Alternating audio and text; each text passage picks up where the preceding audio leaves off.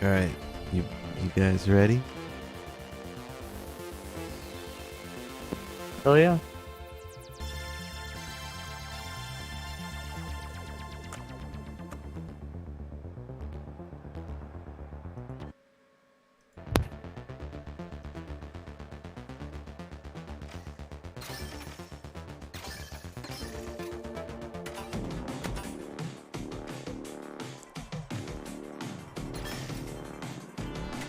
What are you taking, Hi-Fi?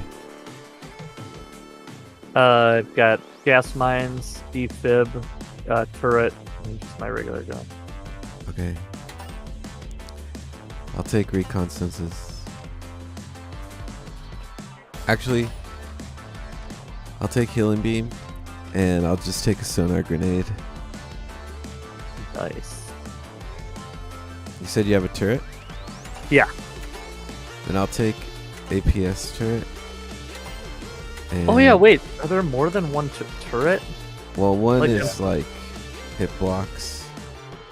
Oh yeah, that's right. projectiles. The incoming stuff. That's right. Yeah. One's an anti-equipment. Yeah, that's right. That was awesome. Last time we used it. Yeah, I'll take that one. We got turrets everywhere. Taking my BAG.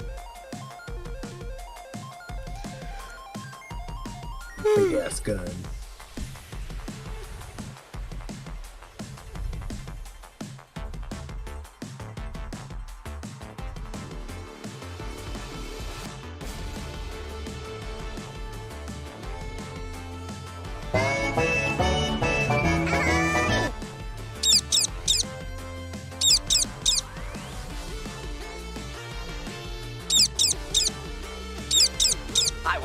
I want, me, mine, now.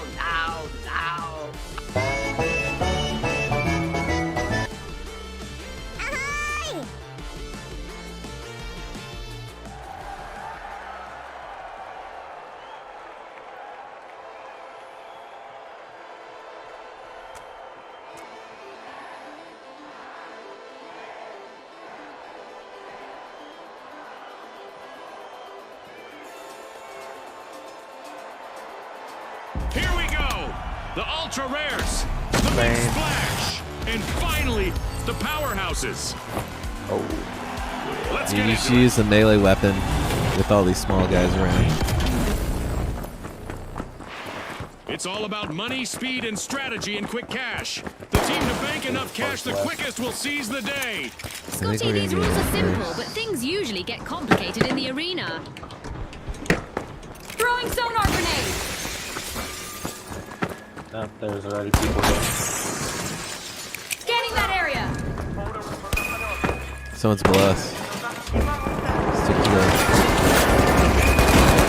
Fuck! Watch out. Another one. The Oh, ice yeah, is fuck. broken. Our first Keep it elimination is in the books. I love data. Oh boy, are we in for a treat today? Nice. You see what we just did? The ultra rares will need to try again. Team wiped. If they want to Dude, win, we just they aced better two do of them. something of a rarity. I got you, Nubis. Got you both. Box Let's go get that box. The ultra rares are back in the Smoke arena. that fool. folks. Smoke Got that him. fool. Who needs heals? Let's go. Ooh, we are kicking ass. So far. Bit of it. Munition, me, turn. Kick my ass. We got company. Going up. Stick together. There they are. Okay. The ultra So, rares are all fired let's take this They've thing up. started our first cash out. Throwing sonar grenade. Let's take this thing upwards. It's going through the roof. Anyone here with me? Yep, all of us. Let's go. Can we move this thing? Shoot it. Here, blow it up. Flashing a That's turret. down. Here. Exclusive mine out. Watch out. There we go. Tank, go down first. I got you on heels. Go. Got the turret. Oh god. No! Oh, another turret. Hold on. I'm gonna get you guys. No, don't worry about me. Second. There's a firefight going on outside. I love you too, baby.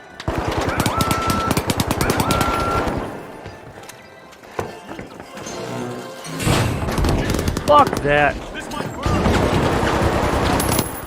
I'm Ah! Oh, I respawned just on time. Yeah. Thank you. Thank God.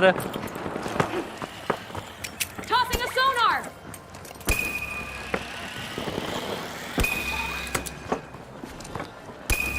Coming back Sonar in 5 grenade seconds. out. Nice, bro. One guy in a fucking oh shit.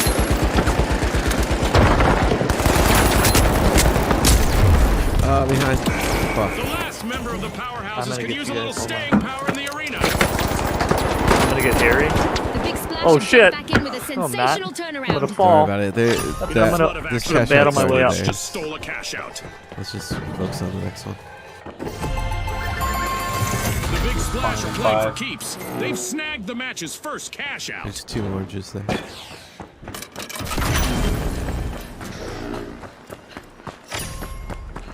Attack at Vault 2. We've got the big splash returning to the arena. Interceptors hot. Ow.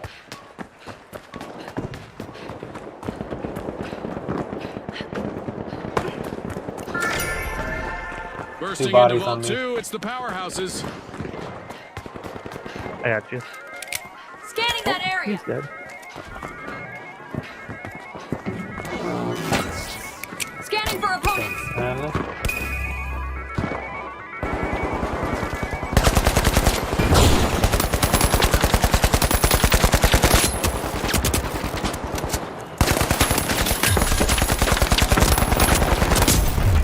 Right below you.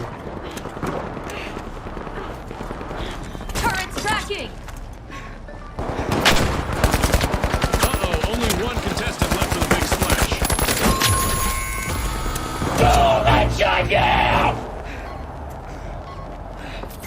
Fire at him. Come on, turret! Wake up, you bitch! Yeah! Yeah! Redemption! the post-kill fucking turret annihilation. The Harry, big splash pick me have up, returned to pick the me up. arena. I got a turret right by my body. No one's gonna be by me. There's on someone it. by Give me- me. Tossing a sonar. Never mind, I'm coming back.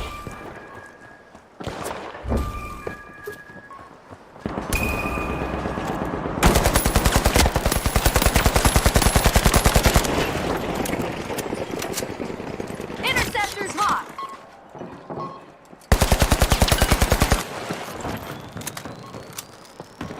Behind you! Ah! I can hear that shotgun! God damn it. I got fucking picked off by a guy camping behind me. Nice. An event is on its way that will force our competitors to mix up their rough. strategies and win. Fucker that got me. Stay alive. Deploying APS. I'm coming back seconds. on my own. Alright. I'm back. Our contestants will have to look up and look out. We have meteors coming in.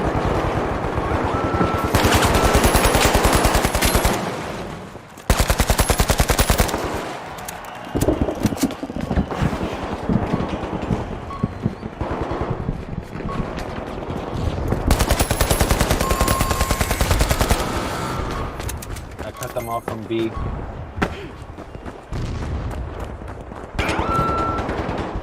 Let's get over. Let's get out of here.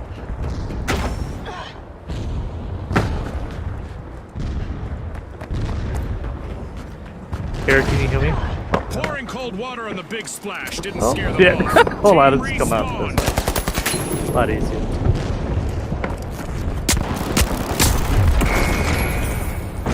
What a lucky fucking bitch. Up top. He's up top. This game show event. Noise! Suck it, look at this. Yeah. Suck. Moment of high tension here as the ultra rares are Thought he stowing away a fucking cash had us. box. Cash out started. Don't you fucking think you have us? Ever.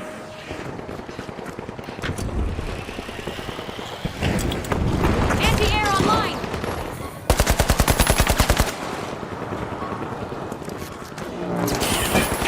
Big Splash just plunged into action, stealing a cash out. One skilled play could change the game.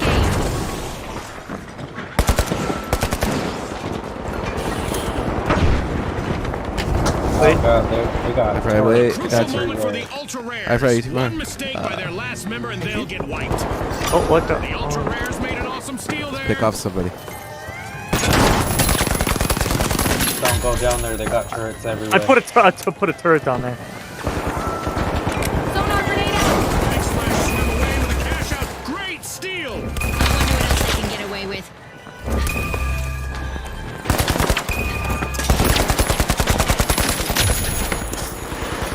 Fuck! I thought I got them all on that side, but maybe not. There's 3 down there. On my turret. blew up. APS on guard. God, how many fucking turrets did he put down here?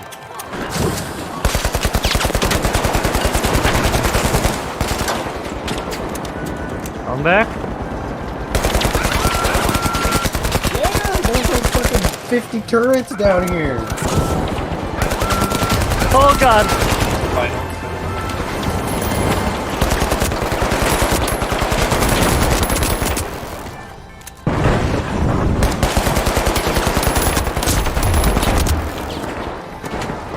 It's Skyguard active. very fast paced, but I think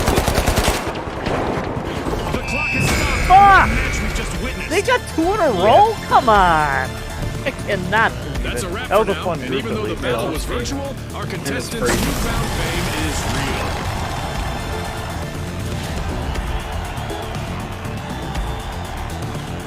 you literally have to unlock like every weapon and stuff for all your characters. God damn, the fucking turret meta. I did have one post-kill. Turret kill.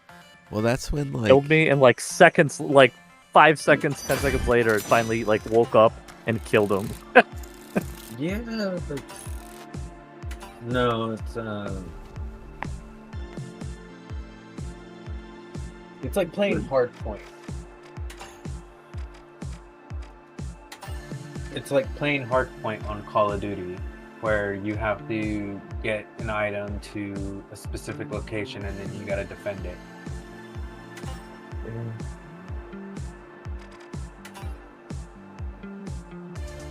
Yeah. Get a box of cat, and then Yeah. you take the box and you put it in a bigger box, and then you get the money. After like 5 wait, minutes. I have enough to buy the cat. I think. Yeah. You take a small box and then you Are put it you in a sure bigger that's box. what you're and gonna you wanna gotta buy? defend that big Yeah. box. Conspiracy kitten. I want this conspiracy kitty. I want the shoulder kitty, but it's too expensive. I'm gonna wait for the Conspira parrot.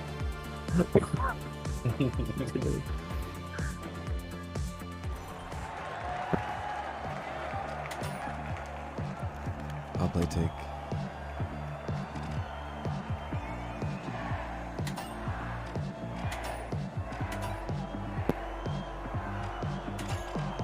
Did I do the healing? All right, do it. the mighty, the over. Yes, the alien. No tanks, dude. The steamrollers. I got get this melee started. protect. There's a lot of medium. Everybody's running turret right now. Welcome to Quick Cash, the team that tucks away enough money first triumphs. You could have just Spot ran on, Scotty. straight and It's hit the all jump about pad. staying focused under pressure. Oh, nice. You already got people here. It's official. The teams have sized each other up. We've got our first elimination of the match. It's a test of nerves and skill from here. The steamrollers are going flat out in arena. They're opening vault 1.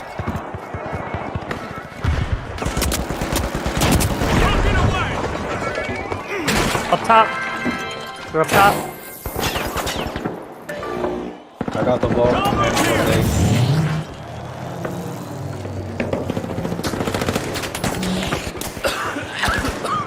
Let him go. Oh god, oh god, oh god. This is on me. Oh shit. He's got the box, he's running with it. I killed one little fuck. Good. Throwing grenade! Thank you kindly. Ooh, wrong way.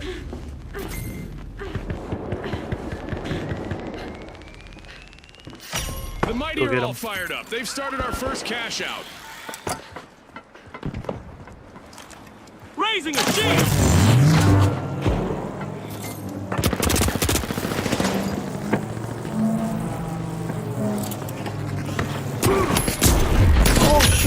Killed another little fuck. Damn. Oh, he's getting his friend killed. What a bitch.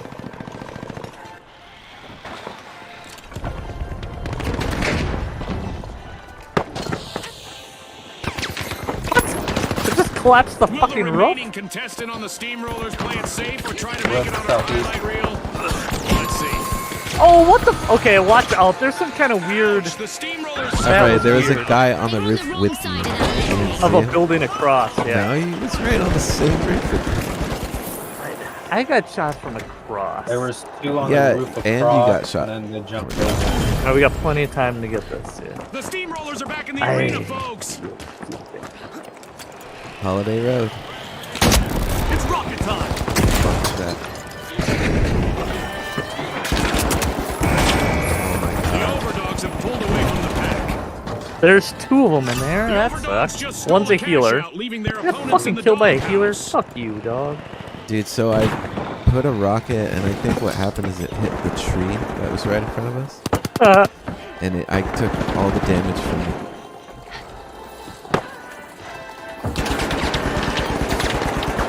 Fuck. We should have had you stay alive The for like a steamrollers need second. to come back from that wipeout. Oh, we didn't get Rolled those. out like an ultra. No.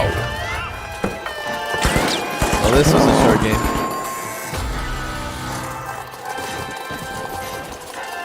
Wow. Oh wait, Pink is apparently That was the very. first We just gotta stay together. The steamrollers are back in the arena. It's in. The overdogs make a bold statement with the first cash out of the match.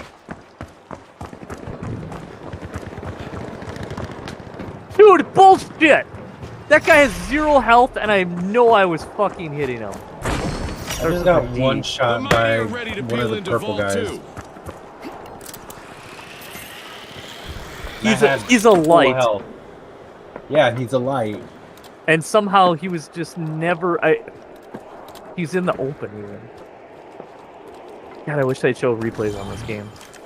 Don't shoot Are we them going all. for this thing or no? Oh, maybe not.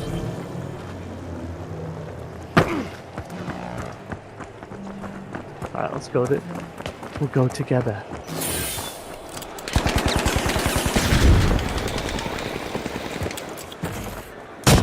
RPG fire. Two grenades hit. Ow. That Blowing things up. fucking The mighty kicked off Luke the cash Saber out. has fucking perfect aim all the fucking time.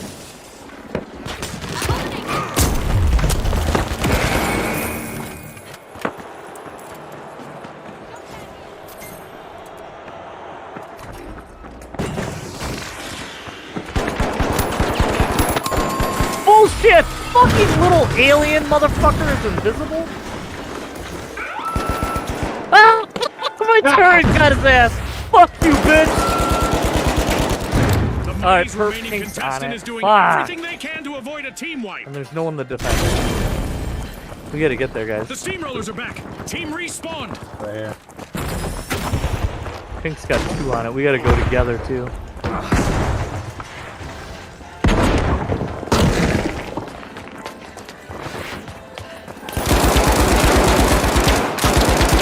Up top. Cover him, cover him, cover him.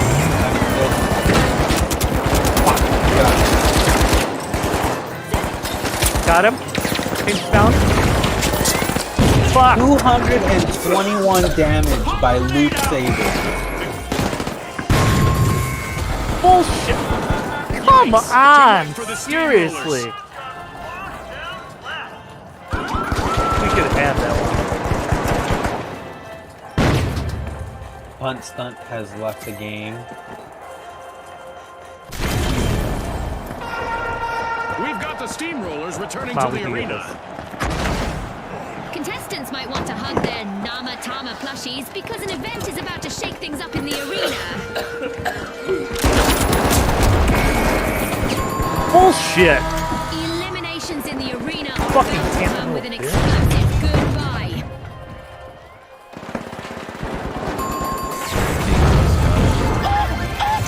Kudos to the mighty. They just cashed out.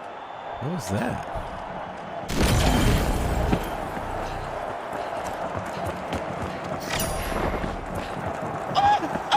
I don't think the A fucking new vault. cheating. Our contestants the better not anti-cheat leave works that on this unattended for fucking too game at all.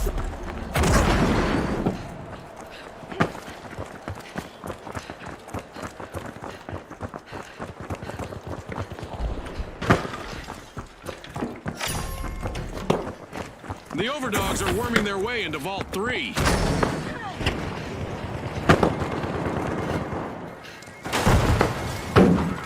Throwing goo grenades!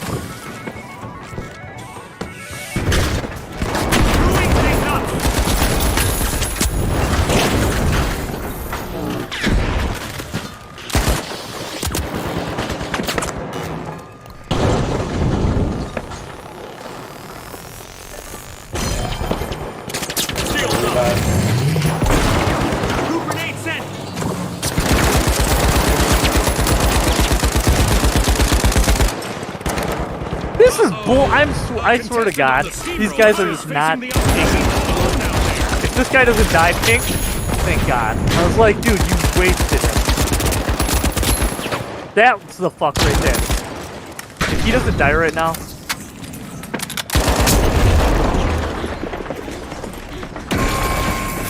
What? Complete team wipe for the steamrollers. Scotty, if I were there, I'd be steaming mad.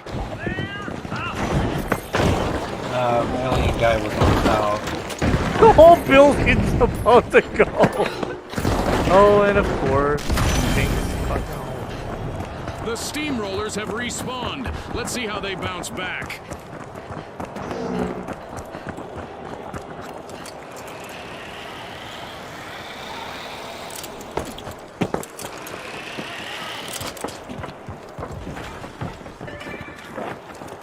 I got the box. Go into D. Go into D. One in the D. As in D's, no. I might have to throw it. Ah, I'm stunned. Watch out, behind you. He's on your ass, Harry. Thanks for the heads up.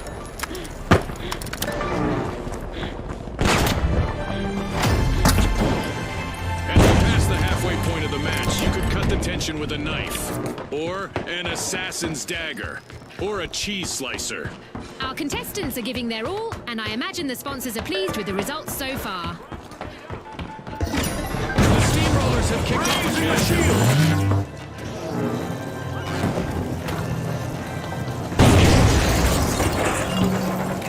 This burst! Throwing some goo! Gas mine deployed. Goo Watch your heads. grenade Watch out! your heads. A little present! Above us, above us. Yep. Who the fuck is shooting? That little. Steamrollers are Oh in my danger of God, I getting wiped. fucking hate these One little. contestant left. Again. He's got fucking 18 kills.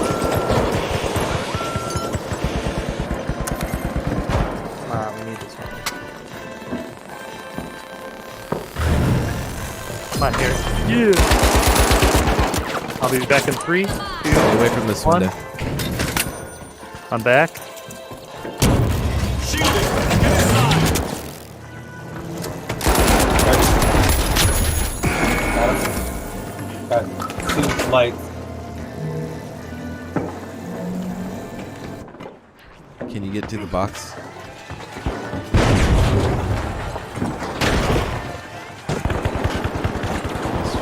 The overdogs are ahead of the field. Fucking A. The overdogs just robbed another team's cash out. Aggressive and impressive.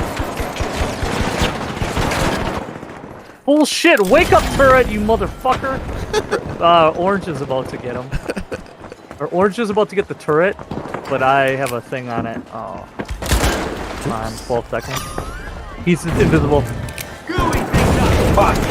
Fucking A. Throwing goo grenade. Fucking close the door before I can get it. Thank God! I was gonna say if that light got through that, that would be insane.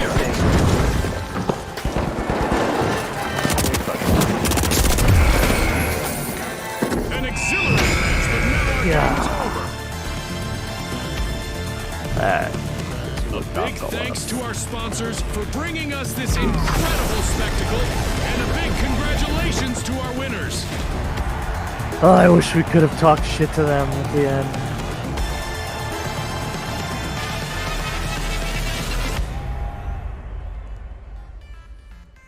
I think it's weird that this game doesn't have any communication. Yeah. But then again, if there's probably communication, it'd be easier to detect cheats.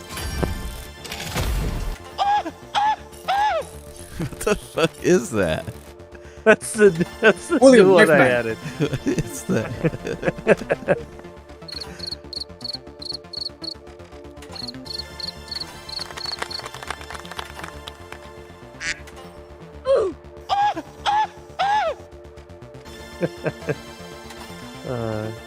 It's from a show. Reservation Dogs. Fucking hilarious. It's great. It's a good show. It's a comedy with heart.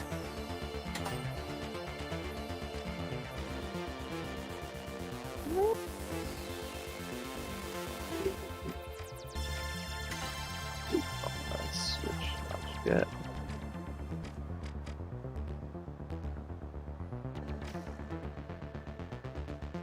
Alright, I'm going healing beam. I'm gonna keep you two ladies going. No, this character's a man. Okay. Just big Elvis, not fat lady Elvis. Yeah. Alright, so I'm running all defense on this build. I've got barricades, I got the Q shield, and also the dome shield. So we're gonna have a lot of protection.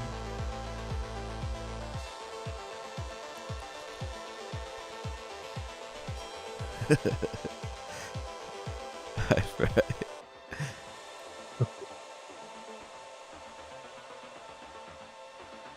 I got rid of the turret. I got the healing beam. Gotcha, bitch! Keep us in the fight.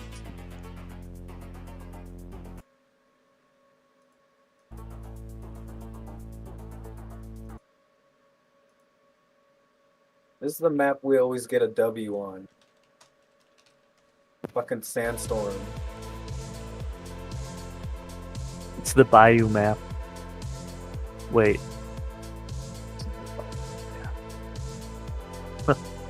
I don't know. Which one do we normally win on? Is it this one? The casino? It's sandstorm.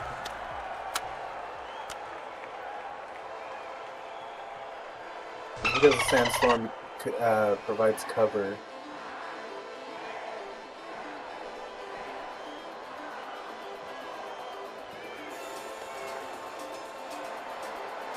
Now, the Vogues, the Jet Setters, and finally, the High Notes. The stage is set. It's showtime.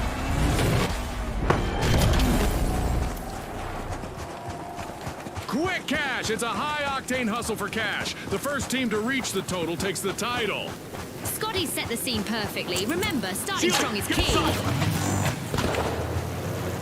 How do I fall off this thing? Oh, there it is. The High Notes are prying into Vault 1. Barricades up. So this will protect us. Back around. Harry, behind you. Fuck, I'm dead. It's just you, Harry. Oh, look out! Ah, Harry! Double team. You got it from both ends. No more niceties out there. Oh, you got him. Oh! The Come Vogues are on! missing all of their contestants but one. That was crazy. That was bullshit right there. Oh! Complete team wipe for the Vogues. Going It in. seems they've been left in the clearance rack this time.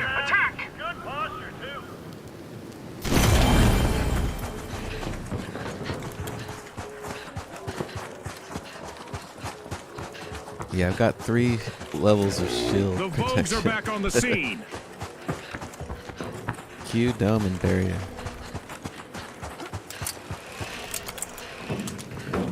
So get behind me. Get behind me.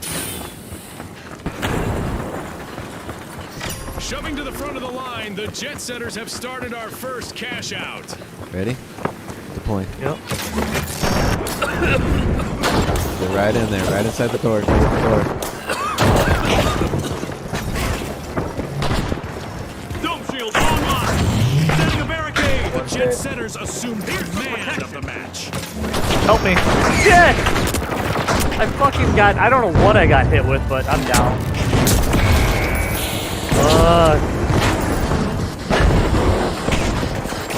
What the fuck is going on? Oh, I have no idea. it's Anubis. I'm like, it must be raining. God, is that you? meteors. Raining down your wrath on us? God. It's funny. The Vogues are leading the way. Cash outs must be all the craze right now as the Vogues just stole one. Bullshit, there's no way to fucking beat these fat asses when they got a blowtorch on Come on, Harry. God damn it, we're both dead again. God. Alright, Harry, I'm gonna let you go first, Team wipe for the high and I'm just gonna keep you alive. We have enough time to grab this. Anubis, if we kill everybody, you gotta jump down and help grab this thing. Outpacing the others, it's the Jet Setters. Impressive steal by the Jet Setters. Back in main menu. What happened? You got Highnotes are kicked? back on the scene. Yeah, I got kicked. Just bail out of this. There's no penalties, right? No, there's not. Cut here. Call of Duty.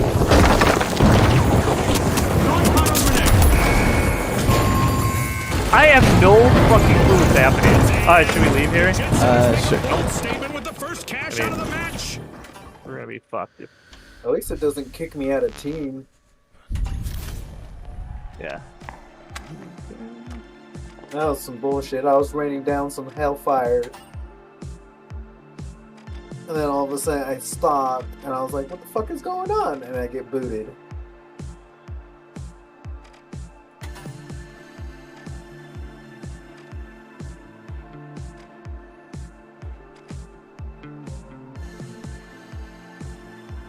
We can shoot through, like, our own shield, like, shoot out of it, can't we? Yes. Yeah. Or no? Dude, It's you, only one of us should... one-way protection. It should be a shield coupled with a dude with a flamethrower.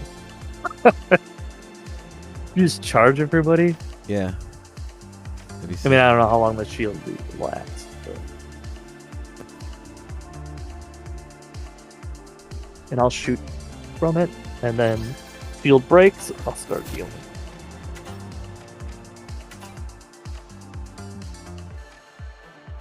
I'm gonna run MGL 32, gas grenade, barricade, RPG 7.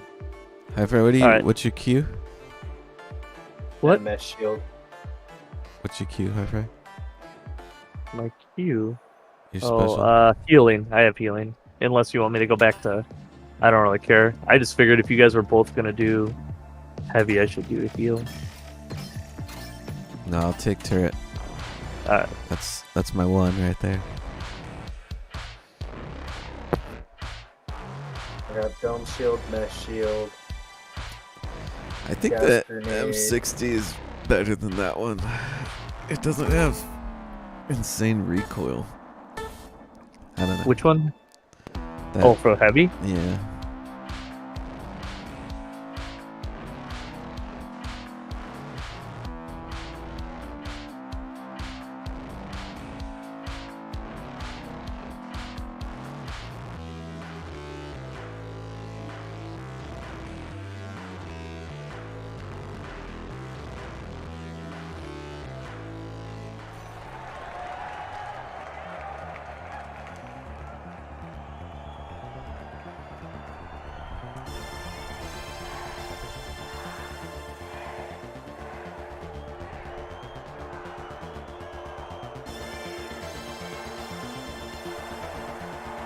All right, the shock and awe, the boundless, and finally, the big splash. The arena's I calling. think it's funny. You always get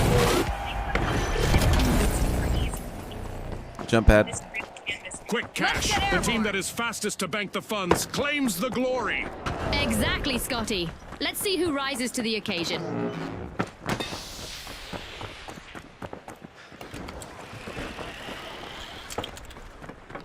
As always, in Monaco, the cards are not stacked against you. The shock and awe are busy freeing Vault 1. I'm gonna throw sonar into a window. Sonar grenade out! They're all three in there. Scanning for opponents.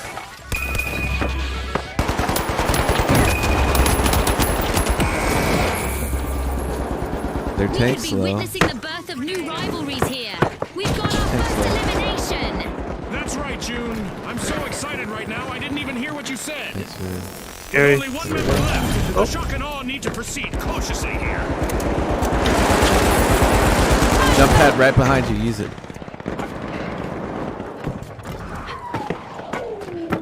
Where did it go? Towards A? Yeah.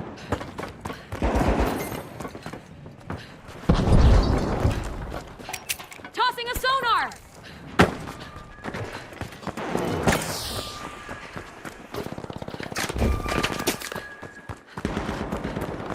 You fucking invisible bitch. I got you.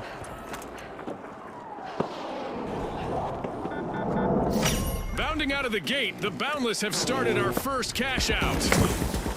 You over there? Fuck did he go? He's in the building. No, it's one of the Deploying jump pad.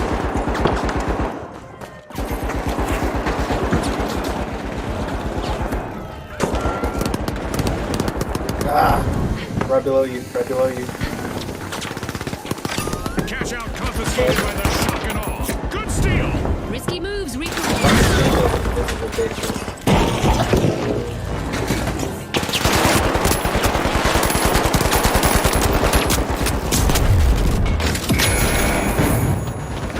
The tank Fuck, on behind the you, behind you, level behind of you, the behind bomb. you. Shit, dead. Oh, he went up. He's stuck on the stairs. He's stuck on the stairs. Yeah. Yeah. Oh, come on. That's all that did. He dropped. Oh, fuck that. Misfortune for the big splash. Team wiped. Where the fuck is this thing? Are we supposed to be getting something? Oh, it's on Oh. that side. Let's take that zip line from that house. Do you see it? Respawn alert. The big splash are back in action. It's this house that's right next to us. I'm gonna use the jump pad. We should be able to reach the roof. Time to bounce. Get the third floor. Third floor. I got there. Oh, you got it. Yep.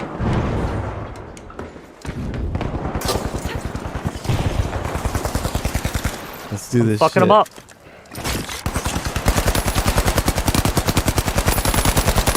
Get ready to rush. Let's go, baby. Cover me. Oh God! Catch up. It's in. The shock and awe make a bold start. First cash out of the match. The last contestant for the Got one Boundless on is in bottom. survival mode now. Guy near us. Guy right by us. Yeah, he's scared. He's scared. Fucking ran off. A little bit.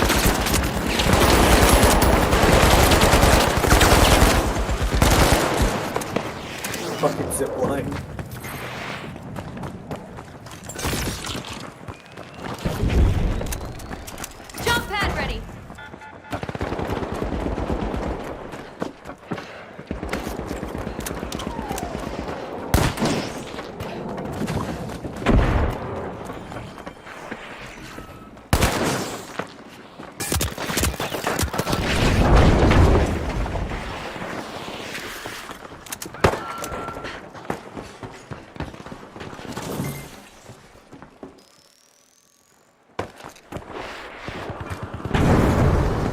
I got you, Anubis. Fight him.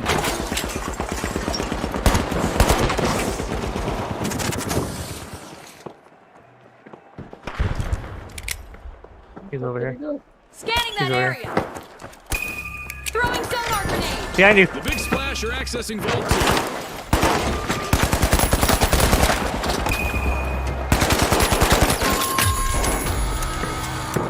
Team-wide calamity for the Boundless.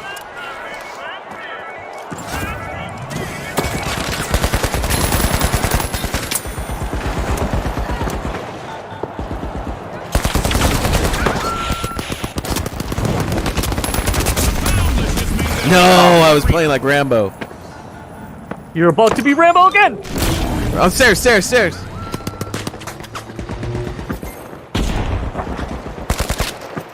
I'm down. Got him. 2 on me. Scanning that area. Deploying jump pad. Fucking got him.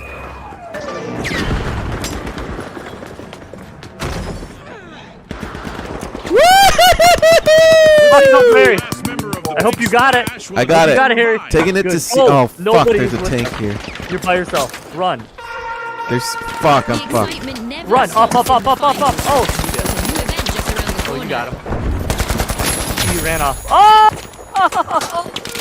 5 seconds. Stay alive. Toxic, stay clear alive. the way. I'm gonna come with the box. There's 2 guys down The there. arena is becoming a Here, I'll throw it to you. physics extreme. Take it. Take the box. Take the box. Familiar rules of gravity are being tossed aside. Roll for it. I got the box. 3 guys coming towards you guys. I'm going to be. Run. Orange is where the box was, or the cash out was. I'm going to be. You guys are good. Good move, good play. Oh shit, low gravity. I know. Nice. Low gravity, our friend. Spawning. Cash out underway thanks to the Big Money. Splash. Jump pad deployed. They're here. 1 purple coming up to you. A reminder that our contestants will not experience any muscle atrophy or skeletal Bullshit! deterioration during our Fucking low bullshit. gravity He's on phase. it. It's all fun and He's games on it. in Good. the arena. Yeah! He's got to be dead from that. Hurry up. He might be on it. I don't know. He The fell shock through the and awe floor are with it. dangerously close to a Can full someone get me? team Go, wipe. go, I'm go. about to Just die. one member still in the arena. I got my turret up by the thing, but it's just you guys. Good. Okay, I got you, Harry. Stay Okay. there. I'm in the corner. Nice. Yeah. See, that's what I'm talking about. We're here.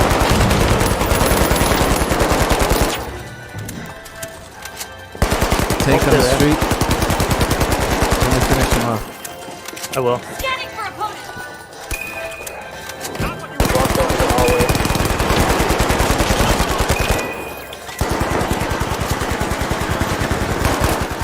Got one. There's 2 more down there. Let's get airborne.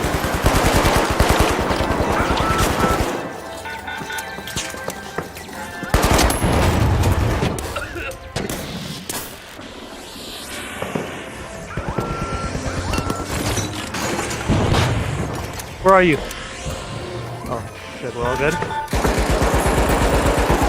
of this game show event. What a spectacle. You're good. Fight him. I got your back. You're not gonna die. This is an easy win. There you go. They can't even get in the building. There's an invisible guy in the same floor as us. Look at the box!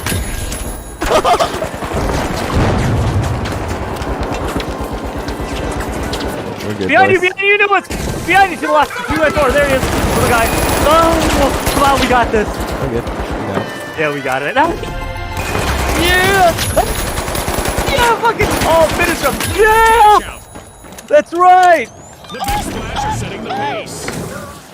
That was awesome. William Some Knife action and Man. destruction awaits as we enter the second half of the I'm gonna match. get the other one too. Well, Scotty, the contestants are performing well. Jump I wonder pad. how much of that can be attributed to the support of our sponsors. Oh, sick. Oh, I need to get on that. I put my turret on. No! The Big Splash are looking No, for go get it. admission Get to on. Vault 3. I'm trying.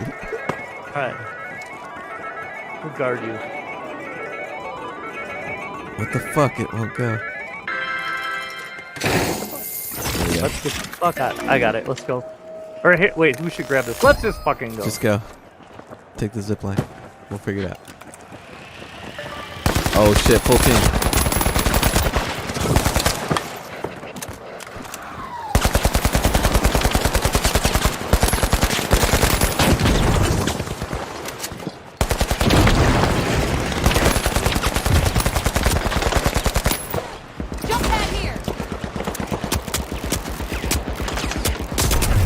No, I was in pocket. God damn it, I hate that fucking invisibility skill.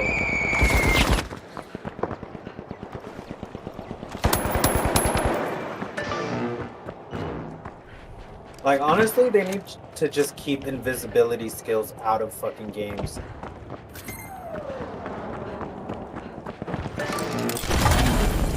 Harry, I'm going to D. You good? Dude, I fucking shook everybody and then I shot up the rest. They're too afraid. Too afraid to follow. Magnifico. Nope. It's the same one as before. We could see a team wipe on the shock and awe. They're down to just one contestant. Sonar grenade out.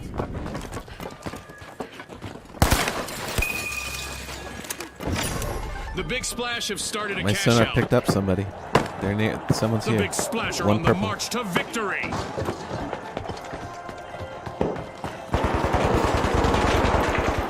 Nice. I got you. That's a blow to the boundless. Team wiped. God, didn't even let me fucking sit down all Now we the can't get back in there. Okay, wait. Yeah, we can. Dude, this place is rigged to blow like goddamn. Where are they coming from? That's The insane. boundless are respawning. They'll be looking to show off their endless potential. Nobody ain't Starting coming sonar in. check.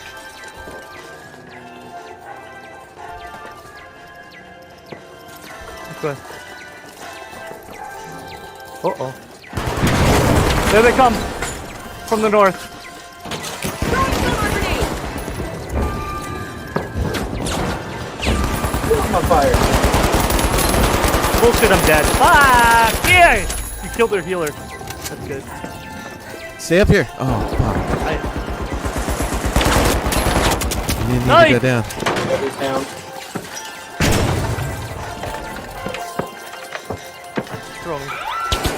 Help me, Harry! That was a pro gamer move! Oh my god, that was fucking bad. Oh, Big splash what are did it close to die getting on? I feel for their Yes, lonely dude. contestant out there. Me up.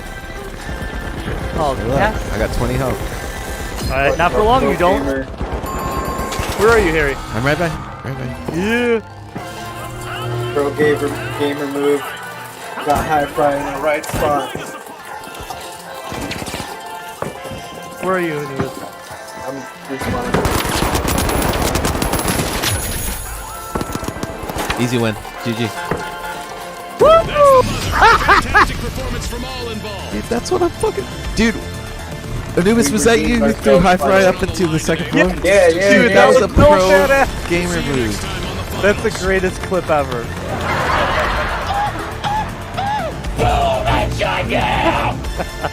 Dude, that's what I'm talking about, man. Dude, that was pretty flawless right there. Fuck that grenade launcher. Damn, that was fucking awesome. That was fun. Flip it. That was dominant. That seriously was clutch because throwing up, then Harry, you were like, didn't you kill one guy before the end? Like healed enough that you were back at it, mine that thing up. No one was getting anywhere fucking near it. Dude, that was crazy. Yeah, that's flawless. That was a really Flawless. clutch play right there. Let's go again.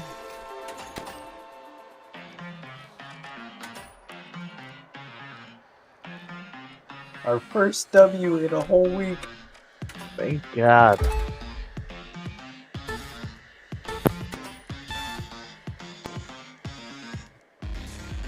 Oh, I got something new. I didn't get a chance to see what it was. Something red.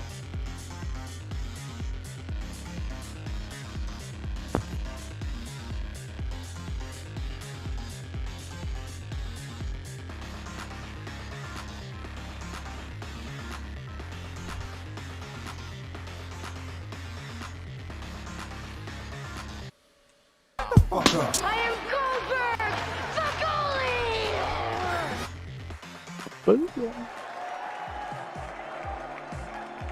Alright. Keep it the same. Yeah, I'm not changing any of my equipment.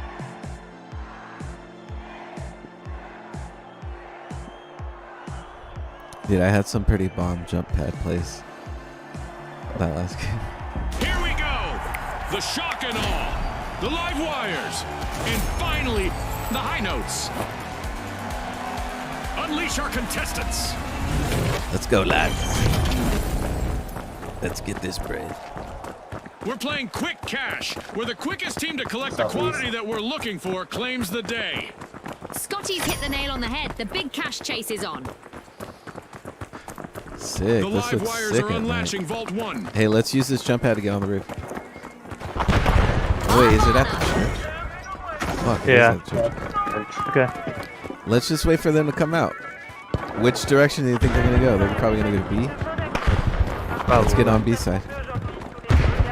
Did you catch that, Or Scotty? maybe A. We've got I our don't know. first elimination, and the tension is palpable. I'll wait on this. I hope we get to see Box more of hasn't that. moved. Same. It's on the move. Coming this This way. is the perfect time to shine for the last remaining contestant on Wait the for live it. wires. Wait On top, for watch on it. top.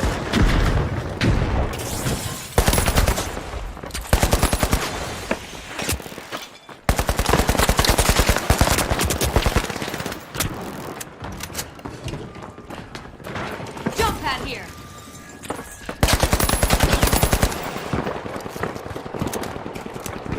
You dropped the box. You bit. Oh, got you. Behind you, Anubis, behind you. I'm dead. Ah, yeah, watch out, there's snipers out there too. Oh god, they're everywhere. Holy shit. Top, windows. Oh no. That was a fucking pro gamer move. Oh, look here, I can hit you.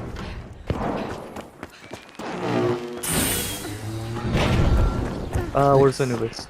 Jump pad deployed. There's a Outside, sniper there's somewhere we gonna be need to one take guy care on of. Hold on. Here, I got you.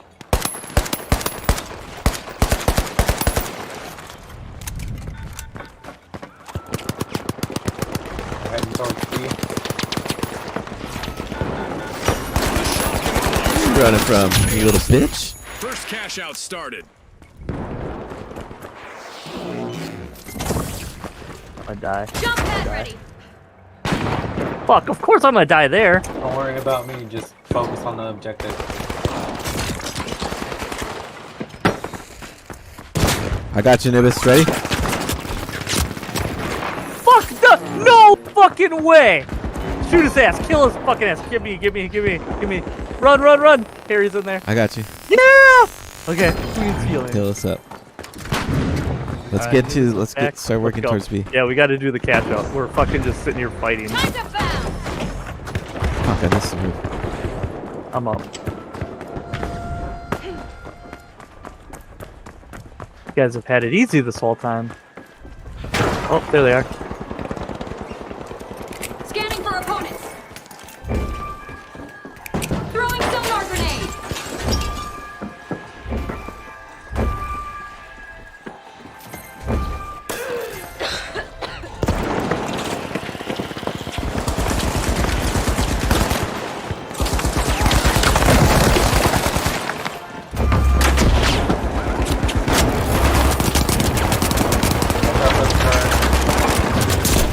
Oh no!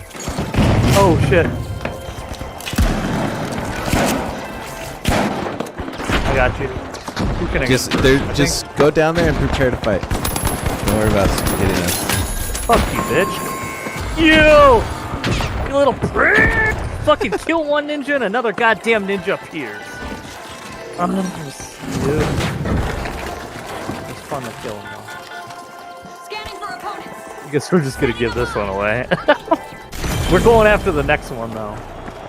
A long-awaited return to the arena for the high Where's notes. it at? Where's it at? Oh, right behind us! This is exactly what the shock and awe needed. They've pocketed our Gary, first put your cash turret on. out.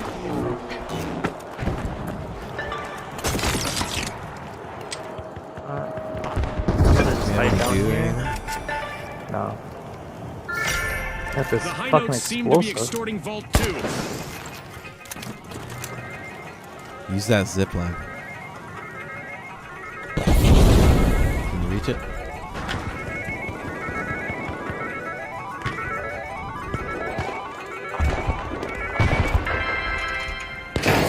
Go for it. You want me to carry it? Okay. Oh, there's a guy right here. Got him.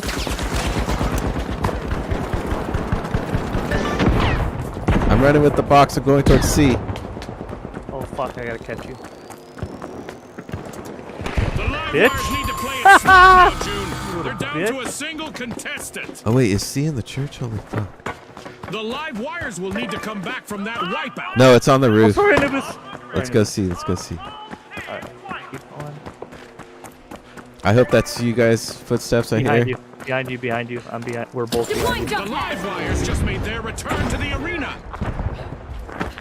Bomb the diggity This bomb. is no swan song. The high notes have started a cash out. Oh god, you can send explosive mines? Behind us. Never mind. Thank you. Where's Anubis? Oh fuck. Hold on, I got you. Oh, I don't get On the it. roof to the east. And to this, yeah, to the east. Jump up, another jump roof. up. I just got word from our producers that we're about to launch an Behind you, event. behind you, behind Our you. contestants Behind you. better buckle up. Sonar grenade out. Nice. Sonar Guy grenade coming up out. to Oh, you good guys. teamwork. Good teamwork. He's on the roof. He's on the roof. I see him. Prepare to Yeah. witness Got a him, good nice. kind of complete and utter chaos as we turn up the dial on job. damage We in can't the get to arena. the roof if to help.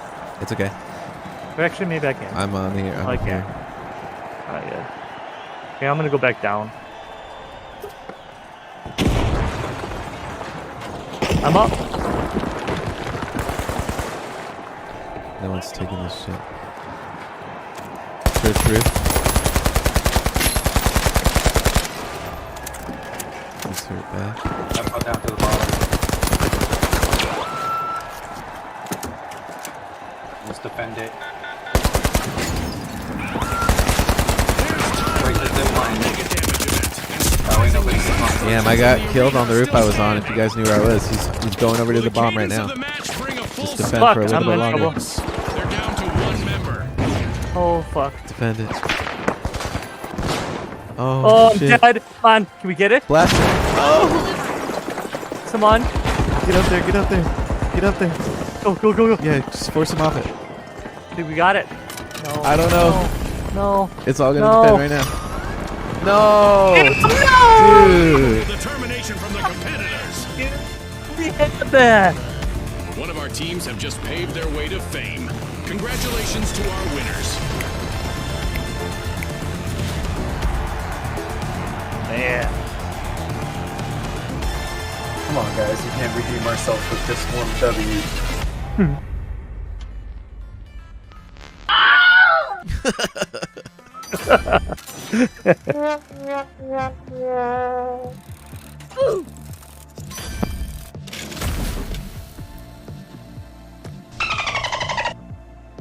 Nice.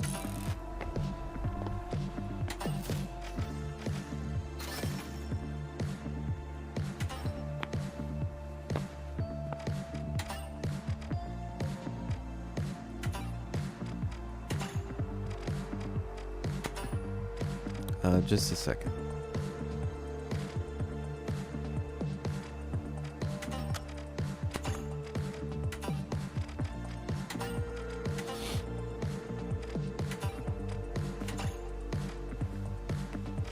Nice.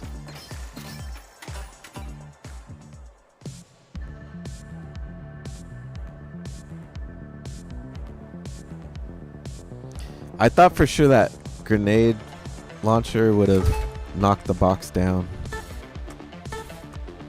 You know, at that last second.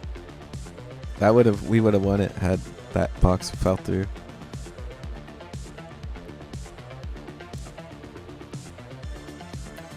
That's why I need to carry C4.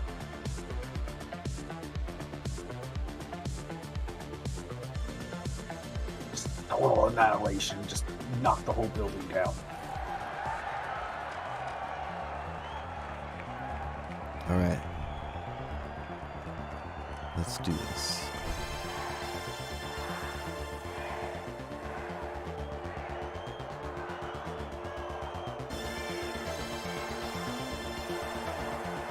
The Vogues, the Mighty, and finally, the Ultra Rares. It's game time, folks.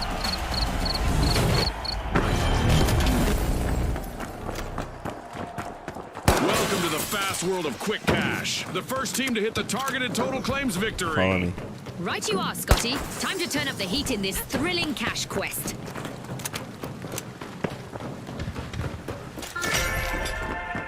The Ultra Rares Just up burst here. into action, opening Vault 1. A contestant is in need of a revival after that encounter. It's our first elimination. We've got some trigger Putting happy jump pads by contestants doors are out so there today. troll. Love it. I love it. I love it. Throwing sonar grenade. Go back the way we can. Go back the way we can. Yep. Back to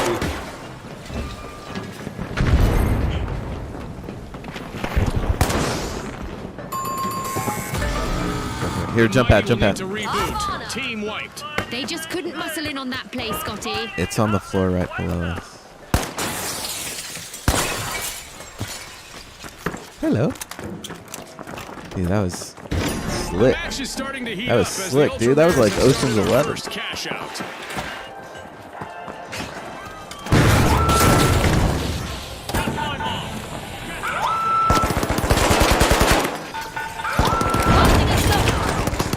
so they only got one more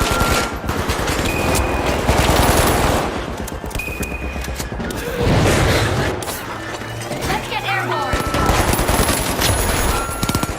I was just shooting into the blind.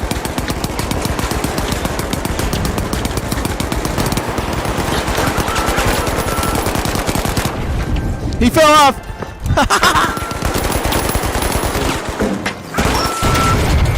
I'm down, I'm down. Anyone by the box? He's gonna get on it right now. There's another one below you. Don't fall down. Complete team wipe for the Ultra Rares. I'm sure they're hoping those wipes will Yeah, be they're few gonna and far snap. between. Looks like the mighty have flexed their muscles to stage this mad comeback. A potent play from the Mighty as they steal a cash out. That could be a game changer. Uh-oh, only one contestant left for the Vogues.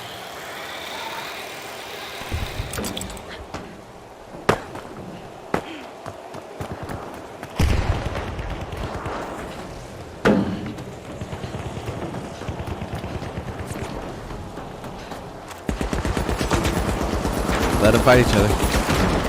Get up to the roof if you can.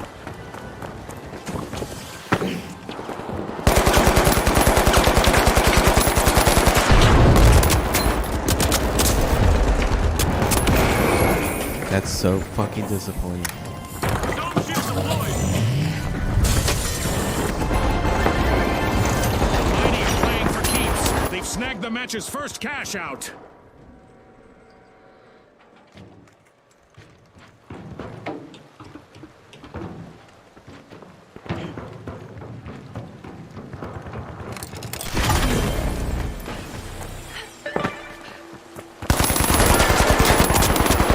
They're trying to drop into Vault 2. Let's get airborne.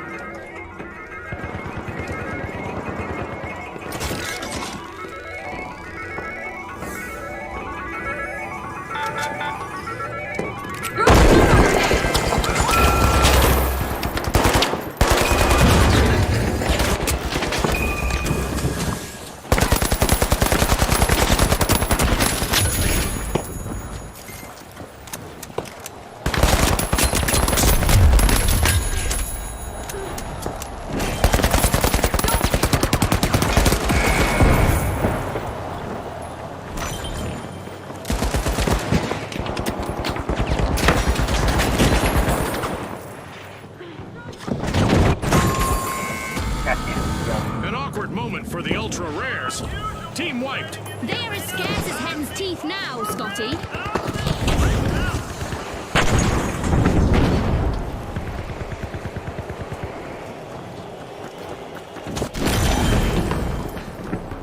The ultra rares have returned to the arena. It's a daunting experience being out there all alone, June. Let's see how the Vogues handle it. The mighty have a cash out in the works.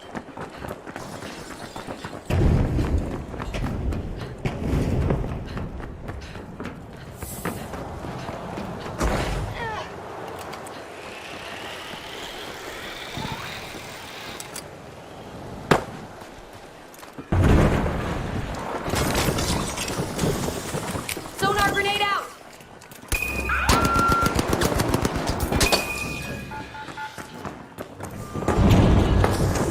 Tossing a sonar!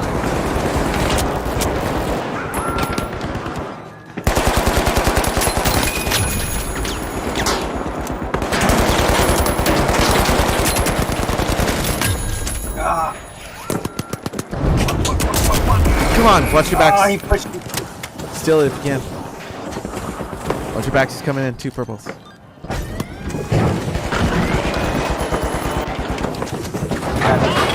too many on it.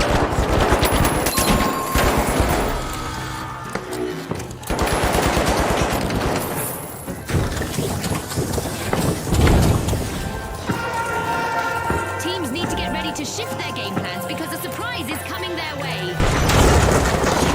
I feel for the Vogues. They've been reduced to 1 member now. The Jump ultra in. rares are back. Team respawn. We gotta do this one We've again. cranked up the damage in the arena. Side effects include crumbling buildings and total chaos.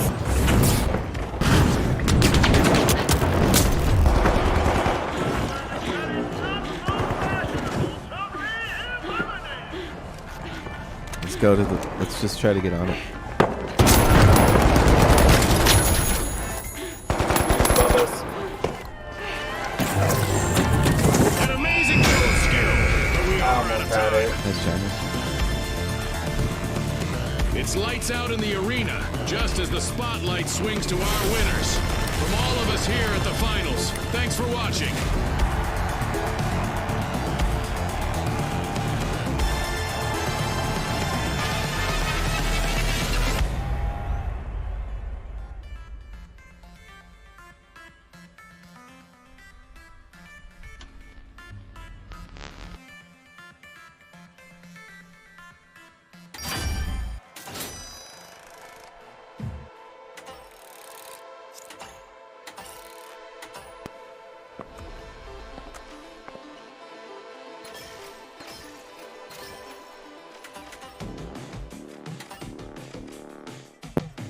This might be my last game.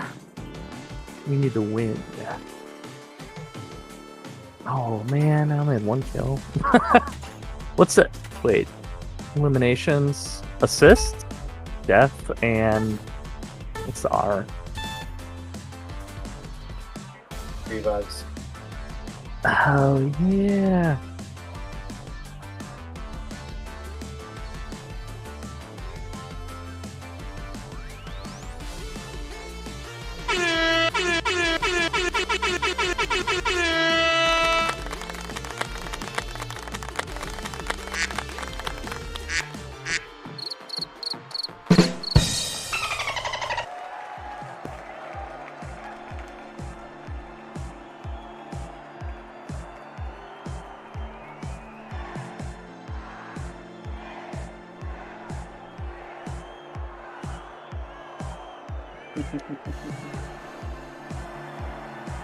Now, the ultra rares, the shock and awe, and finally, the tough shells. Let's go, everybody!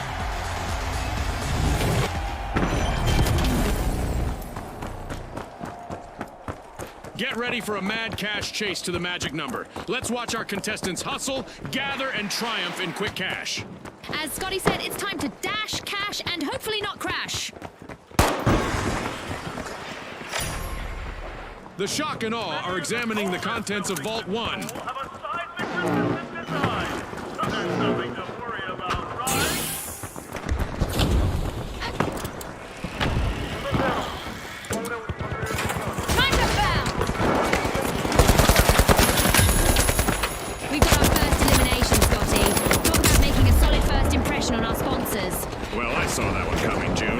Harry behind you. Trained eye of a former contestant and all that.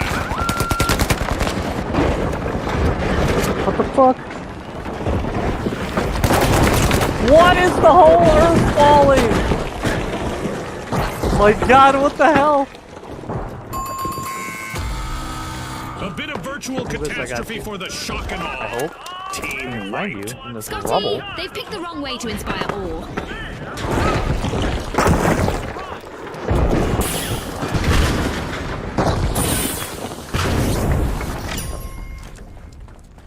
A long-awaited return to the arena for the shock and awe. With an ultra-sharp play, the Ultra Rares have started our first Cashapp. Are ya ready, kids?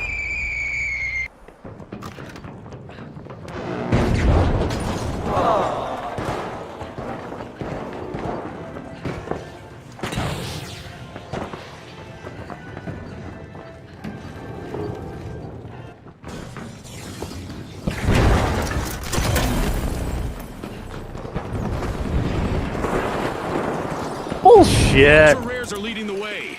Ugh.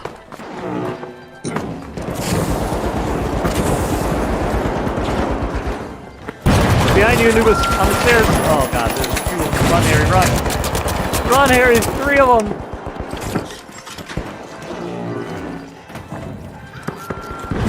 All eyes are on the Ultra Rares' last contestant. This could be a chance for them to get on our highlight reel. They don't see me. They don't see me. Oh, motherfuckers!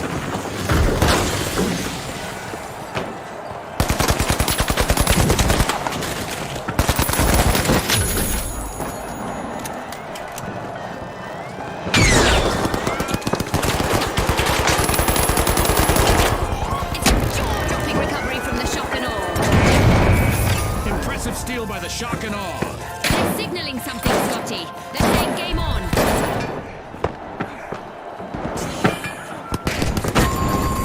Bullshit. What happened An there? awkward moment for the tough I- shells. this Team fuck. wiped. I swear to God, that Dude, this is cockroach- crazy. I know. Steal by the Ultra I've died Rares. twice, no kills, no nothing. I haven't done anything. Well, nothing wrong with that, but there's fucking madness going on over there. The tough shells are back on the Jump scene. pad deployed. What a way to open the match. The Ultra Rares land the first cash out. Let's go, turret, do something.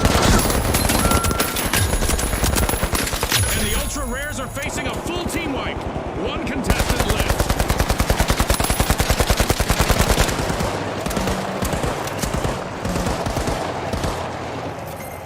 Are we supposed to be doing something? Scanning for opponent. Whatever.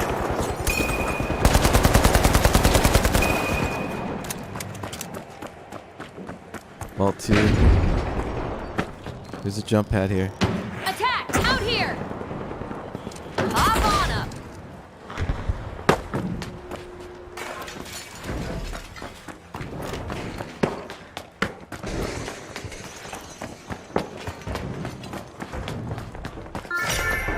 The shock and awe stun the crowd, opening Vault 2.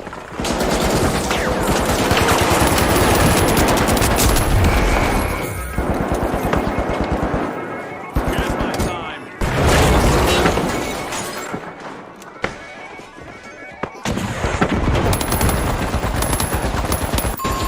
Bullshit!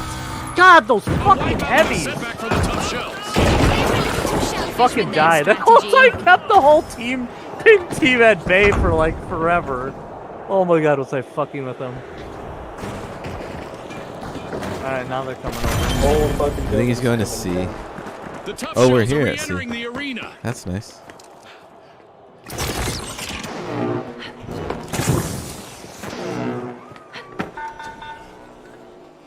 He's here. He's coming to C. down below.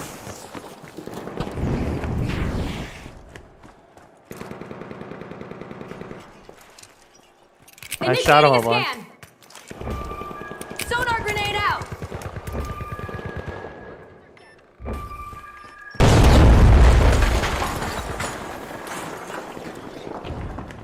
Time to bounce. He's running to A. Fuck. Yeah, I'm on him. Or I'm close.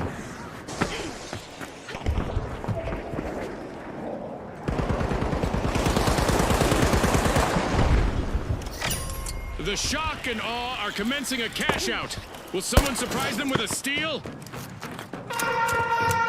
We have an event Cheryl, coming up in fuck. the arena, and our contestants will probably need to approach things a bit differently Fuck! out there. God damn.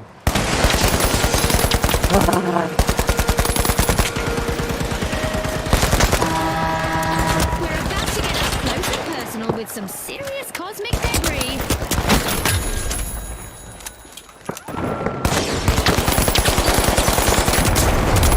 Come on, what the Yeah. fuck?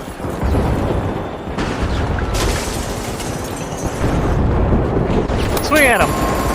No! I fucking was watching instead of hitting go! Oh, Team wipeout for the tough shells. I hate that. That's my bad, guys.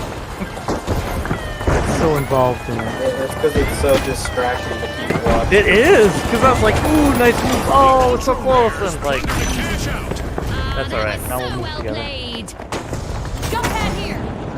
With our Meteor Showers event still active, our contestants are coping with the universe throwing them a fiery curveball or 12.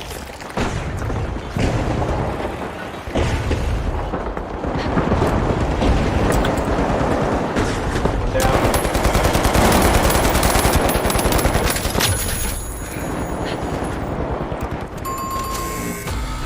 Fucking invisible bitch. Did I get you, Anubis? Are you up? No, I'm still down. Fuck! Get it, Harry. Go for it. Fuck it. Henry. Okay. Just stay on it. Yes! We got this. All we gotta do is here. Gas it. We're good.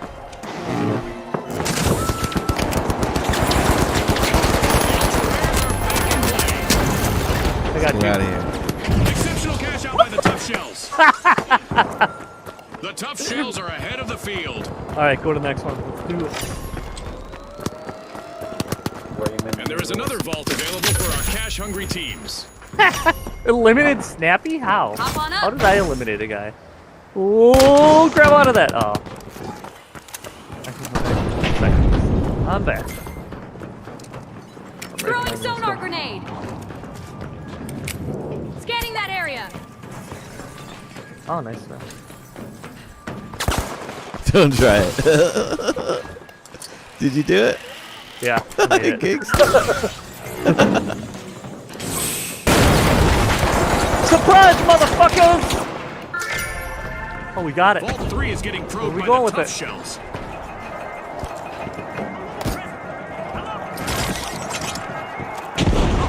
Good job. Deploying jump pad. Dude, I dropped a jump pad right by it. Second Perfect. half of this match is underway. I bet there's a highlight reel play on the horizon, Where'd it June. go? The quality of play Where'd the is thing indeed go? Do you see it? impressive, Right behind you, right behind and you. one can't help God. but wonder about Here the we role go. of the Jump pad, sponsors. yeah. God damn it. This guy's going here. Run. Oh god. I died. Uh-oh. I Only threw one it. contestant I left threw for it the tough towards, shells. I don't even know. So it's jump pad way. But if he followed me, he also died. Oh. Come on! Oh.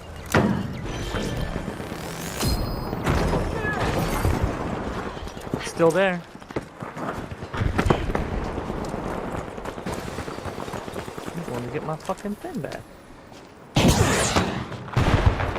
Oh, I got him! Holy shit, how do I get across this? What the fuck, dude? Oh my god. Going to see, I guess. Oh! Badass. Oh, I had two of them on me. Ramen noodles and it's Mr. Sullivan.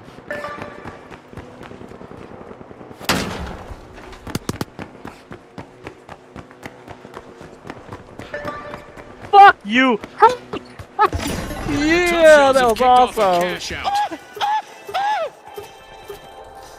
Yeah. Come on, come on, come on, come on, come on, come on. You waiting for it? Oh, they're gonna come in there.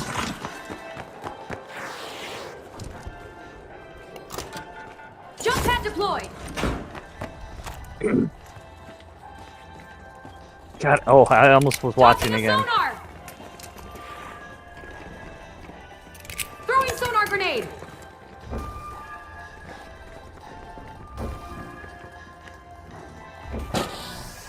That wasn't me. Oh, fuck. What the fuck did that? They're here. They're here. There he is. Take cover. Take cover.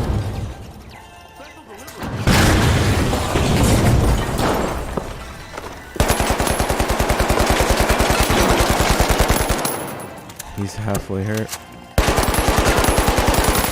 One down. This gas out of here.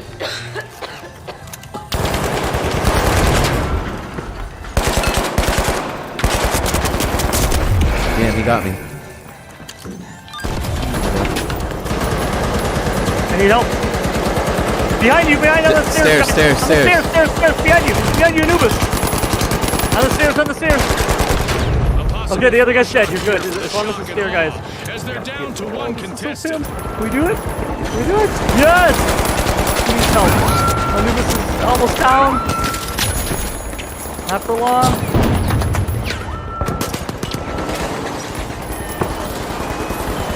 God damn it. Stairs. Oh, I ran over a fucking mine. Is there anyone else still alive? Yes, I am. They don't see me. Get on the bomb. Okay. Just stand by it. Wait. Stand by the bomb. Get on the bomb. Get on the bomb. Got it. Yeah! And now we celebrate way as to one end the team night. of contestants. And I called it the last one. I'm the cream of the crop. And to our viewers at home. Good job. That was fun. Alright, Fry, you clutched that.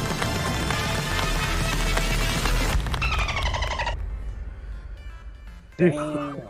Harry, you're in a fucking train. 10 eliminations. Wow. That was crazy. Snappy Turret got 11. But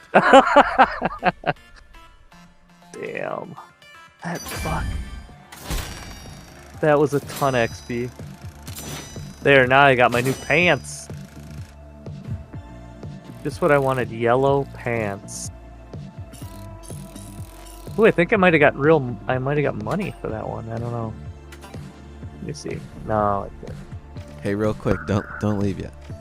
Alright. Hold on. Hold on, I gotta see what's all available here.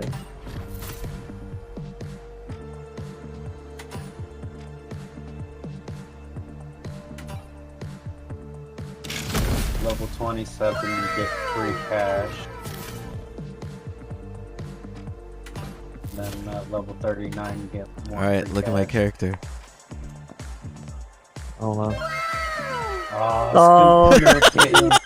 Hello, kitty. I caught him! Yeah! Does he have blood on his face? Oh my god. Oh my god. I can't believe you bought it. Yeah, I finally got enough in the battle pass. That was the goal all along.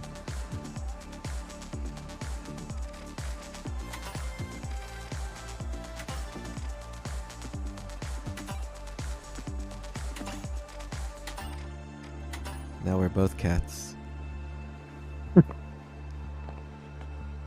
Yeah, dude. Conspiracy.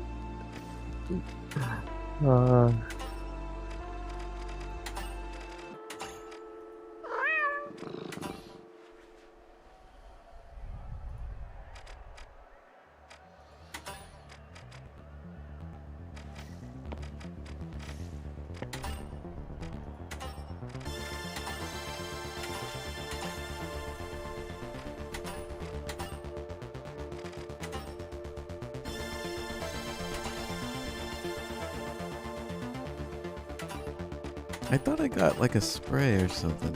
Maybe it was a sticker. Let's see. Yeah, I got something too. I don't know what it is though.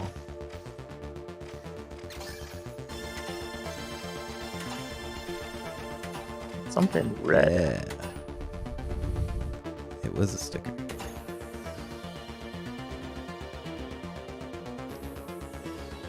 All right. Who's gonna shoot at this? You can't shoot at a cat. You Tiny can't cat. shoot at the adorable kitten.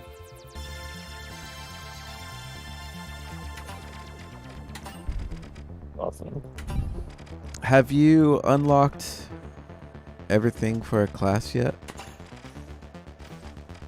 I don't think so. Only because I keep jumping around. I think I finished all my medium and heavy. I just haven't done the light yet.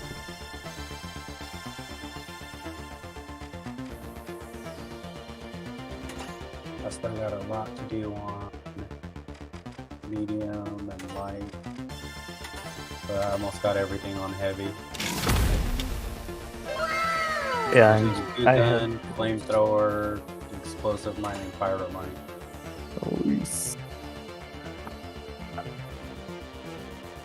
I forgot about the pyromines. Ugh. Alright, well, I'm out of here. I'll be on tomorrow. I'll see if I can get on earlier. I don't know if we'll be doing much shit tomorrow just because we got a fuck ton of snow, so... Other than shoveling, there's not probably anything going on. Alrighty, kids. We'll see you guys tomorrow. That's what you have to do on a Saturday? Nothing. Shovel? Dude, you should have fucking seen it. Like today, I spent probably like 2 hours. It was like I don't know. It was over a foot. It wasn't a foot and a half, but it was like a fucking foot of snow, and it's heavy as shit, dude. I was dying. I don't know Had about the- that life. Yeah, I had the That's drill foreign sergeant, the to me. kids, to finish it too, because they were helping, and they're like, one was barely helping, and the other was like busting his ass. But then he'd be like so tired, he just laid in the snow, and it's fucking like it's still snowing crazy right now. And I'm like, come on, get up! I'm like, the faster we finish, the faster we can get out of here. Damn. Yeah, I mean it wasn't terribly cold, but fuck, dude. And this weekend's supposed to be crazy cold. Fucking like, I don't know. They say like 6 degrees most of the days, so at least the snow won't be heavy then. But then it all turns to fucking ice. Sucks. It looks cool, but it's annoying, dude. I couldn't even pull in my driveway today. It's so bad. Yeah.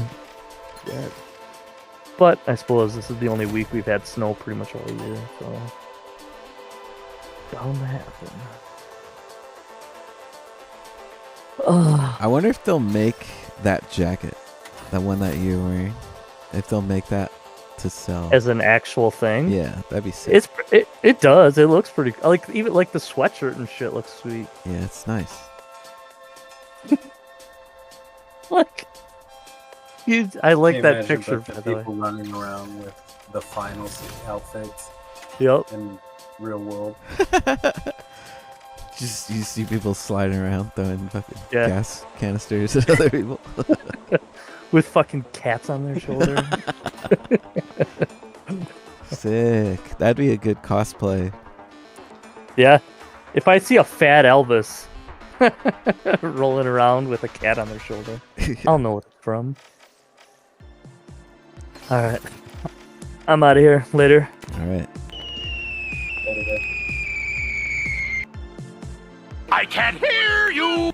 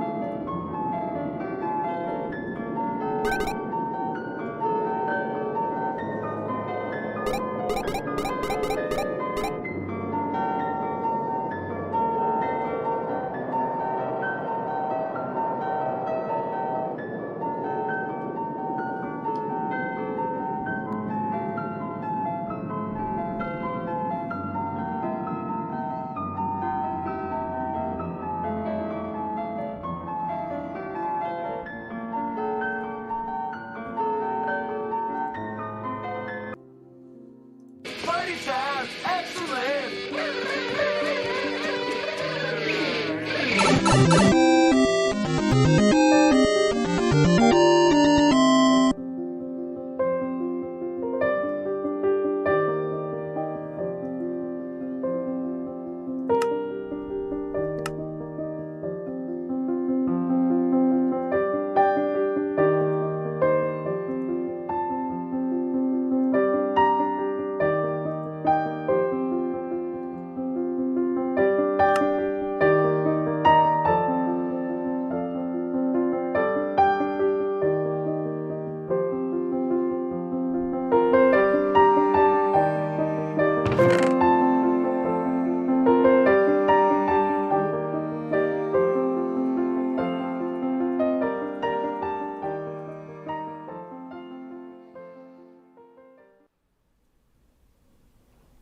Hi, everyone here and around the world.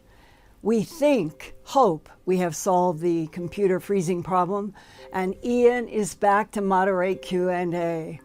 And we send you warm thanks to all of you who emailed your enthusiasm for last week's Earthfile broadcast about the mysterious 3D objects on Mars, found in digital searches of Gale Crater and beyond by David Gannett, producer of Mars X3D Studio, and his new stereographic 3D digital book released on Amazon entitled Martian Archaeology: Stunning Evidence of a Vanished Civilization.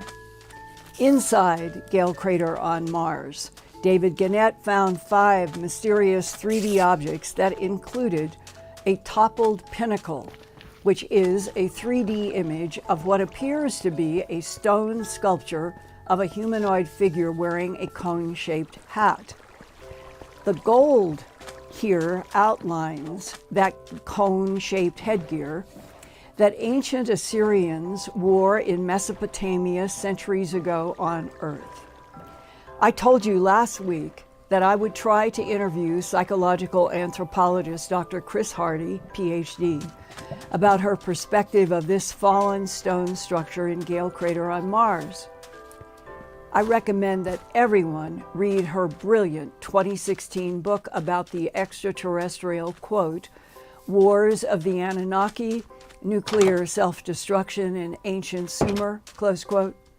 And I emailed her this Gale Crater image from David Gannett for her comment. On January 7th, Dr. Hardy emailed back, quote, I just opened the link on YouTube to hear your January 3rd live Earthfiles broadcast. Your session is really excellent in so many respects. These are truly essential questions you are raising. Why are these intelligent races, whose fate has been entwined with Earth humans, why are they not front and center introduced to us? Why are we plunged again right now in another stage of wars, hatred, and destruction on Earth? I am currently traveling and hope we can talk soon via Skype contact, but let me first assess if I find the Mars images to be of genuine archaeological interest, close quote. We set a date time to do a recorded interview about the 3D stone in Gale Crater for tonight's Earth Files broadcast. But at the agreed upon date and time, her internet and phone connections failed completely for reasons unknown. But Dr. Hardy would agree that for thousands of years, even early humans on Earth have reported flying machines in the sky. And that leads me to ask, have you noticed headlines like this one dated January 4th, 2024, this new year, periodically popping up, but not as official NASA releases? Quote, James Webb Telescope just detected city lights 7 trillion miles from Earth, close quote. This is a 26-minute video produced by Beyond Discovery, not official NASA. Wouldn't you assume such groundbreaking cosmic news would be the priority of NASA and blasted around the world in large headlines? Let's look at a 1-minute segment from this video. Unlike its predecessor, the JWST is designed to capture long wavelength visible light through mid-infrared wavelengths, providing a broader and clearer view of the cosmos.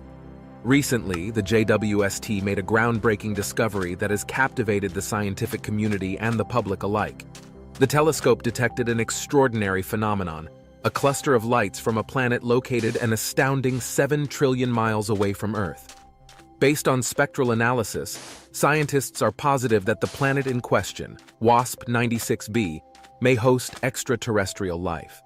The revelation challenges conventional astronomical assumptions, igniting excitement and curiosity about the existence of alien populations beyond our solar system.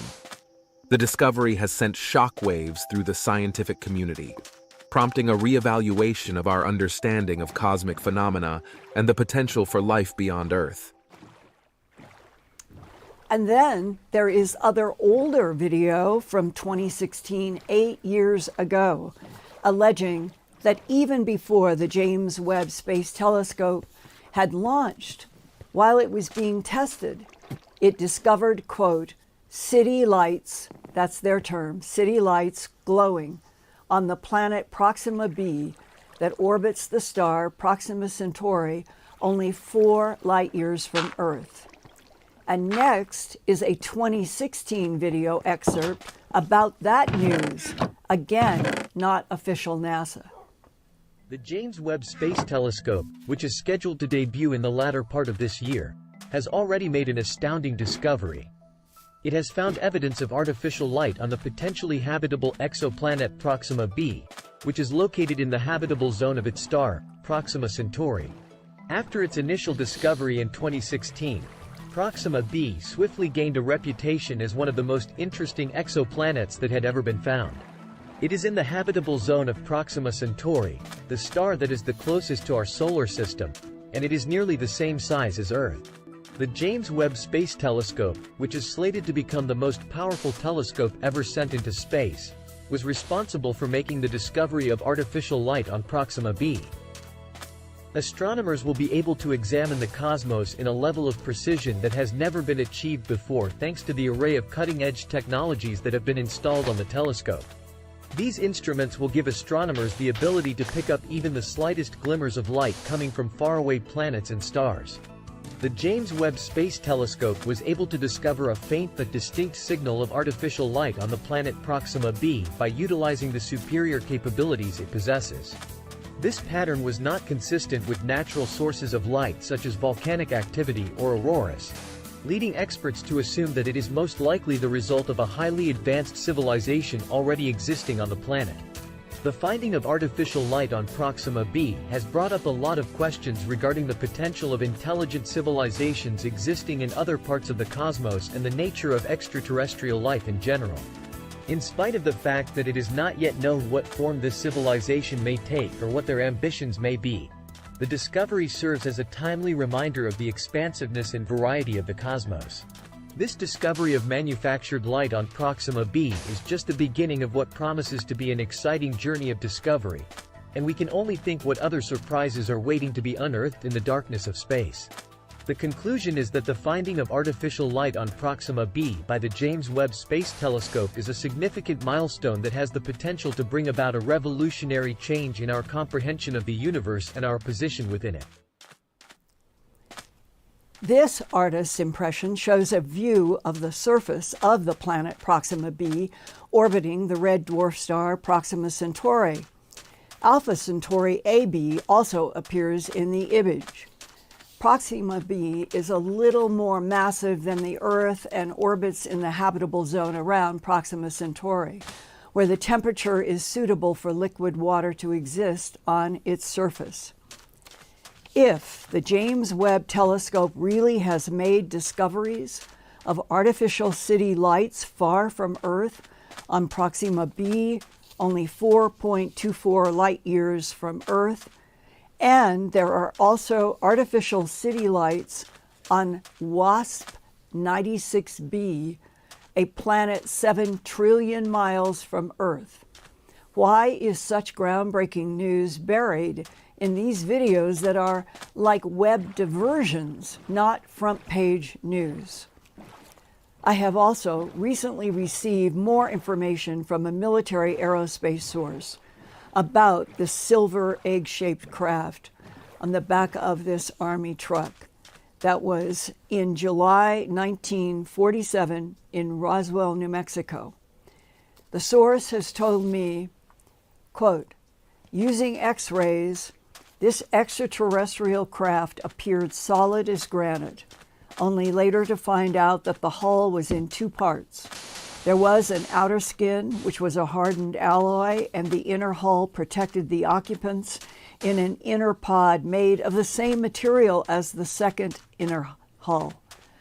A special carbon dioxide laser and associated supporting equipment were used to run the laser continuously, and the slag from the laser burn was analyzed and contained 3 unknown elements that to this day we are not sure how they were manufactured or what type of star could create those 3 unknown elements, close quote. This particular recovered UAP was historically housed at Kirtland Air Force Base and managed by the AFRL, the Air Force Research Laboratory. There is a large metallurgical science division at Kirtland Air Force Base in Albuquerque dedicated to studying this craft and trying to understand the atomic nuclei ratios in the recovered samples. Allegedly, 2 occupants were recovered from the craft, but no details, close quote. I am so glad that Ian is back with us tonight to moderate questions after a very sad time, helping his mom through her recent passing. And before next going to Q&A, I would like to share with you an Earth Files viewer post of a powerful experience that she wrote about in answer to this question. Have you ever had a weird experience immediately following the death of a loved one that made you think there is an afterlife and that the deceased person was communicating with you? Here's the mom's answer. I woke up one morning with my 8-year-old son hugging me and telling me that everything will be fine. Yet he was not actually physically there. He was staying at his father's far away. I asked him how he got home, and then he was gone. I jumped out of bed and began searching all over the house for him. My daughter woke up and I asked her if she saw her brother. She looked at me like I was losing my mind. Mom, he's at Dad's. But I felt I had actually felt and talked with him, and it was as real as anything. Kind of dazed, I went about my day until hours later, I received a phone call from my children's father. Our little 8-year-old son had just died from a terrible car accident. I still believe to this day that he came to me before he passed, and I have been comforted by this. The next day, I traveled to the scene of where he had died. All of a sudden, I heard him say, clear as anyone, "Mom, look at me. I can fly." And then he said another thing I will never forget. He said, "Mom, there is no such thing as time, and everything will be fine. You will be fine." But the most important was the pre-passing hug, close quote. Ian, God bless your mom, wherever she is, and welcome back. What have you got for questions? Okay, Linda, thank you. And thank you as well to all the Earthfiles audience who get so many messages of help and support from last week. So thank you, all. We all Good need be to back help. here. Yeah, we all need to help each other, and that those kinds of reports from people. And it's reminded me that we're all. Yeah. We got emergence tonight. He says the big deal is coming from JWST Plan K1B. I don't know if you can comment on K21B, but that's what Moonbird's getting. It's breaking up, Ian. I don't know. Here we thought we were past the freeze problems, and now we've got communication problems of hearing you. So can you go on to something that doesn't have letters and numbers in it and try another question? It's breaking up. Right.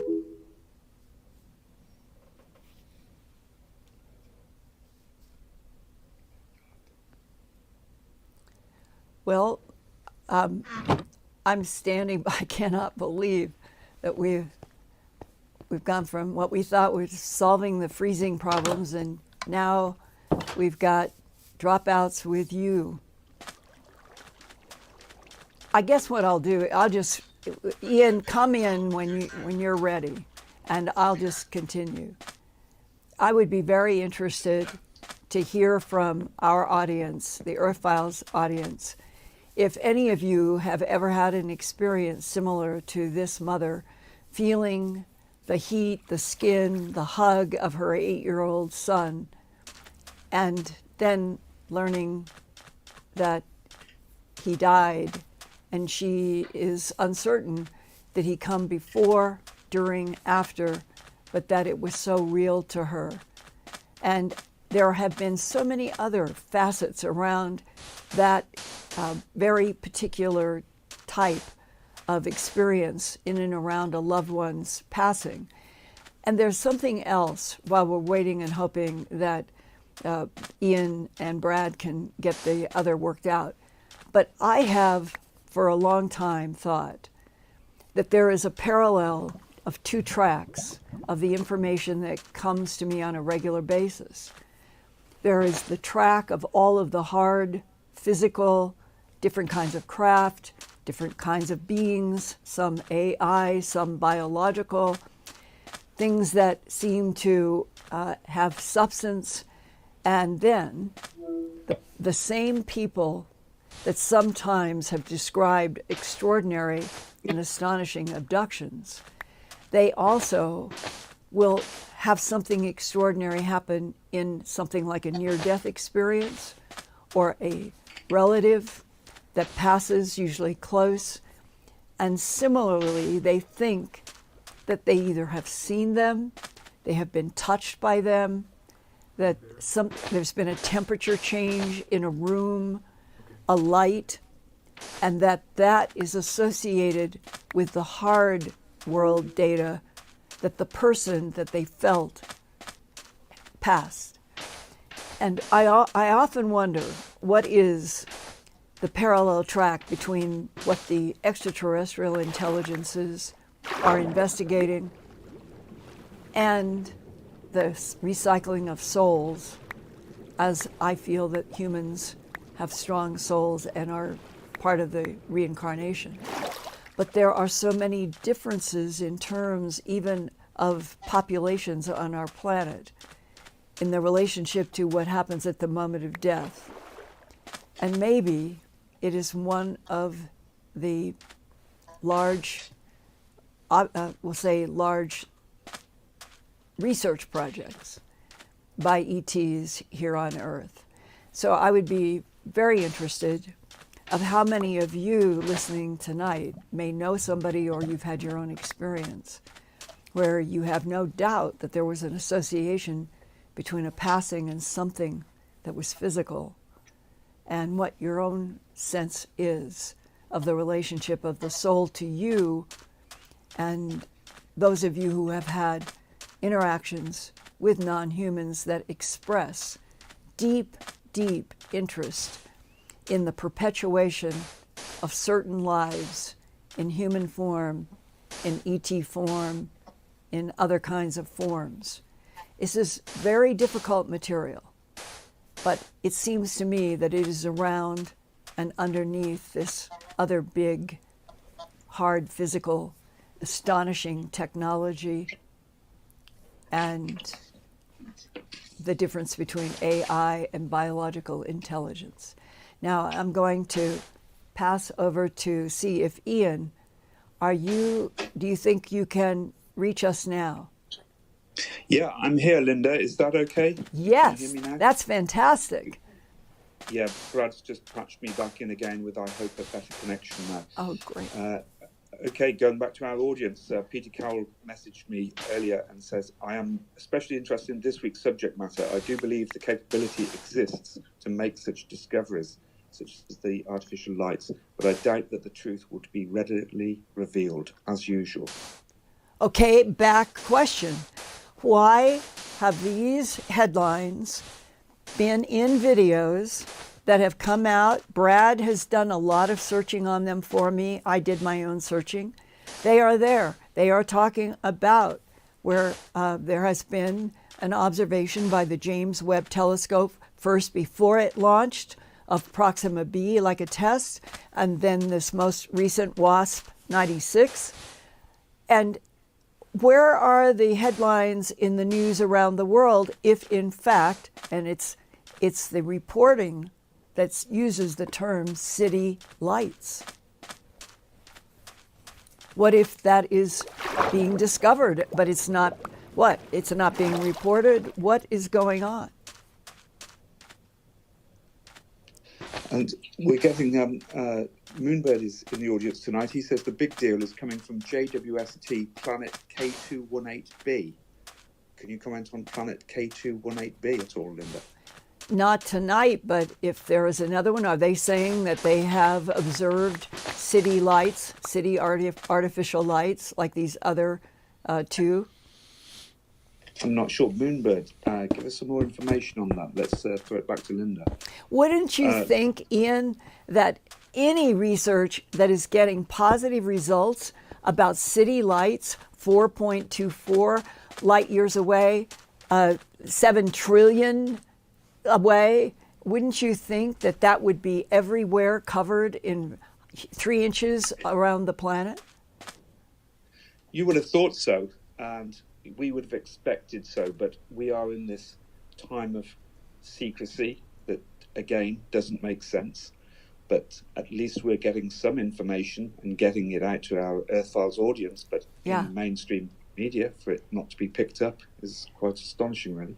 Well, I would like for you to interact with the chat and ask if people are surprised by this, that there have been these reports, not official, about city lights on other planets going back to 2016, right before the Webb telescope would launch that year.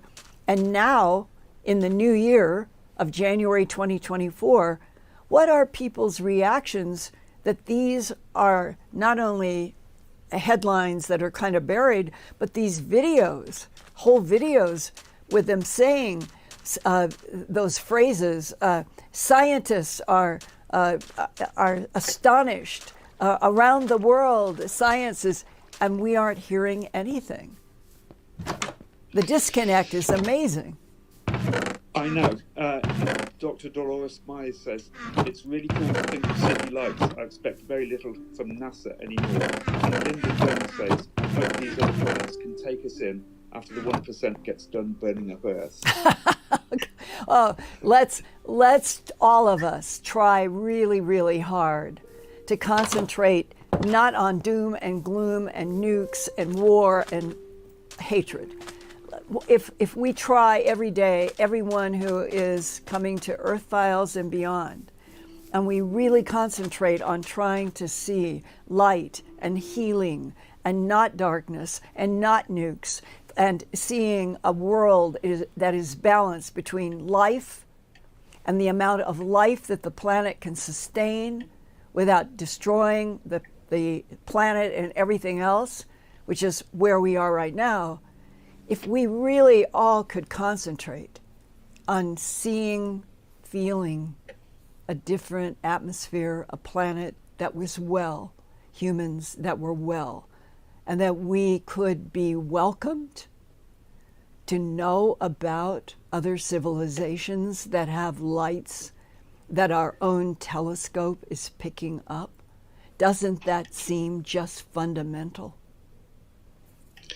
Yes, it does. And yes, you're right. We need to focus on the positivity and not be bogged down by any negativity around us and keep going forwards. And fundamental, I mean, we're talking about information that is saying that scientists have confirmed that there are city light frequencies at Proxima b and WASP 96.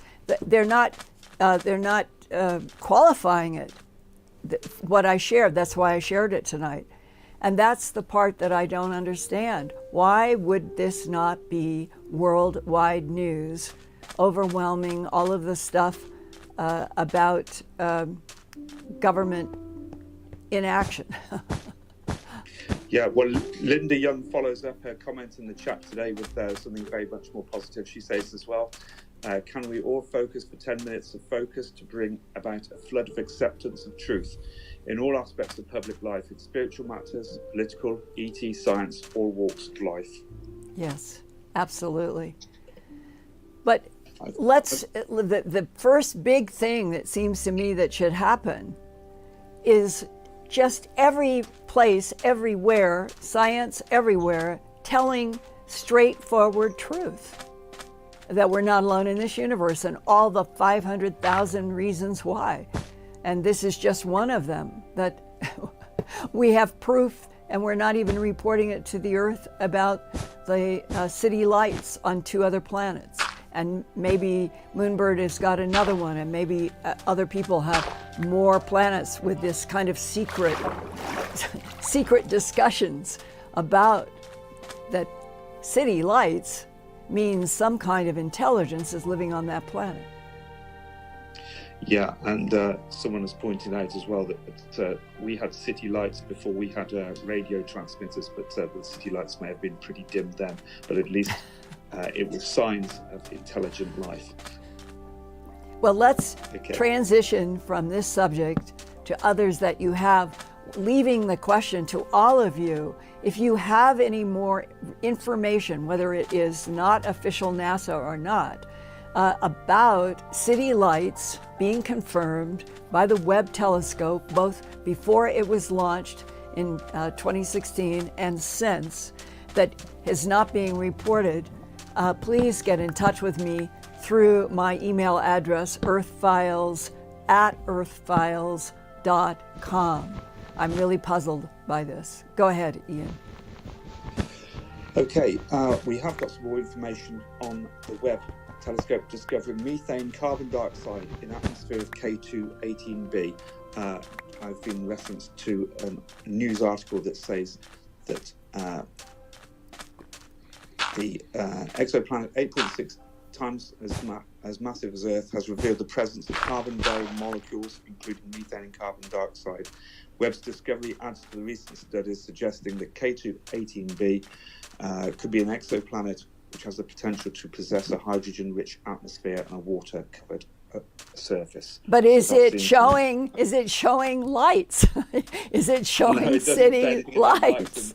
That's and we what will put I'm that in. interested in. Are there other reports like these two of of another planet, or just these two, that have city lights that are being reported somehow within the community of astrophysicists and physicists and people concentrating on the astronomy of our universe? And that's the part. If it's not being distributed to the world, why not? Exactly, and it should be. It should be shared with each of us. I Can't Explain is in the audience tonight. Now, a lot of people are asking about the Miami shopping mall aliens, where 10-foot tall aliens were reported, and apparently up to 60 police cars attended the scene. It's been explained away by the authorities as saying that these were shadows and that, but I Can't Explain adds another detail to this. He says, my friend who was at the Miami Mall said the aliens were not real but holograms. He was about 30 feet away and he said they were glitching like a giant TV screen. Well, that's fascinating to hear from someone who's who knows a first-hand witness there. So we'd urge I Can't Explain to perhaps give us more details. Do you have anything to say on that? Yes, yeah, I have probably 20 emails today of people asking me, sending me videos, sending me photos. And overall, a resident who was there said there was something strange, that the police dismissed it, but that what you just said about somebody talking about the glitching, in one of the reports to me today, they said that this looked like something like a hologram. And I thought, and the video, the little videos that they had sent me today, one person was skilled enough to put an arrow so that I could see what they were talking about. They had been down in that general area. I don't know who had taken this particular video, they didn't say. But they had an arrow that showed something that was translucent. Translucence, shape-shifting, holographic presentations to humans. That's been a part of the UFO ET interaction with humans for decades. Would this be an ET test? Would it be a government test of how ETs might interact with humans, because it was a government test of what will happen in this large shopping mall? It's like a nest of those nested boxes. And the problem of understanding anything is that at least the half a dozen little videos that I was sent, nothing was very clear. That may be because there was some frequency that was put over the whole area that caused everything to look quite a bit out of focus. I don't know. But the insight from the person that you are quoting, Ian, that makes sense to me. It could have been a test, but by whom? Using holograms. For what reason?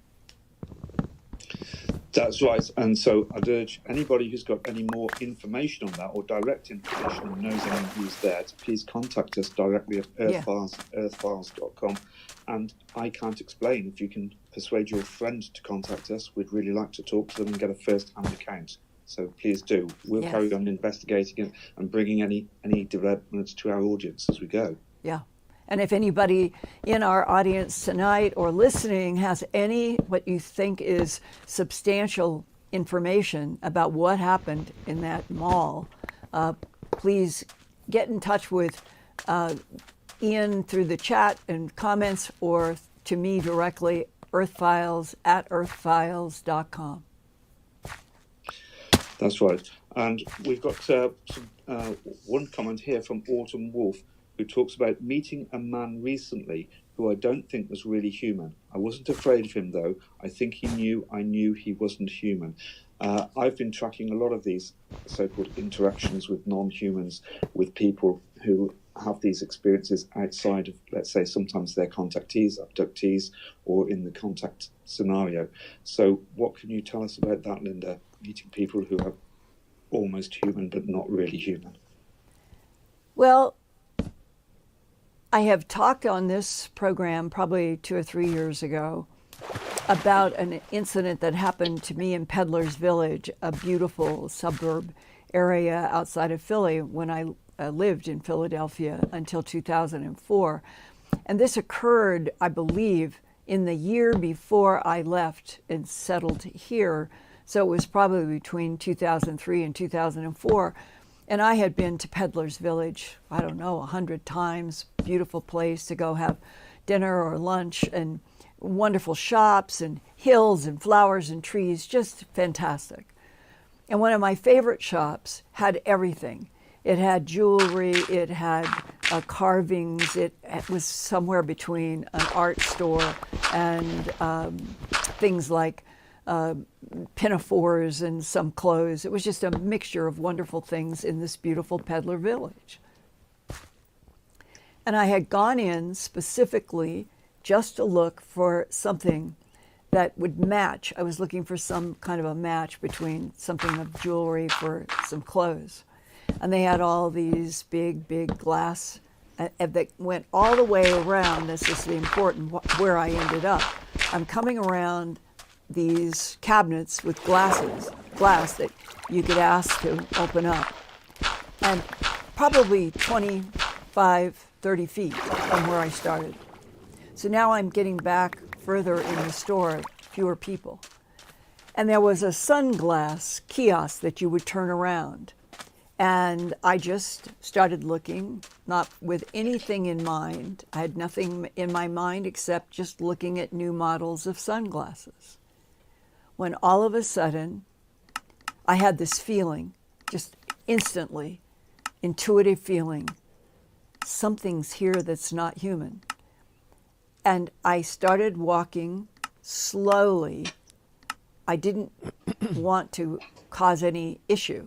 I just started moving around slowly around the spinning sunglass kiosk. And when I got as far as I could go to the right, I could see a female, clearly to me, not human. And when I say that, I can see the face and the body now extremely thin, about 5'8", hair pulled back in a strange ponytail. I don't know what the hair was like. Very pale with a slight tinge of gray. And as soon as my sunglassed eyes looking at her, and I thought in my head, she's alien. That body moved so fast that I don't understand how it happened, because we were on either side of the kiosk. And seeing her disappear, I didn't see where she went, I saw her disappear in front of me. So I turned to my left to get around, and I walked through that store, retracing my steps that would take me away from having to be in the cluster of people. I went on the outside border to that door. I must have gotten to that door in 10, 15 seconds. Nothing. I went out on top of a hill that you could look down on everybody around. Nothing. So that happened to me, and I've always thought, was I being followed in there, or was this a being that was already in this beautiful, beautiful park and shop for its own exploration, and that I just happened, because I have strong intuitive senses, I just happened right when I got to that kiosk, this image, this word, something's here that's not human. So that's my own direct experience with this. And if those of you who understand what we're asking, have you seen shape-shifting? Have you seen eyes change? Have you anything that you thought that you knew for fact? No ifs, ands about it, that it was not a Homo sapien, it was something else. I would like to know. That's right, and I'll emphasise that. Please contact us directly at earthfiles@earthfiles.com, and include a contact telephone number. We always treat it confidentially, but we would love to talk to people who have had these experiences and follow up on them as well. Yes, I keep things confidential all the time. Linda, I just want to do some super chats Okay. to some of our audience tonight. So first of all, here we have Moonbird, of course, in the lead. Hello, Moonbird. Leanne Marshall, Lewis Kenjura, Mike Basil, Terry, Caroline Boyce, and Brennan. And I've also got a question here, just seeing who it comes from.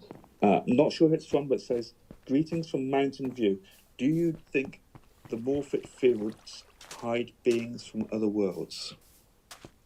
Can you comment on that, Linda?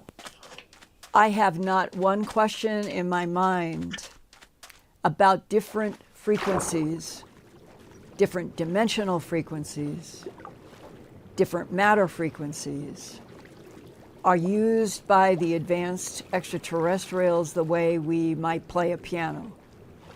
And that there's just no doubt when aerospace people have talked to me about how they know from working through the Space Force in the craft that have gone out to other solar systems, that they have learned that the advanced intelligences like the tall whites use other dimensional frequencies to move rapidly. But in a way so that if you're in the third dimension and you want to go 1,000 light years, or if the 7 trillion to in this headline about the city lights on a planet 7 trillion, they know how to do the Alcubierre warp drive kind of physics, but they also know how very quickly to know which dimension, which to us is not even an experiential question. We really don't understand that, but that they know which dimension that they have to go into for a side trip that bounces them back so that they get to wherever their many light year distance is away. They shorten it. And this is a clumsy way because my mind cannot comprehend what it means for us. That sentence that the mom said, I've heard this from some scientists, that we really don't have time. What does that mean to humans who are totally, I would say, not trapped, but time, the whole incremental time always passing, and that we have such Drosophila type lives, short, made apparently by the extraterrestrial biological entities that manipulated DNA in already evolving primates 278 million years ago. This planet has been in play between different types for different reasons, genetic manipulation. And for us in going into this new year and century, to use those words, that there is no time, to humans, where do we even grasp comprehension? Let alone that all of the dimensions have different frequencies, and being able to control, manipulate frequencies, that's the key. That's that conference presentation that I have been doing the last 3 or 4 years. From brains to galaxies, the key is frequencies. And that's what I would say is a general large answer to that specific question. Thank you, Linda. Linda, let's remind the audience about your upcoming conference appearances. Your next appearance at the Conscious Life Expo in Los Angeles at the Los Angeles Hilton, which takes place between February the 9th and the 12th. Yes, it's one of the most fun conferences of any given year. I think I've been at every one since they began a decade and a half ago or so. And it's in the LAX Hilton.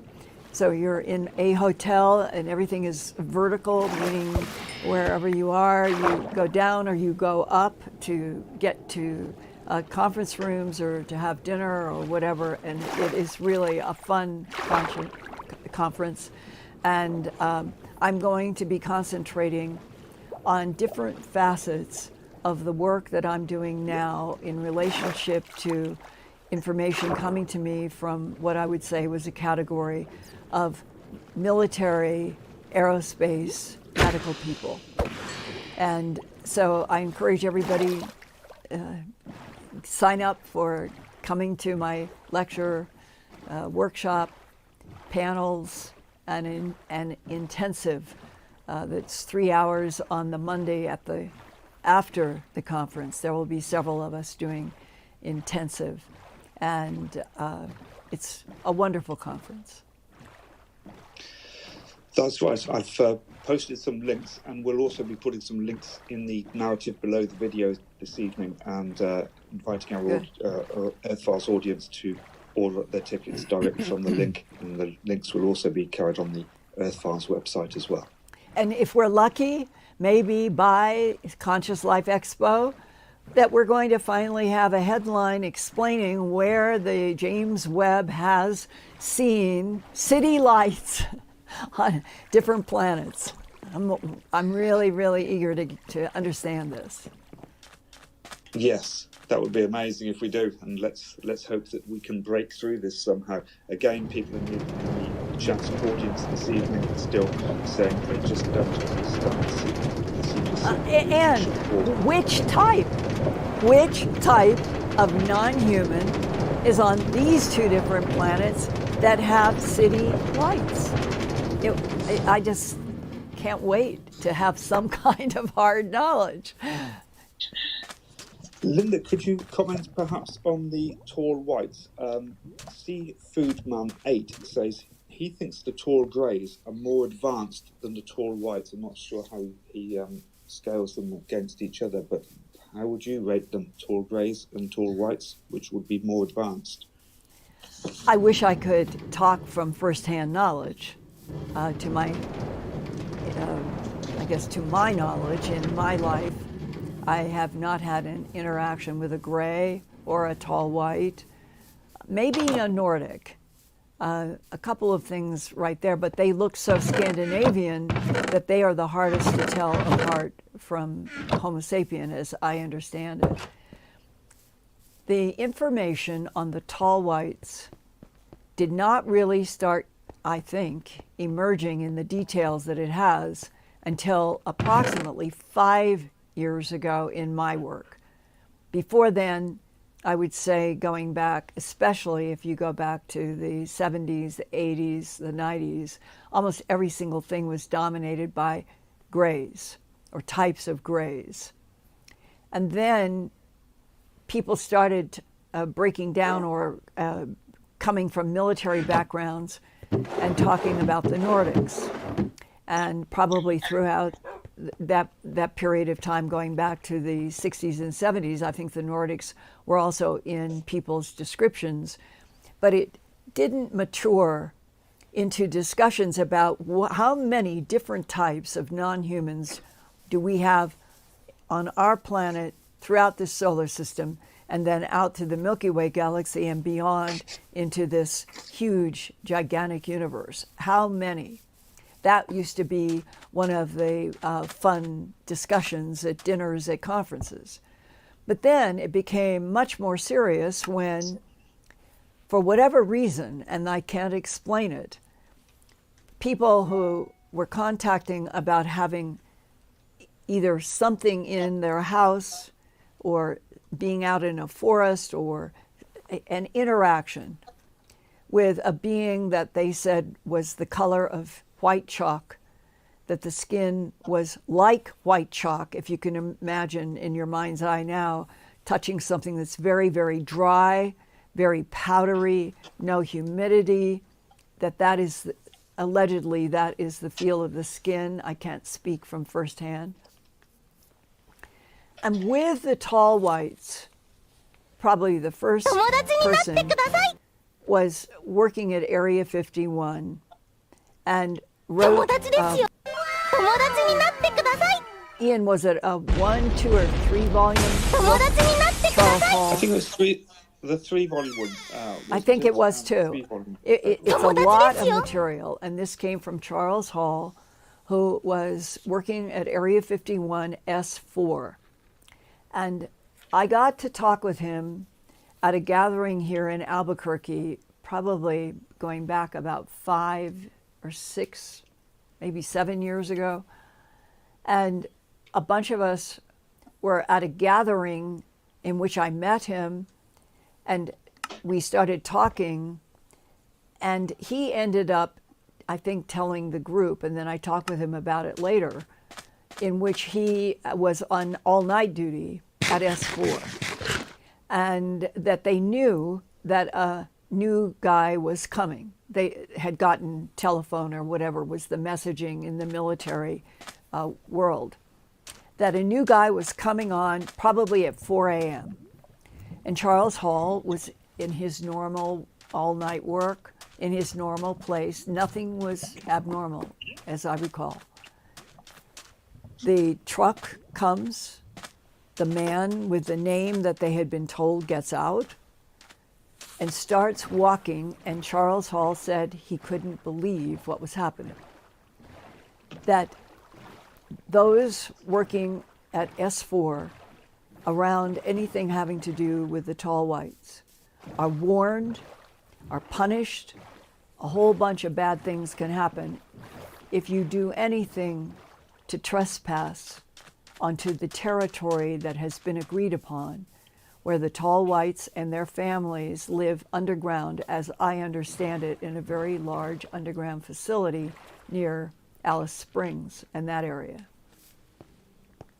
And that what Charles Hall wrote about and was talking at this gathering, the new man, instead of coming down straight to where Charles Hall was, where they were doing the monitoring of this area at S4, the new person did a 45-degree cut across so-called no man's land.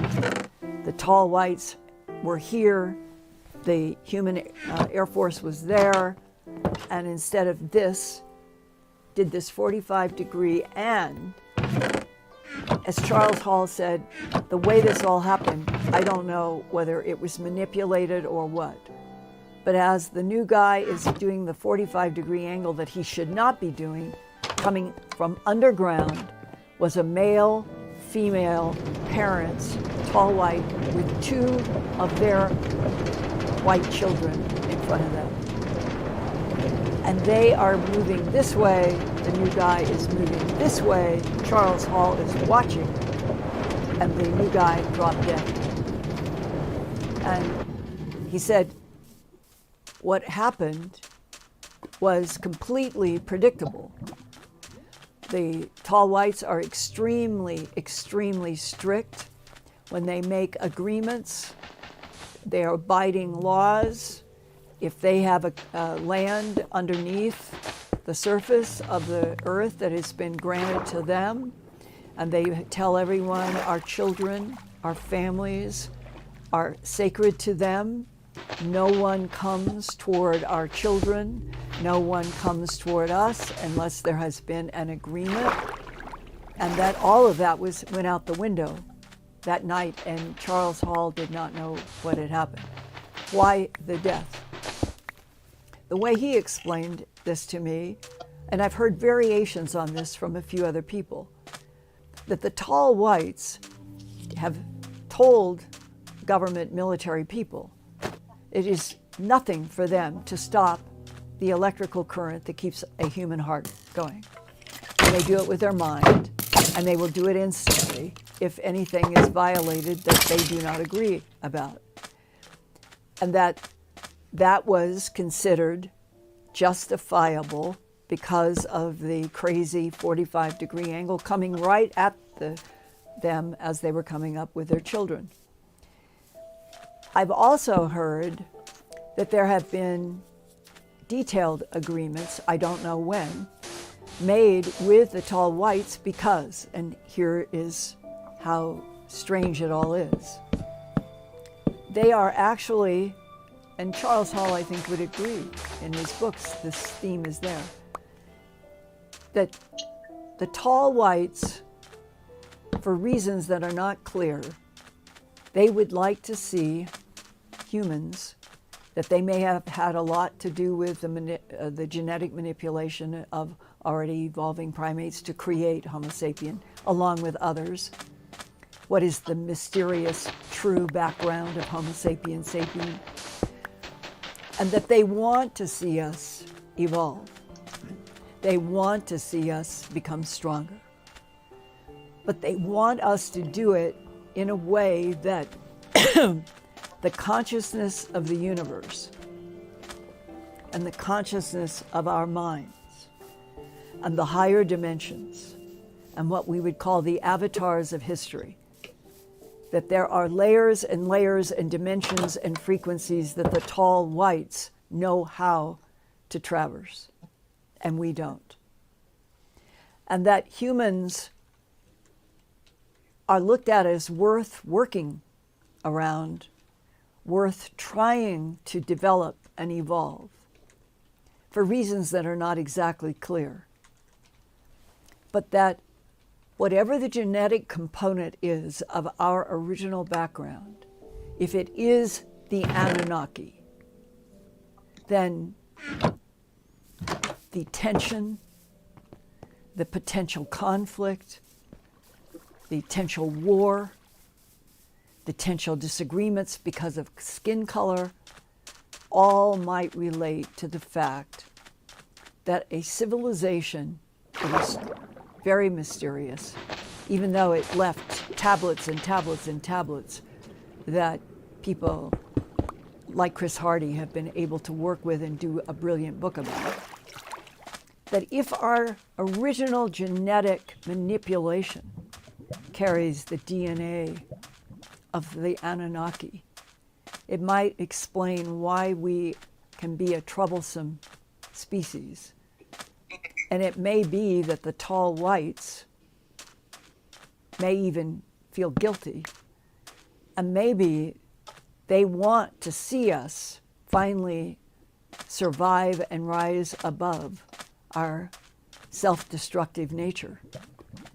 And if they do, if that actually can happen, if humans can actually reach a point where there's no more war because, as the Greeks said, finally humanity gets to an agape, love your fellow neighbor as yourself. And that has been the goal of the avatars of history: Krishna, Buddha, Christ, Joseph Smith, maybe even Muhammad. It is a very difficult and complex weaving. And the tall whites, who can stop a heart, may be one of the very most important intelligences out there that wants to see Earth survive. Survive us, survive anything else that's a threat. And maybe right now, in this very dangerous time, where the concept of nukes flying from North Korea or from Russia or from China or from any place, it just seems to be rhetoric that is continuing to increase, and I find that scary. If the tall whites are the only ones that are keeping us from the Holocaust of something like a nuclear war, may they stay, may they continue to protect us, and may we finally get to a day where they can be introduced to the Earth as minds that can move through dimensions, but they care enough to help here on this beautiful planet that we are not taking very good care of. So that's how complicated I think all this is. And anybody else who's had an interaction with a tall white in military service or other, who has an insight like Charles Hall gave in those 3 volumes, and he defended the tall whites when that scene happened at night, because God only knows what was wrong with the new guy on the block. and that we can't get, what do I want to say? We can't get to an Earth in which life is sustained in great health at animal levels, marine levels, human primate levels, at all levels. We're never, ever going to be able to sustain if we don't stop fighting with each other over nothing. So Ian, I know I'm at the 8:30 mark. I'm glad we're back. We still have a little bit of a problem with your voice now being heard, but I hope that I have been able to reply, and that I'm so glad we're back in the saddle. And Brad worked for several hours today trying to make sure that we wouldn't have the freezing problem. So as we go into this new year with all kinds of questions about what's going to happen, are we going to have more subcommittee hearings in Congress? Are we actually going to start hearing truth everywhere about the relationship of other intelligences in this universe that appear to have their own cities with city lights that can be picked up by our James Webb Space Telescope, even if we're not being told the truth about that in full either? Oh, to be on a planet where truth, real truth, is what guides and binds us and our evolution going forward. And on that note, I'm going to say, until next week, I pray everybody stays healthy and protected. And dear Ian, bless you and your mom wherever she is. Thank you, Linda.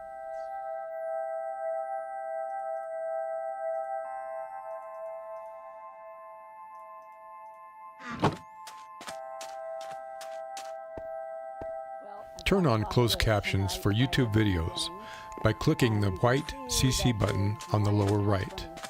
The default language for Linda's videos is English. If you would like to see the captions in another language, click on the white settings button next to the CC button. Select Subtitles CC, and then select Auto Translate. Select a language, and the captions will now appear in that language. Sort of gone through, and they will hold their heads. I never had a cat do that before. And they'll pull against the comb, helping me get out snarls. And I think it's the best they've ever been.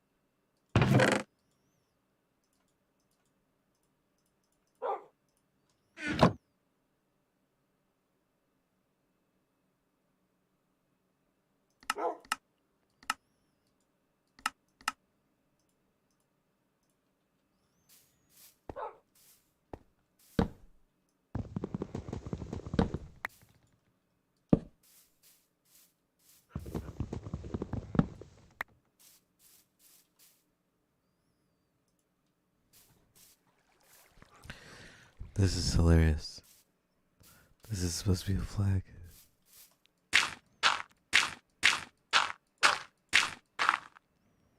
That was before these existed. Fuck.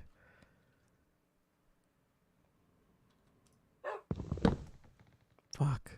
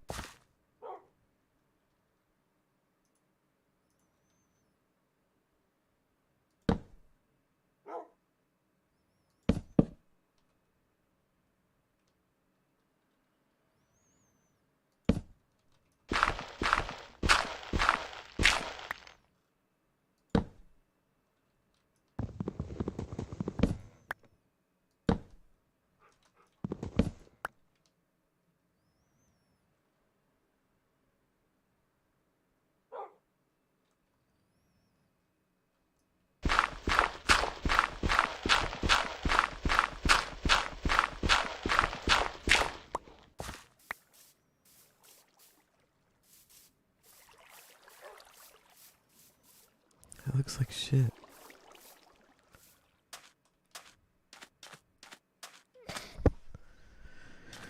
Okay. I think I had it right before.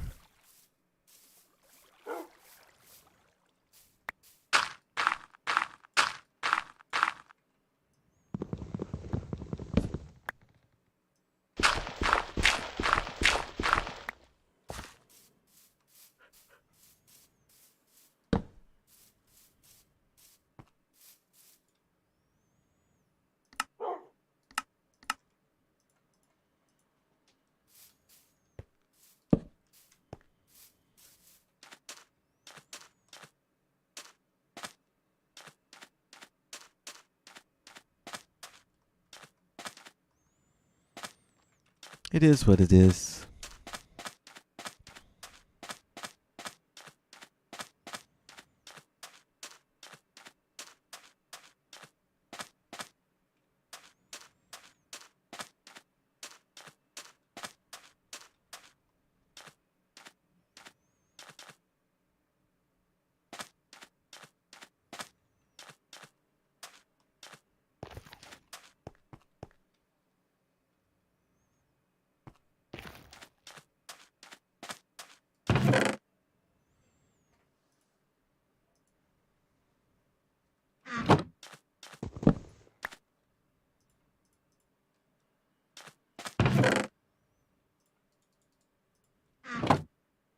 Whoops.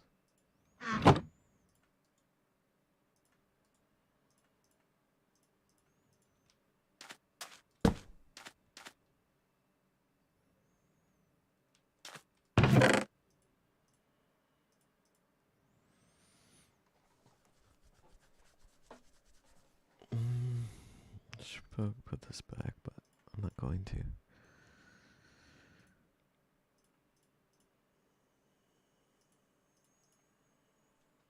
I'll do it later.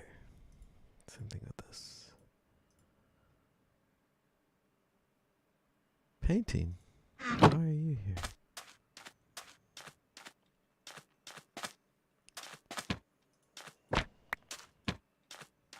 Sick.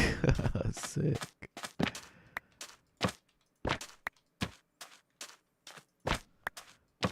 I wish these fit the whole thing, but that's sick. Damn, it's like one block off.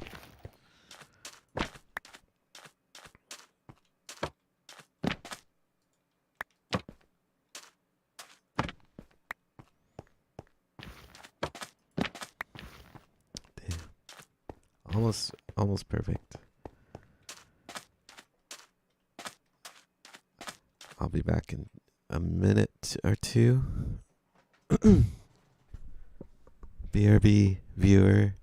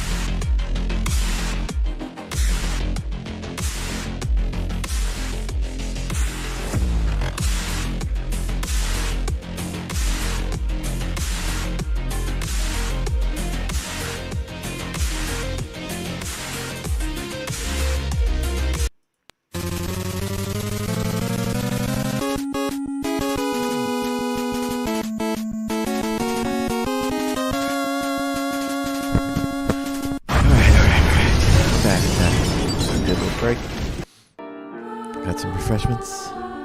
Got some water. So I may even talk now.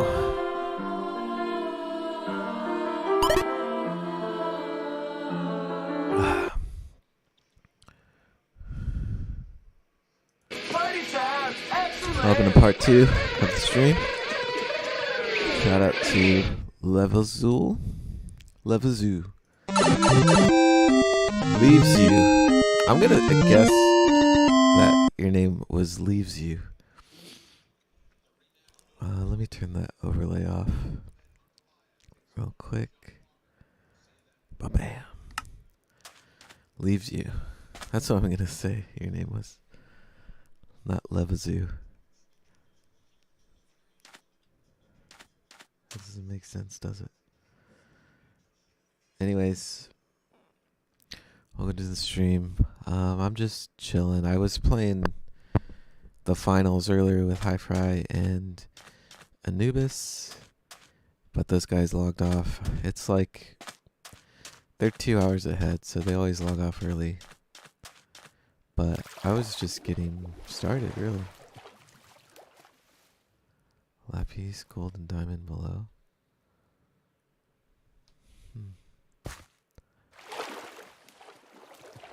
I believe it. But, yeah, I'm just adding to my amusement park. I put this sweet enchanting table here.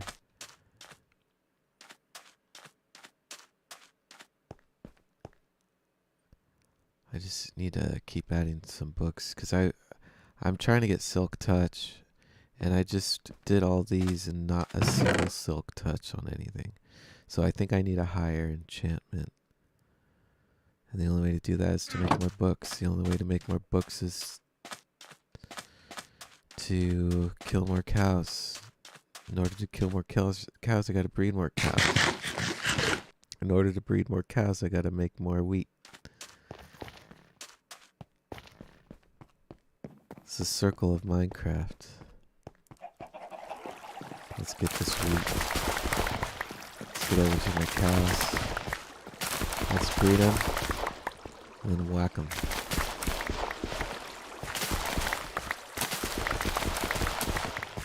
I'm gonna breed them. Double them. And we'll meet later. We will slay those virtual cows.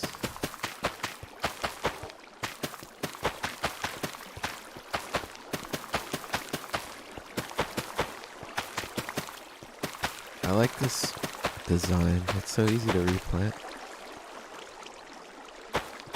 Take notes, kids.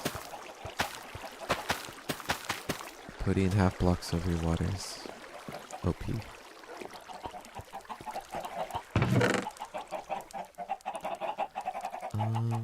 Maybe I'll take a stack with me. I should make it daytime, but I'm gonna ride the train at night. See how... Oh no!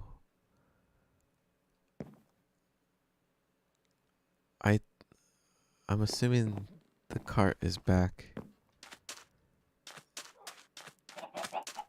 on the other side. So, I'm gonna have to make one real quick.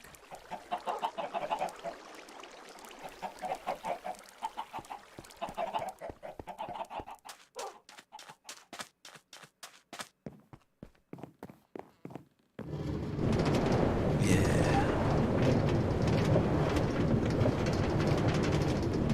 Let's go.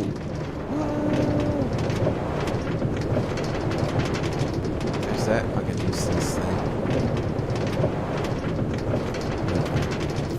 Let's see if I get fucking worked on the way over there. This shit is not protected. Oh god. Blocked! Blocked. Don't buck with the Jedi Master's son. Shit's all kinds of dangerous. Here's pretty safe throughout. So I've been planning out something pretty massive. It's gonna be a massive build, a difficult build. I'd rate it a 4.5 out of 5 difficulty. It's up there in difficulty. It's a lot of blocks. It's gonna be really tall, but I want to use this train ride back to get an idea of where to put it, because I had an idea for this ride, because it's pretty uneventful. I mean, the scenery is gorgeous in every direction. It's gorgeous. It's really awesome, but it needs something, like nothing crazy, right? But like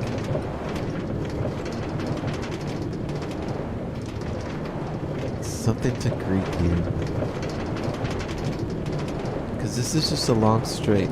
So I was thinking of putting like sprites along the way, like characters, just to make it more interesting. Just like maybe up in the sky at this level.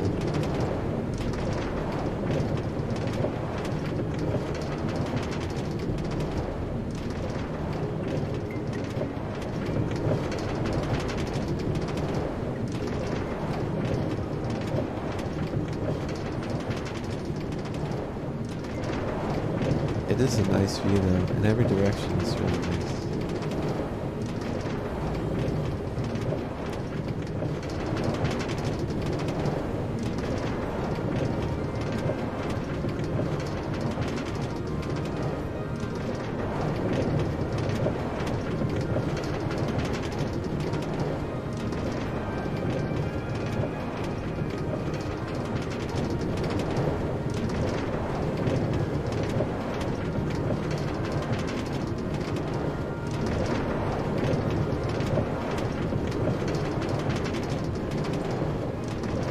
My color wheel.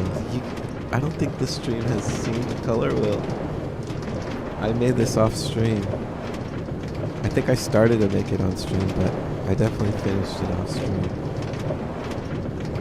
It's bonkers. Hey, no fighting. No fighting.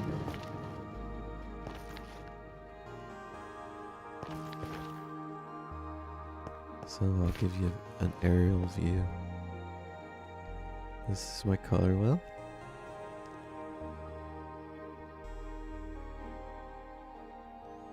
It's got all 16 colors of Minecraft. And it goes in RGB order.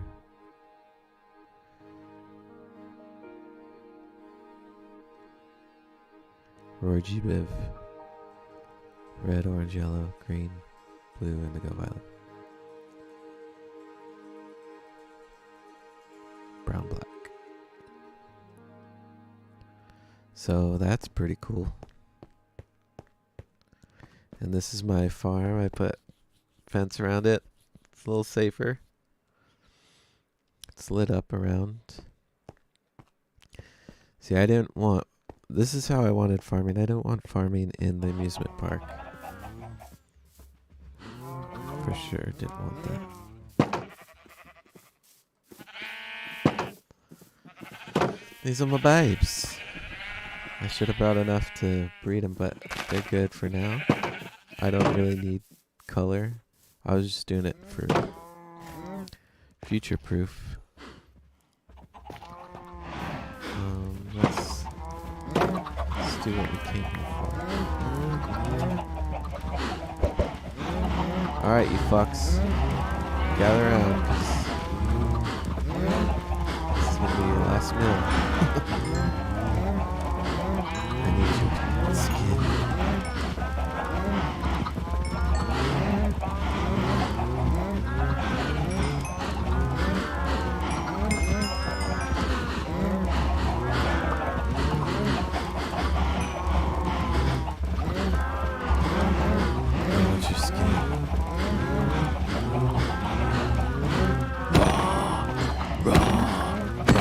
Gotcha, bitch! Gotcha, bitch! Oh, gotcha, Gotcha,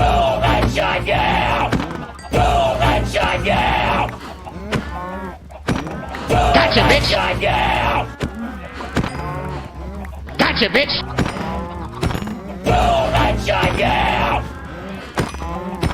Gotcha, bitch! Gotcha, bitch!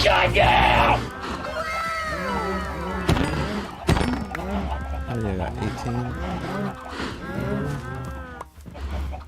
More.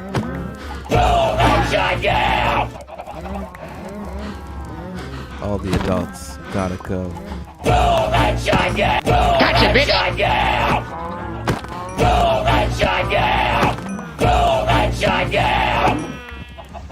Move, black sheep. You're gonna die.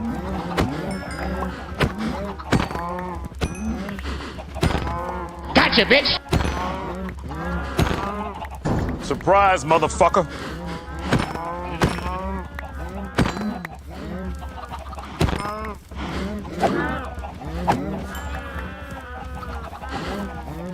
I'll leave you two. These things need moms. These things.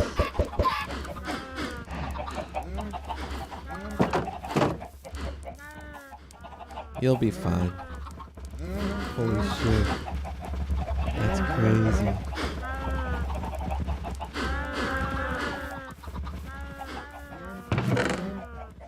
Ooh, building stuff. Not bad. So, I got plenty of food for a while. Hey, Birdo.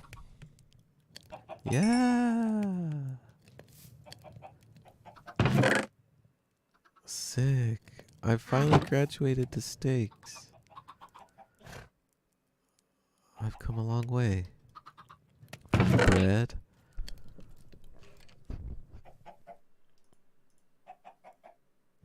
I got all kinds of food here. Yeah.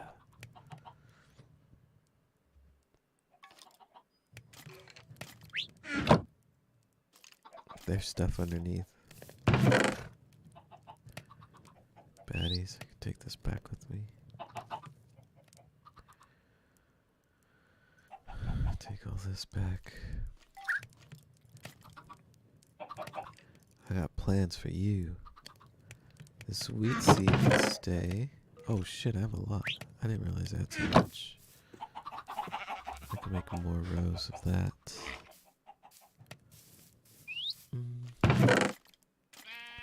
Potatoes, I gotta start growing. Boil them, mash them, stick them in a stew. I think I'll grow them right here.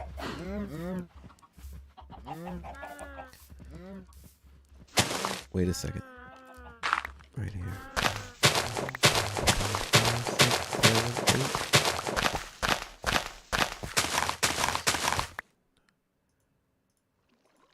I think this goes for 8 blocks.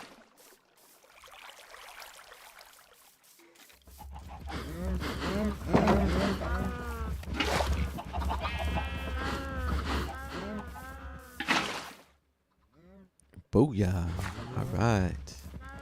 So let's do this.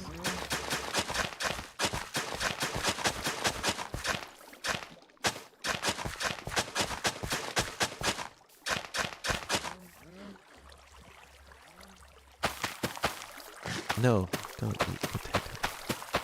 We grow potato. No, that's all I got. That'll do.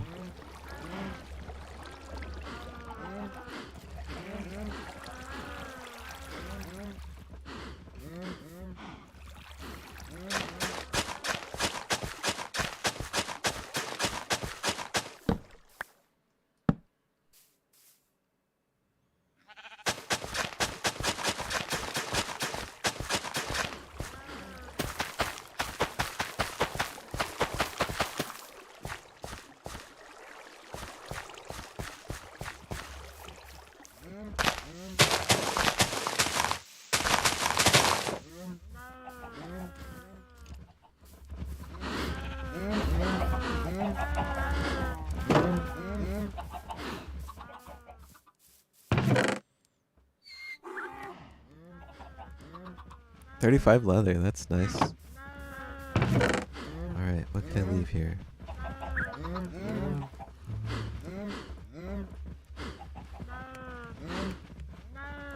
Random painting. Steaks for days. I'll finish eating my chickens before I go on to these delicious steaks. I'll let these cook. Drop off some charcoal. And we on our way, motherfuckers. Take this back. Need to go breed some sheep before I leave, though.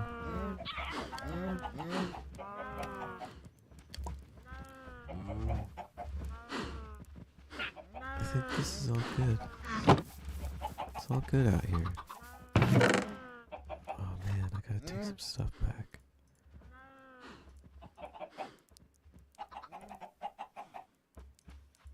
Obsidian. Oh, leather, what the fuck? Let's go breed these before I do anything else. Alright. Who needs... I don't want to have more than 6 per corral, I guess. Get out of here, fool. Start with you. 3, 4, 5, 6. That's perfect. What about you guys? Oh, 2 of you got over there. That's fine. I don't mind.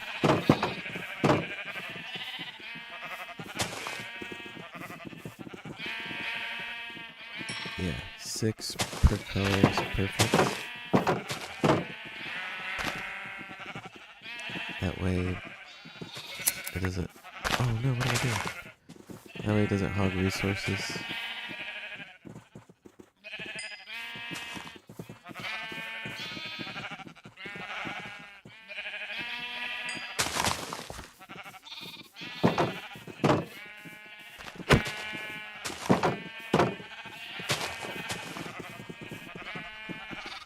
How'd you get over here?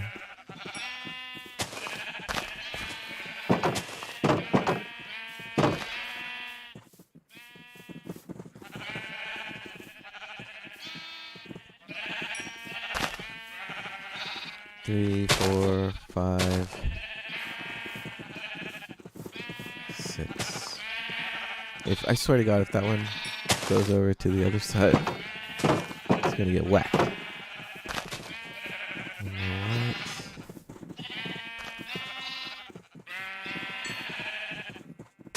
Okay. Gray. Get out of here. Come here, fools. Red.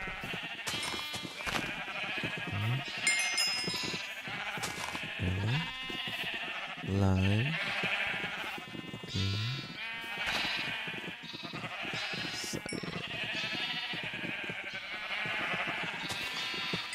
So sick, they just show up. So sick. Look at this shit. I love my color wheel. Are you kidding me? Is that sheep stuck in the middle? He is. Oh well. Look how sick my color wheel is.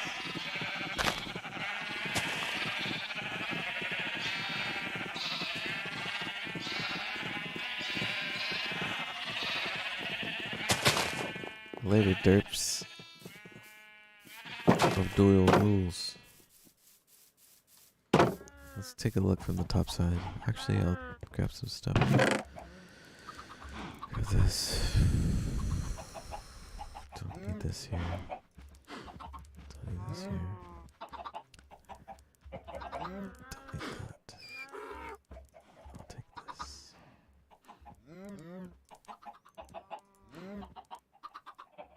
I don't know why I have a painting on me, but whatever.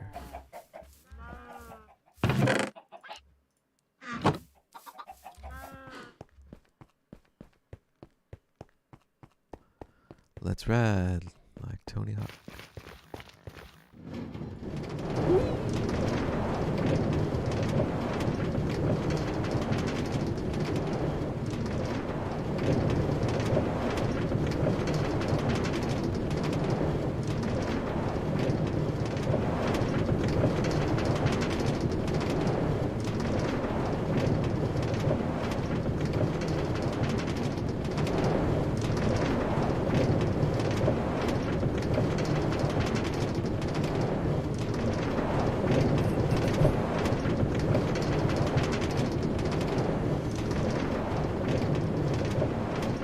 Thinking of building a massive structure somewhere over here.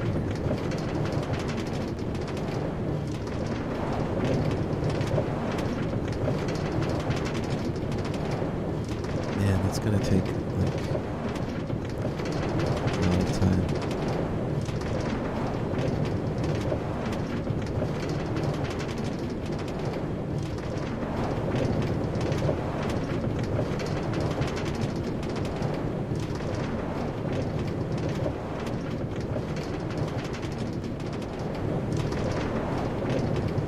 Figure it out.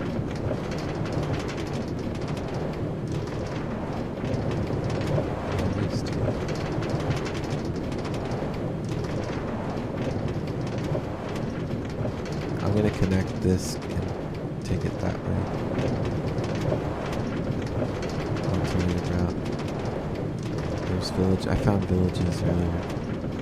Finally. They didn't really have much. Nothing I was looking for.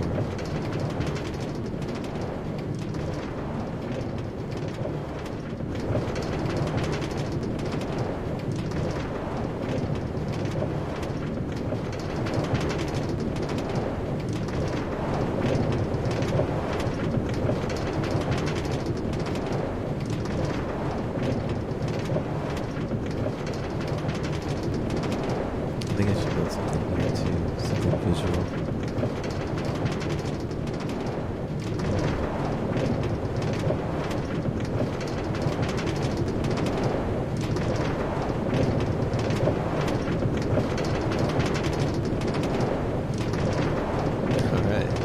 Approaching the danger zone.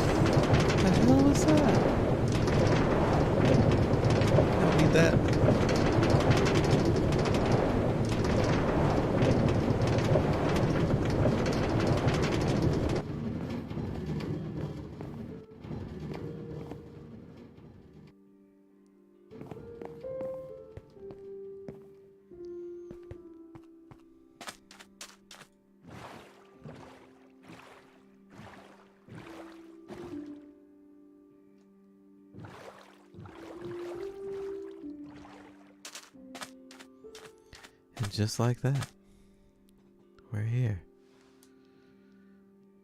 All kinds of good things. Right, so I could put this here.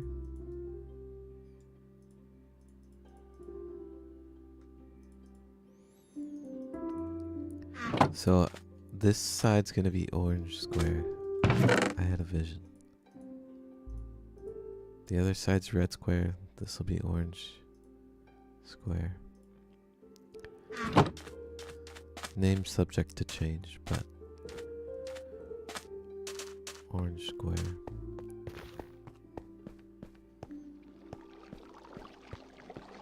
Where does it start?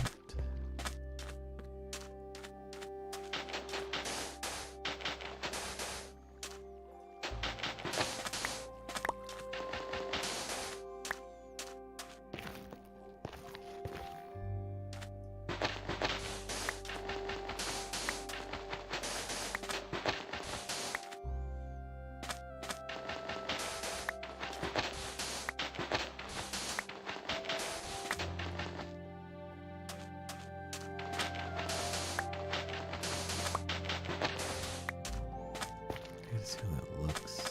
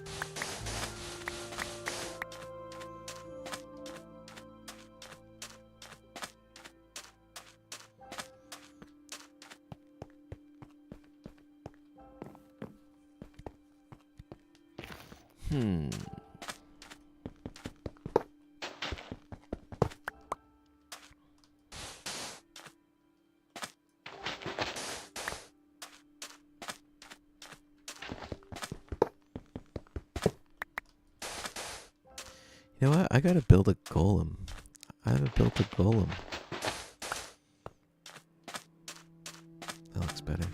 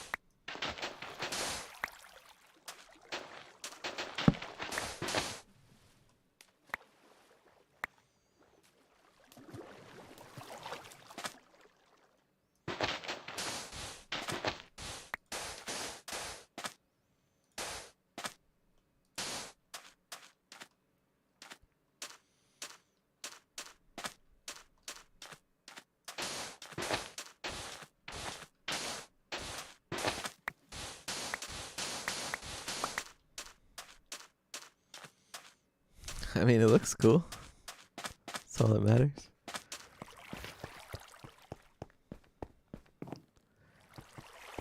It's gotta pass the test. The Mario test.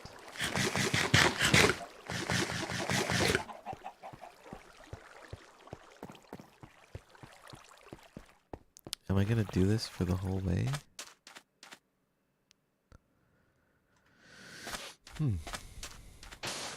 Guess we're gonna find out.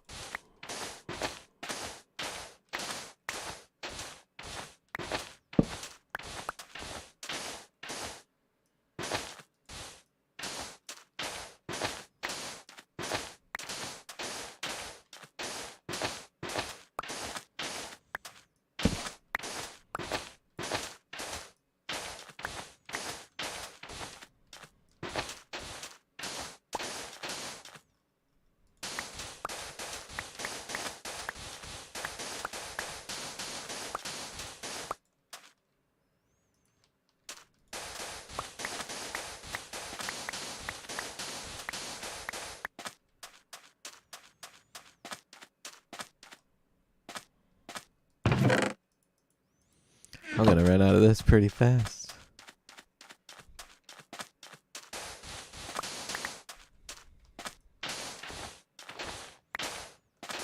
No.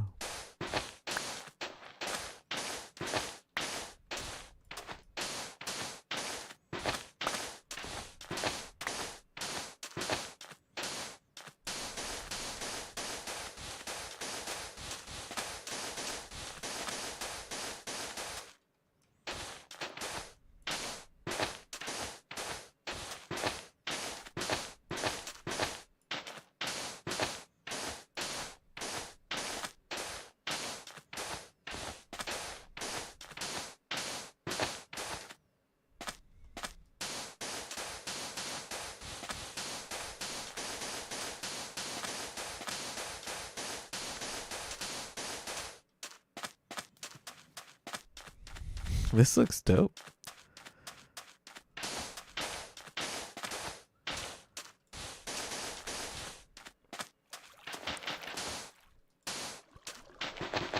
Ah! No, my mushroom. Why?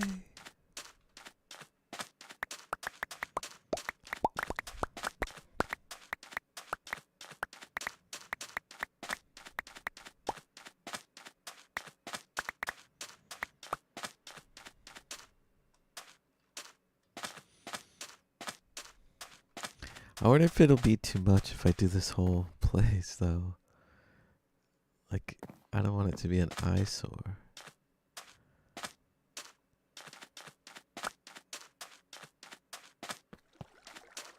This looks trippy.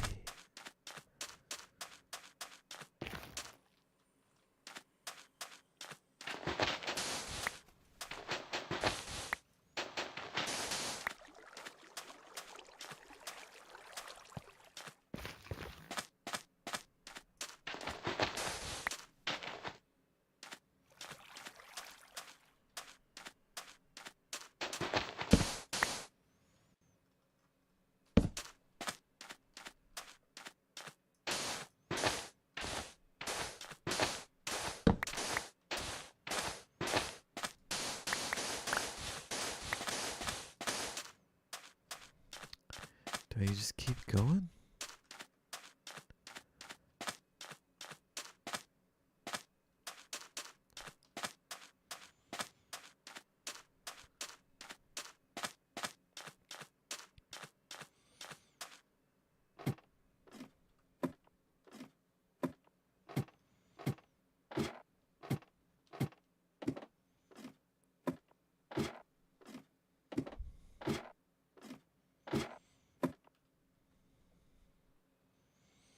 Do I do this whole thing?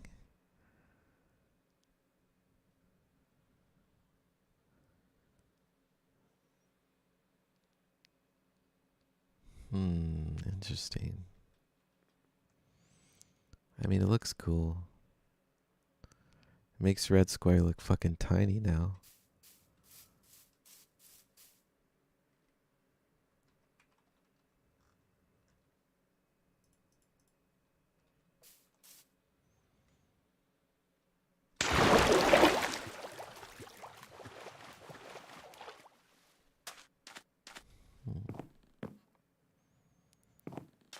I don't know.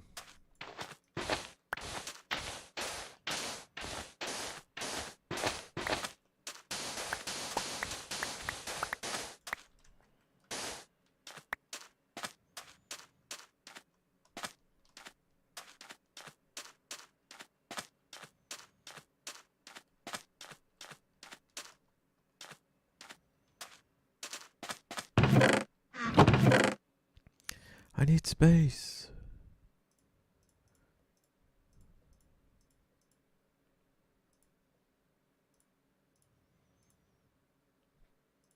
Random painting.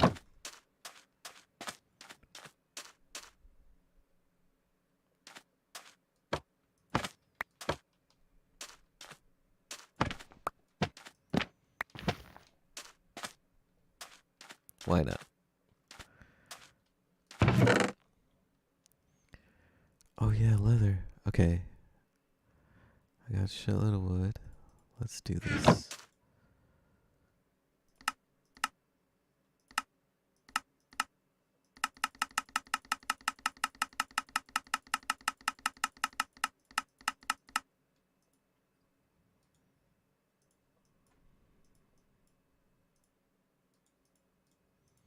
How convenient. 10. Yeah. Let's get these down.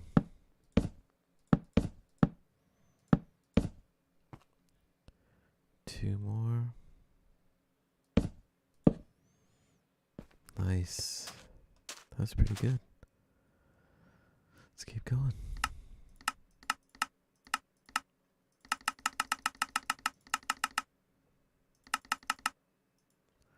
$16. 5.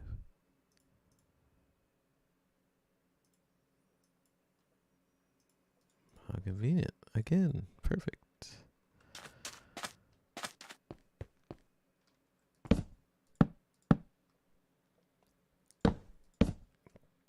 Damn, son. That fucking helped a lot. Let's see, I need 3, 6, 9, 12, 13, 14, 15, 16. 16 more.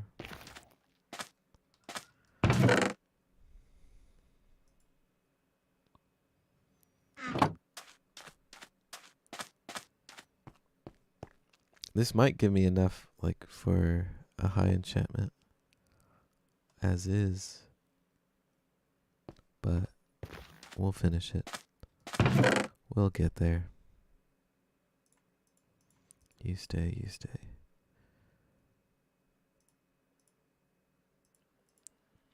I'm gonna need more sand.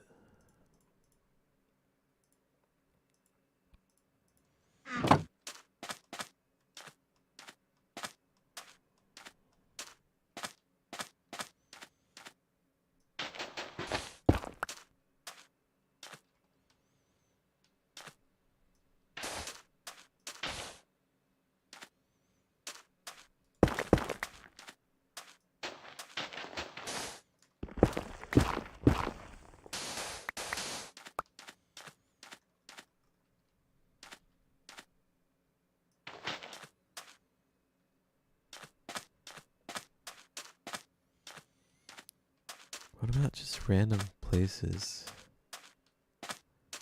Checkered.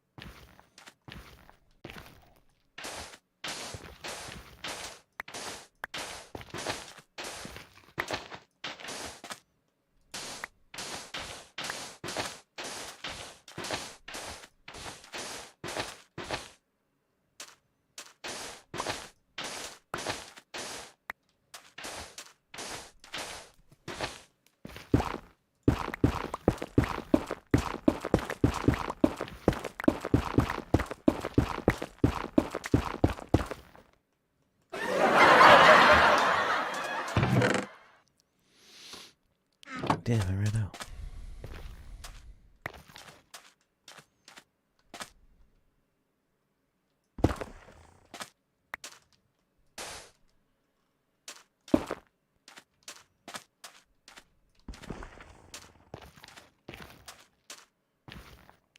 I know I have some somewhere.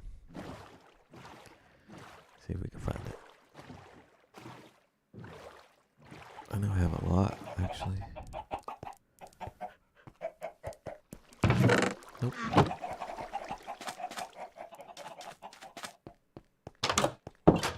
Nope.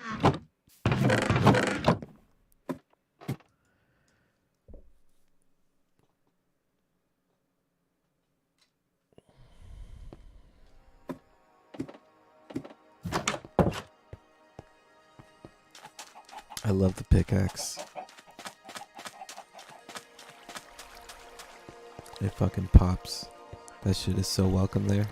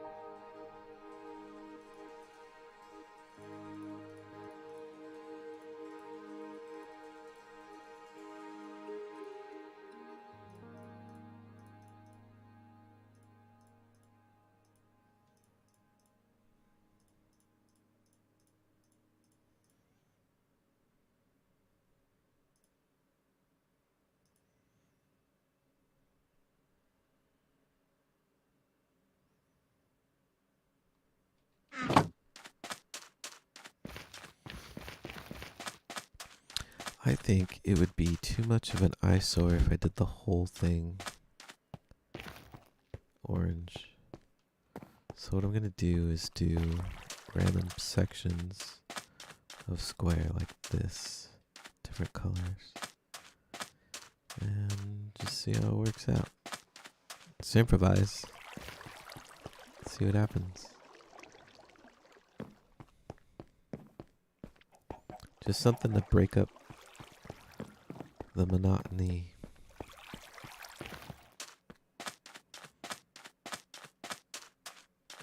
It's gonna look great.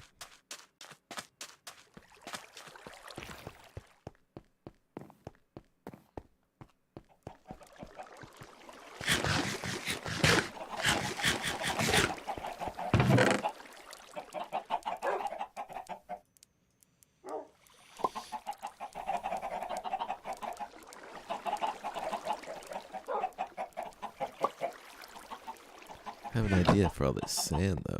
You know what I'm thinking.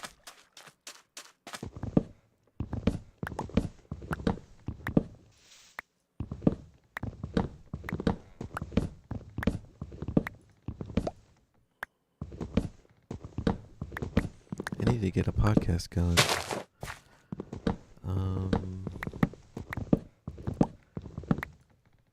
I'll play some more weird stuff.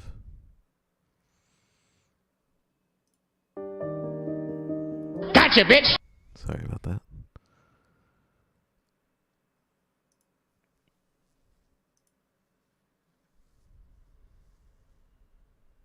Alright. This is gonna get weird. You have been warned. Let's get weird.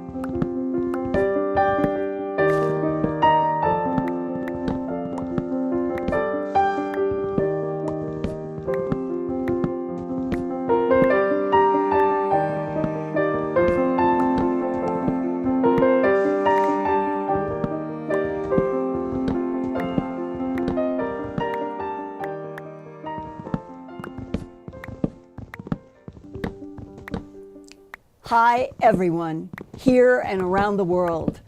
Since last week's podcast about tall white extraterrestrials and their allies, Nordic extraterrestrials, we've received more than 400 comments and messages from you all about some of your experiences. And in a few minutes, I'm going to share some important comments from a military aerospace source that contacted me after last week's podcast. But first, today, April 19th, 2023, the U.S. Senate Armed Services Committee's Emerging Threats and Capabilities Subcommittee held a new hearing on unidentified aerial phenomena, also known as UFOs. And this is only the second congressional hearing in more than 50 years about UFO/UAPs after a very feeble hearing last May of 2022.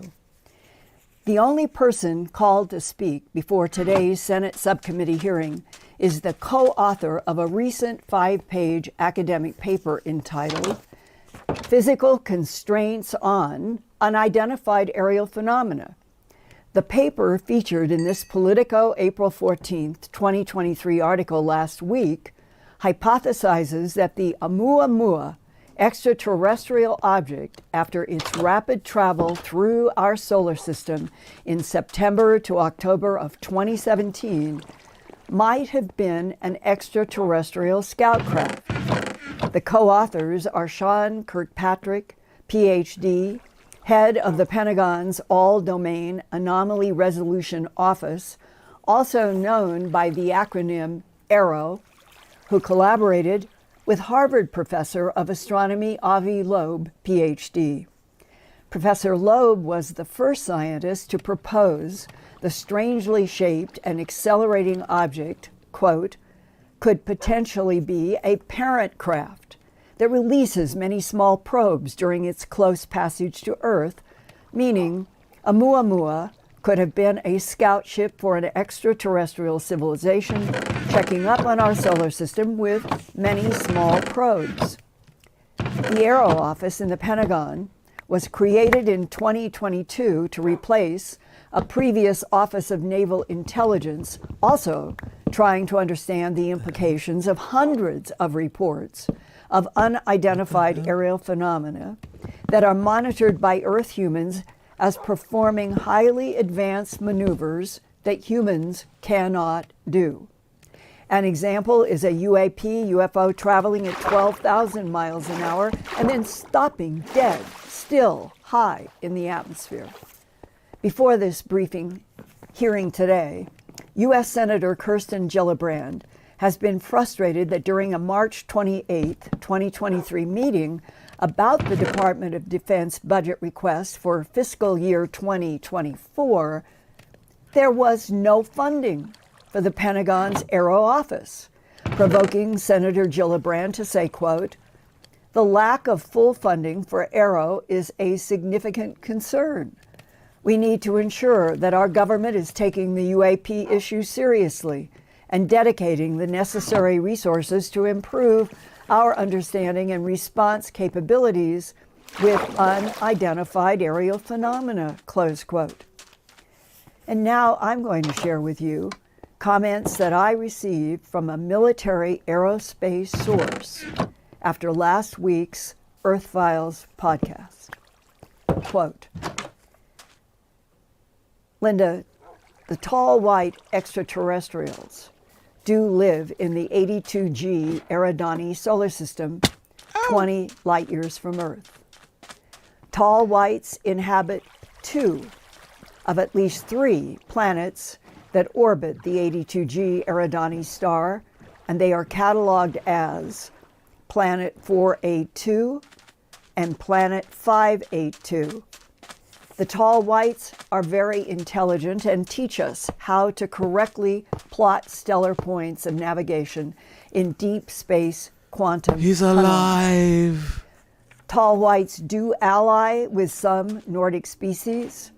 There are 9 different variations of the Nordic blonde-haired, blue-eyed, pale-skinned race of ETs, similar to the human race on Earth that has Caucasian, Negroid, Asian races of Homo He's checking sapiens. out his new surroundings. Some Yeah, you Nordics just inhabit came out the of binary. nowhere. Welcome to existence. You protect this area, okay? I need you to watch my back.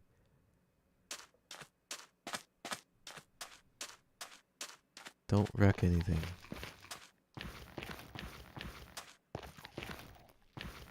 Fool.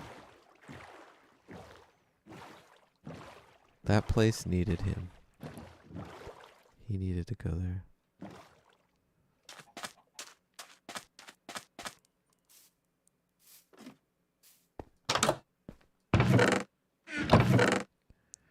Do I have wool? Yes. I'll use this gray wool.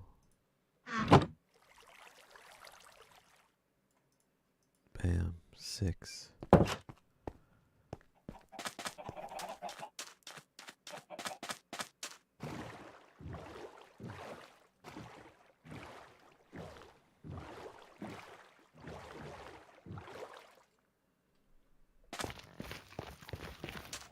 I doubt I'm going to keep this, but I'm just going to do it for now.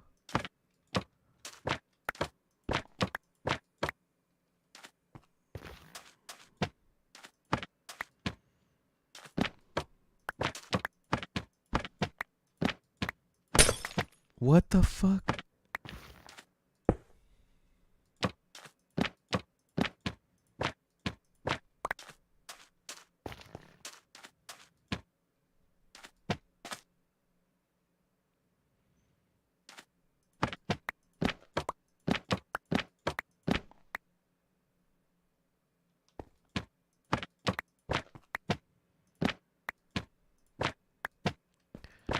the lighter?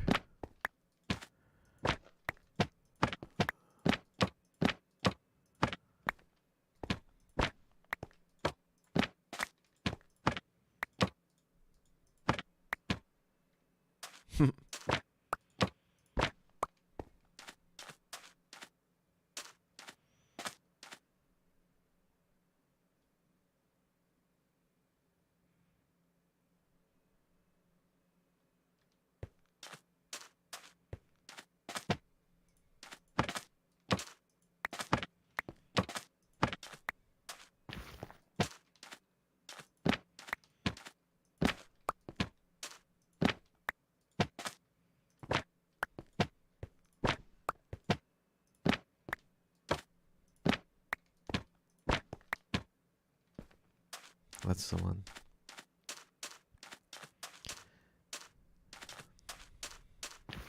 I don't want the same one.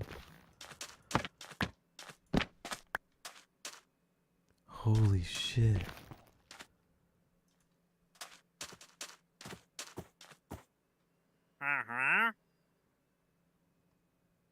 You don't got shit, but you can hang out here, man? Dude, I'm so tempted to steal your animals. I wonder if I can. I know I have like a lasso somewhere. I hope he doesn't disappear. I'm gonna try to steal his animals. That'd be so sick. Come on. I know they're in here.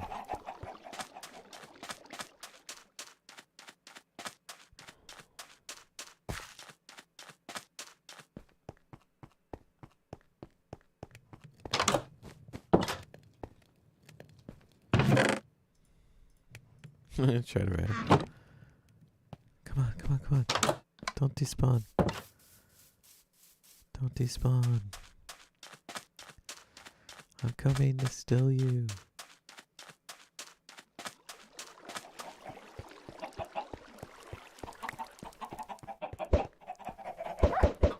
Sorry, wolf boy. Didn't see you there.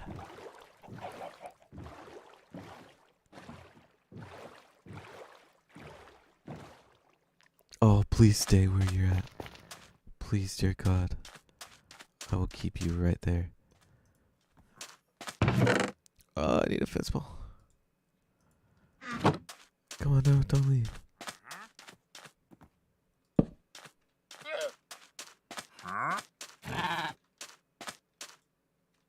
Do I have to kill the guy?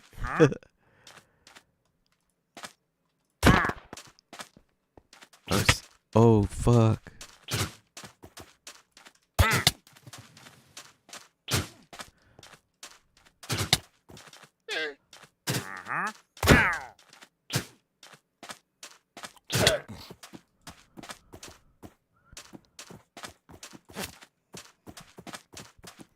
I'm sorry. I know I committed a heinous act. Oh my gosh. I committed a heinous act. But the real question is, was it worth it?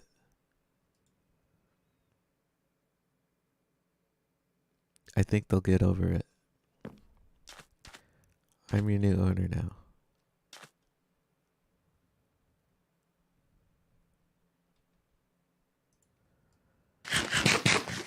Damn, they're gonna forever be mad at me. I did what I had to. Sorry. Stop spitting at me.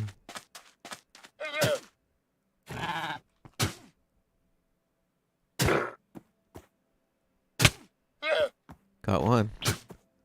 Come on. Oh, stop fighting. Stop fighting. Stop, you're gonna kill him.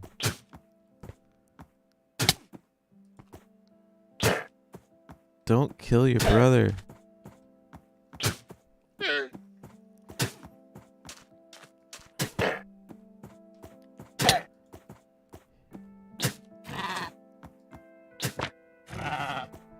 There's so much going on.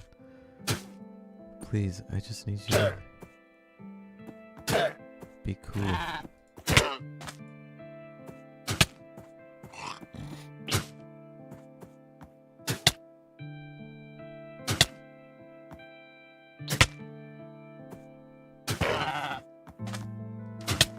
Hit me, I don't care. Alright, I got him. I'm out of here. Stop hitting your brother. I need to separate them. They're misbehaving.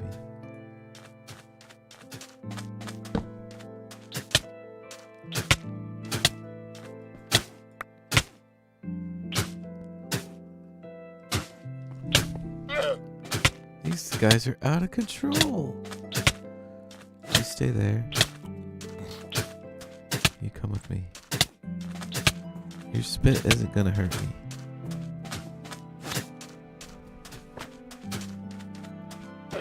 Stop. I have to separate them.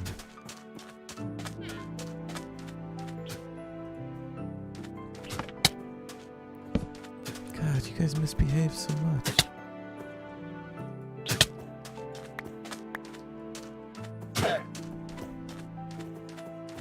There, stop killing each other.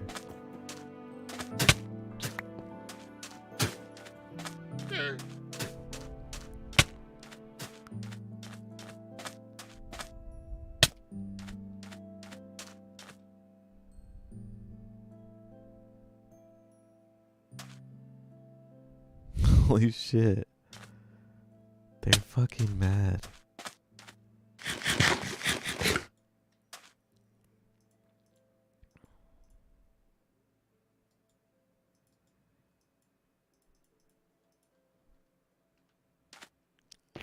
I hope they get over it.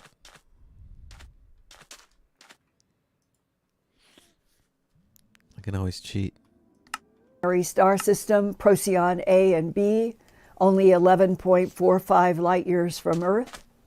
They also inhabit the binary star system, Sirius A and B, only 8.611 light years from Earth. All three USS LeMay, Hillenkoetter, and Vandenberg deep space craft were built the same, except the Hoyt-Vandenberg is bigger to accommodate larger equipment payloads. All three can be offensive or defensive if necessary. Guys, no way. Currently, with the help of the Tall White and Nordics, the USS Curtis LeMay and the USS Hillenkoetter have been to 28 catalog solar systems in our spiral arm of the Milky Way galaxy, close quote. In addition to my last week's interview with Benji in Melbourne, Australia, calm down a little bit. about his face-to-face physical encounter with a tall white in Sydney back in 1998 during the Leonid meteor shower then. Recently, I also interviewed Bruce Solheim, PhD, now 64-year-old distinguished professor of history at Citrus College in Glendora, California. He was also a Fulbright professor and scholar in 2003 at the University of Tromsø in northern Norway. He earned a PhD in history from Bowling Green State University in 1993, and his bio says Bruce was the first person in his family of hard-working Norwegian immigrant parents to go to college. And he served 6 years in the U.S. Army, becoming a helicopter pilot. His official bio also states, quote, Bruce has been abducted several times, has seen UFOs, and continues to have contact with alien beings, close quote. And one of those alien beings is a tall white featured in Professor Solheim's book, Anzar, the Progenitor, released in 2021. The cover of this book, he told me, was done because the publishing house thought that Anzar should be more mysterious, but that in fact the dark cloak was for the book cover, and in fact that this is a tall white, as we have seen through previous reports. And that What the the fuck? first encounter that Bruce He really likes it up Solheim had with this being was in 1964 when he was only 6 years old in Kenmore, Washington, living within a quarter mile of a Nike missile base. Then there were a number of Nike missile bases in a ring around Seattle because of Department of Defense work at Boeing and the Todd shipyard. Looking back, Professor Solheim says that in 1964, the tall white he first saw was in the form of a three-dimensional hologram in the backyard that warned 6-year-old Bruce about a child molester in the neighborhood, and the warning was correct. 3 decades later, in 1997, another holographic form similar to what Professor Solheim remembered from his 1964 childhood Well, I guess encounter you guys appeared again in Yeah, front here of now. him as a slowly turning three-dimensional hologram that Put was you back suspended in together, the so- air. And the holographic Yeah. being Yeah. said that his name was Anzar. When you look up Anzar in Wikipedia or sources, you will find that it is an Arabic word that stands for the angel of paradise. During that 1997 holographic communication, Anzar also told Bruce that he was, quote, a progenitor, close quote, implying genetic manipulation on Earth by Anzar's tall white civilization, perhaps working with the Homeboy Nordics. has not moved. Now in 2023, both cool, Professor stay there. Solheim and Benji in Australia have received telepathic information, both of them, about a dangerous big event that will impact Earth. Now, why the difference of holographic projection for Professor Bruce Solheim, but at least 2 face-to-face tall white physical encounters for Benji in Sydney and Melbourne, Australia? Have you ever stood face-to-face physically with Anzar or any tall white? No, not physically. It's always in some type of form, some type of either thought form or a holographic type image. I can tell you this, that recently in my contact with Anzar, we've been talking about what he calls the big event. And there's noticeably, and I'm not the only one noticing this, there's a lot of retrocausality going on. There's a lot of weird things going on simultaneously that don't seem to make much sense. And everybody seems to be moving in opposite directions and not necessarily working together, whether it's here or in the world or wherever. What happens, my understanding is this big event, which is just the part here on Earth, is just part of a larger story. We're just a small part of a much larger cosmic thing that's going on. What is the big cosmic event that will impact us? Well, the projection of the conflict between different alien races has been spilling over onto Earth so that their conflict is causing things to happen here, different sides to be taken. Can you explain this? Because it reminds me of a sentence that was given to me by a Defense Intelligence Agency analyst in December of 1999. He said, Linda, World War II was an extraterrestrial war fought through human bodies. Is something like that now going on in 2023? Yeah, that's what is about to happen. And it's already rippled back into time, and people who are kind of sensitive to those ripples are picking up on it. I'll give you an example. On 9/11, me and probably 1 million other people who are very sensitive had terrible nightmares that morning. For me, I didn't see buildings. I just saw the world kind of starting to crumble. It was made of sand, and everything was just crumbling apart. And I woke up in a panic. And then a couple hours later, it was 9/11, and that set off a series of events. Well, this big event is much bigger than that because it's not just here on Earth. And that's this retrocausality, because things move forward and backwards in time. The tall whites can move backwards and forwards in time, and they know then about this big event. Yes. What are the tall whites doing? What have they shown you is going to happen off planet and here? And what are they doing perhaps to counter it? Well, Anzar always tells me this involves what a lot of people in the intelligence agencies would know, that there's a new tripartite pact that is formed, mainly with China and Russia and Iran. But they have some help. It's not just them.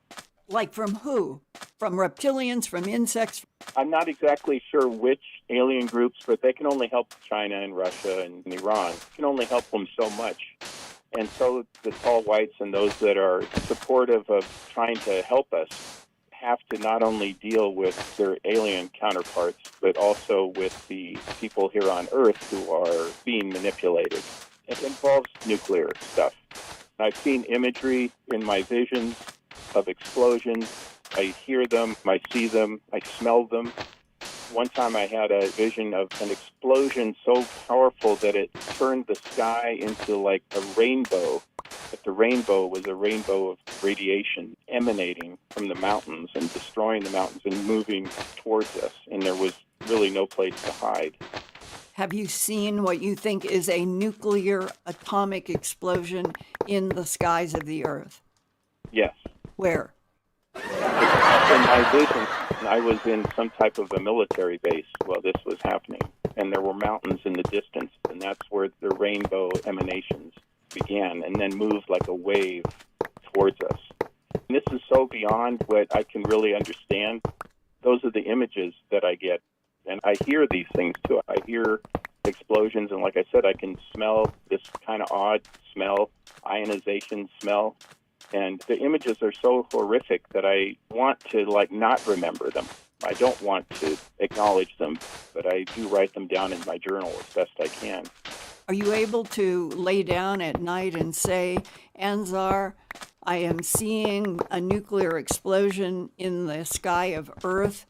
Can you tell me if this is going to happen, when, or are you and the tall whites going to be able to stop it? Well, I have asked about it, and he always says things like there are many variables.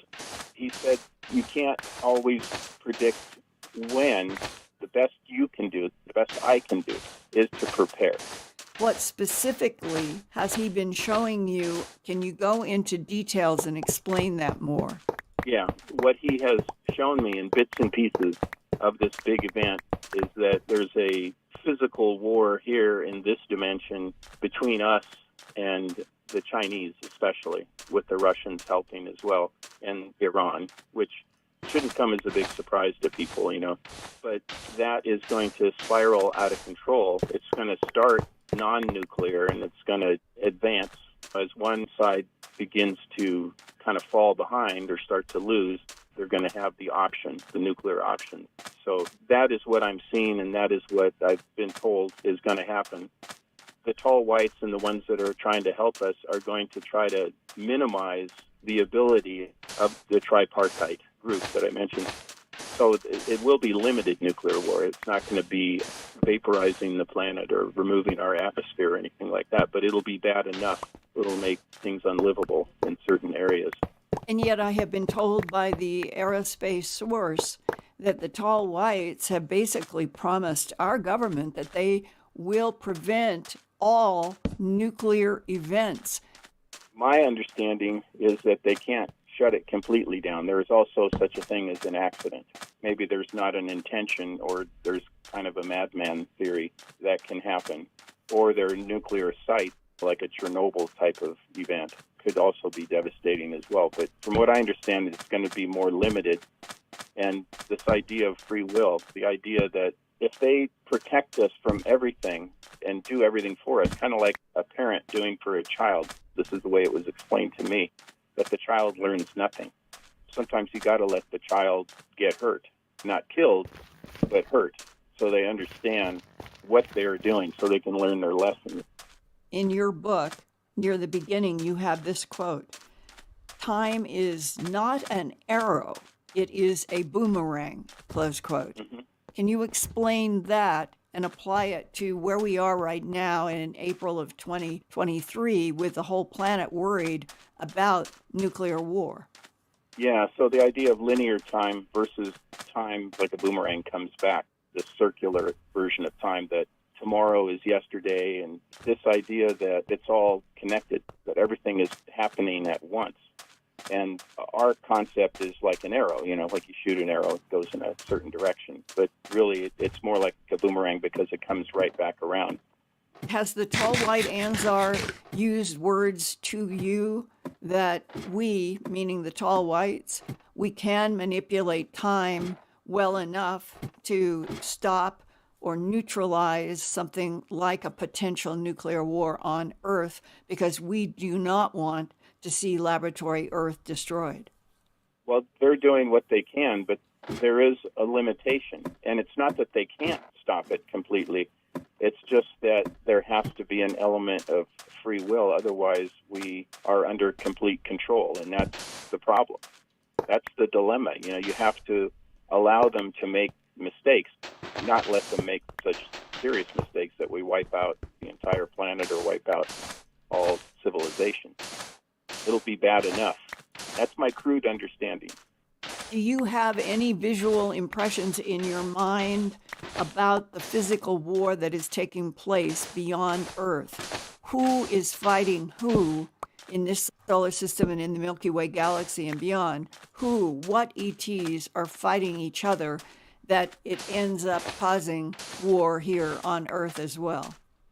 It seems clear to me, in my experience, that the reptilians are, to put it in our terms that I kind of understand, this good guys or bad guys or in-between guys, whatever, that the reptilians are not the good guys. Let's just put it that way.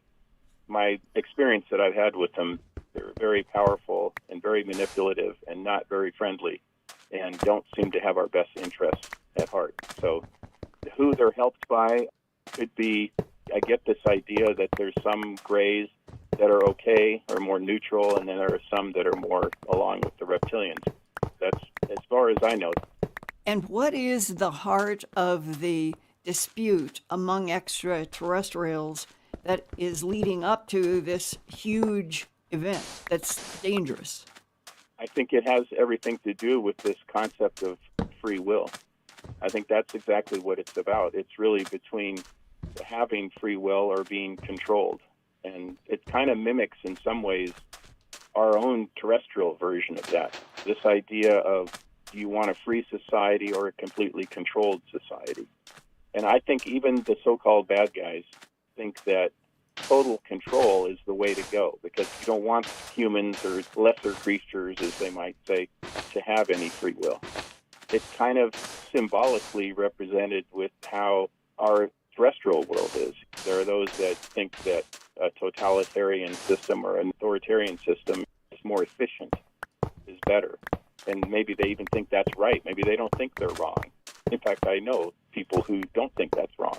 Mm-hmm. Although every fiber of my being tells me that this idea of love and this idea of free will is extremely important to our soul and to the development of our soul and to our next evolutionary step. Anzar calls it a revelation. He doesn't call it disclosure. He calls it a revelation, which is very internal, very spiritual, of our soul, essence of who we are. And so I think that it can be put in very simplistic terms like the forces of light versus the forces of darkness. But what's interesting is that the forces of darkness don't really think they're bad. That's the key to the whole thing. They think that that is the way things should be. The Russian government or the Chinese Communist Party or Iran's theocracy, they think that that type of control is what we should have. That is the best model. And what Anzar is implying, that revelation will be that for your souls to survive and be strong, you must live lives that are free. Yeah, and have that balance, obviously, that those that are out of control, that are just exercising their own free will without regard for other people, that's where the love part comes in. To keep love in your heart and always operate from a position of love as a free person. Free will doesn't mean you can go and do whatever you want to other people, because then you're defying this idea of love of self and love of others. And that's a very difficult balance that we all face, and that they're, I think, trying to help us in making this leap of consciousness. Not a leap of faith, but a leap of consciousness. Freedom comes with a price. So it's something that you can't take for granted, whether it's here on Earth or, I think, in the cosmos. A free person with discipline is what we're striving for in this leap of consciousness, realizing that where the boundaries are between your freedom of action and somebody else's freedom of action, and realizing that where one intermingles with the other, and that's the love part. If the tall whites showed up in front of you physically today, tonight, tomorrow, would you go with them onto their craft? Oh, sure. And you feel an alliance with them? Yeah, well, it's an integration. That's what Ansar calls it, integration. And it was frightening at first. When I first started, in fact, the shaman who saw Ansar behind me at that meeting I was at talked about an integration. He said, that can be a very scary thing, a very dangerous step if you're not sure of who you're dealing with. And I said, well, I am sure because he's been with me for a very long time. So I have a trust. I have a common history, and I feel a connection. He was asking about this integration, and I was very specific. I said, well, does that mean I no longer exist in my form that I am now and taking care of my family and all that? And he said, no, you're going to continue to exist. The integration comes at a higher level of consciousness. That's where it has to happen. And you have the impression that the tall whites move dimensions, that when they're here physically, they're in third dimensional matter, but that they go into other higher dimensions, and that's how they can move around the universe in what we would call seconds. Yeah, exactly. Yeah, I mean, that is not a barrier. And have you ever been with them on their craft, when it was doing dimensional leaps? I was on a craft that, and this was another vision, but the craft launched from a military base, and there was somebody in a uniform on board, but I knew it was an alien craft, and I know it was one of the good guys, so it was one of the tall whites or Ansar's allies. But the craft, as soon as we were inside, the walls of the craft, the round walls, disappeared, and it was translucent. You could see through it. You could see everything everywhere in every direction. And then it started to move, and it moved at this incredible speed, and nobody knew we were even there. Currently, the Federation of American Scientists reports, quote, estimated global nuclear warhead inventories in 2023 are in 9 countries that include Russia at 5,889, China at 410, the United States at 5,244, and so far, none reported publicly in Iran. May none of us on Earth ever see one of these horrible nuclear warheads exploding anywhere on this beautiful blue planet again. And I now want to share with you an email that I received last night from Benji in Melbourne, Australia. I shared with him some of Professor Solheim's story, and Benji, who is also from Northern European bloodline, emailed back to me, quote, he, Professor Solheim, having a Norwegian background too, and myself, I am sure having Northern European blood has something to do with how the tall whites are tracking people like us down. I am, like you, Linda, curious about those who have had contact with the tall whites. It is interesting that Bruce has ongoing contact that is regular, something that hasn't happened with me yet. But I think more contact will be initiated again when the time is right. Not that I am too worried at this stage.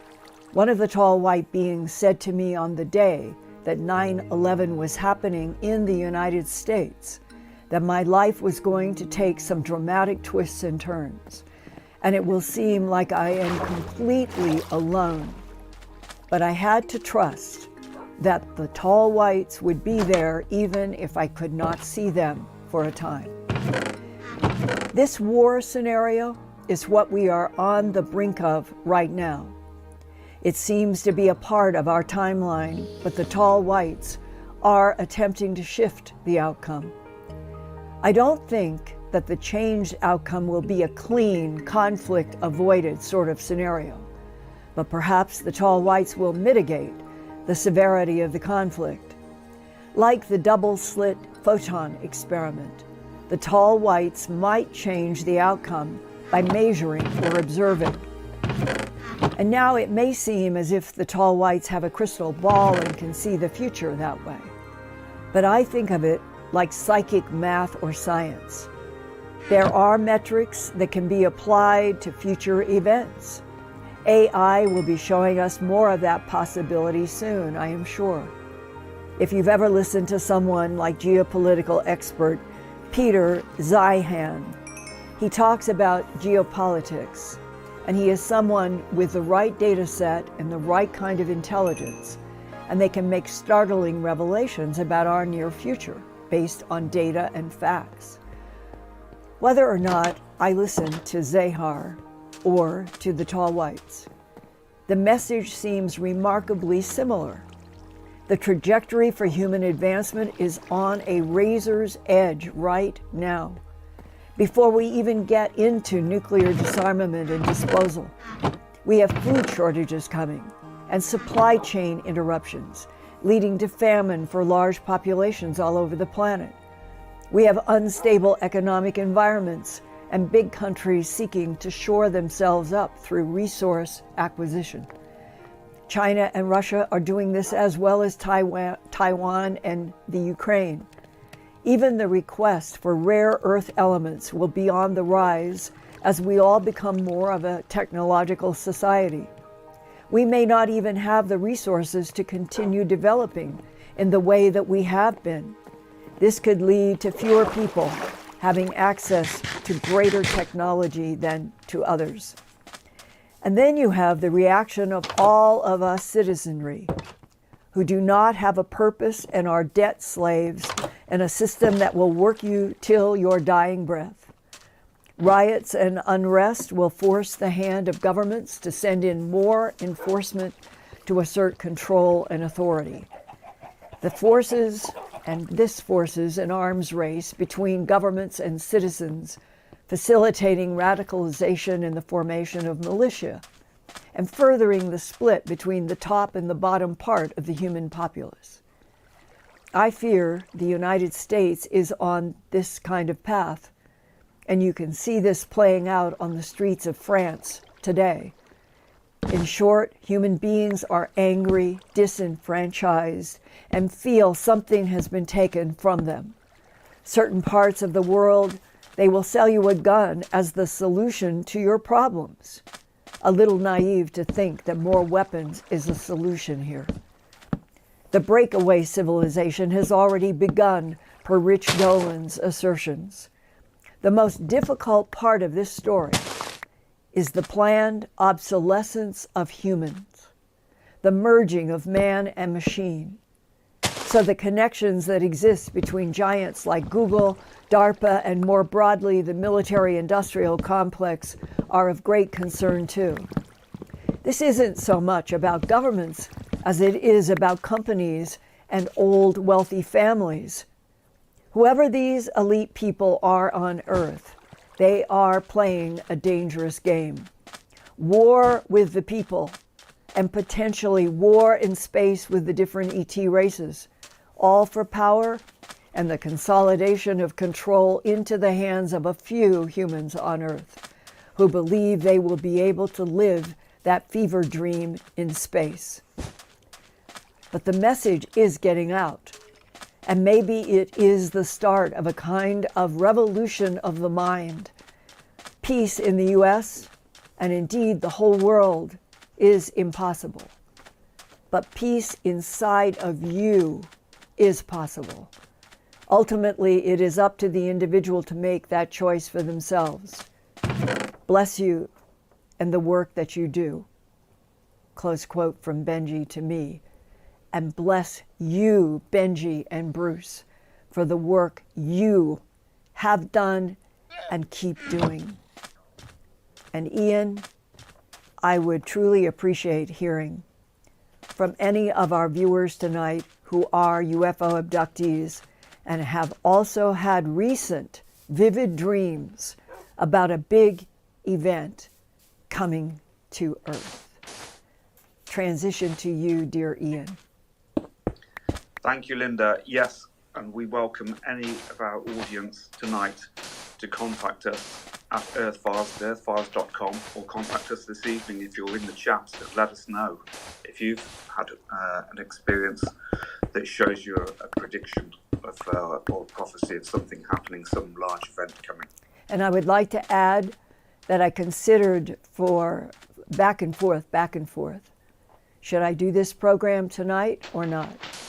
Is talking about the potential for nuclear strike. Is it something that should be hidden, suppressed?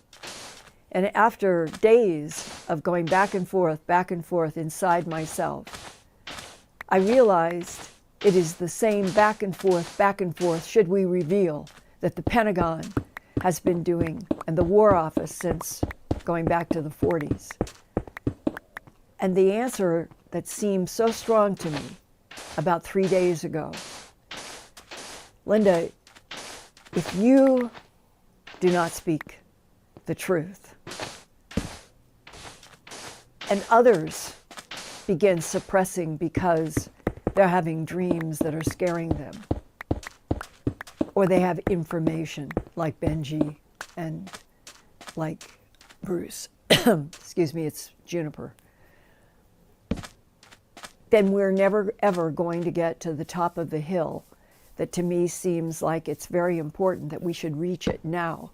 That if more and more humans had more and more honest knowledge about extraterrestrials, wars in our universe, our own past, World War II being an extraterrestrial war fought through human bodies, if we just could all get this out in the truth, then it seems to me that what I've experienced myself in the last 3 days in coming to terms with this was I realized that I wasn't taking my back and forth, should I, shouldn't I? Is this information too harsh? Is it too anything?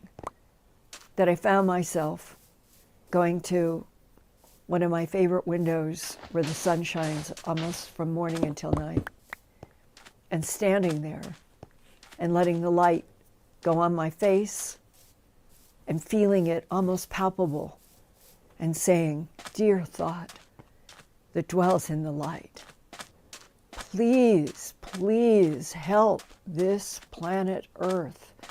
Please help every human that is here to get past pulling a gun on a mistake, of even thinking that there could be an unleashing of nuclear weapons. It's insane. It is insane. And maybe if all of us, every single person on the planet in 1 second went to the divine field and asked and said, help us. Something is in the timeline. These advanced beings know that because they can go forward and backward in time. They know that there is something in our immediate future that will be as big as the explosion of a nuclear weapon, and that they are trying to diffuse it, change it, modify it, but can they eliminate it? And you and every human on Earth may be the only ones that could eliminate. Because if every human mind, like in the slit experiment with photons, if every single human mind of 8 billion said to the thought that dwells in the light, however you perceive that, please, please change our future. Change every negative, violent force that is trying to develop and become strong here. get rid of it and replace it with human beings that are concentrating on allying themselves with the light, with beings that speak truth, on a planet that needs so badly to change from decades and centuries of lies by controllers. If we're going to survive as a species, this is like one of those huge intersections. We have got to grow up now away from person-to-person hatred and violence if we're going to survive. And we have got to look at ourselves as a species that is wondrous to some that exist in our Milky Way galaxy and beyond. We are wondrous to them, and we're not wondrous to each other. I hope, I truly hope, that my decision to share this particular program tonight is not a mistake. I hope what it does is provoke all of you to want to reach out to a higher force, a higher power that is behind a universe that is 13.8 billion light years in size and could have been generated by another dimension, by another universe, specifically to be an advanced university for training souls to differentiate between the white, the light, the peace, the love, and the dark, and the hatred, and the destruction. And always, always come out of this universe, always choosing the light. Benji and Bruce both share a very similar expression to me on these same lines. That's what they're concentrating on as well. And I think sometimes, don't we have to go to very serious issues that are often, shh, don't talk about it, it's too dangerous, it's too sad, it's too difficult, nobody wants to have to deal with it. But we do. We do. And Ian, if you have anything that you could share from our viewers tonight that they have communicated about what they are sensing, this would be a perfect time to share. Okay, well, first of all, Linda, Just Dog says, great program, Linda. Please always come forward with your information. Doomsday Diary says, great job, Linda. And Sean Zoltley says, never stop, Linda. But yes, we have got a response from the audience tonight. Denise Siegel says, I am also an experiencer, and I was shown the Russian invasion and later a nuclear weapon used. She also says, I have been shown uprisings all over the world. And Sofa Loren says, some of us will be taken. I speak as an experiencer. Meaning some people will be beamed up perhaps or physically transitioned that might be like Benji and Bruce Solheim, meaning they have a relationship with some of the beings and that there might be this bringing together where they do have cultivated humans that are very used to them and want to be with them. That may be part of the story, but we also have to address always the whole truth, the whole story. And the whole truth is that on this planet right now, I am convinced that there are non-humans who are hostile. And they are working through camouflage. They are working through manipulation psychologically with humans to separate us, divide us, to conquer us.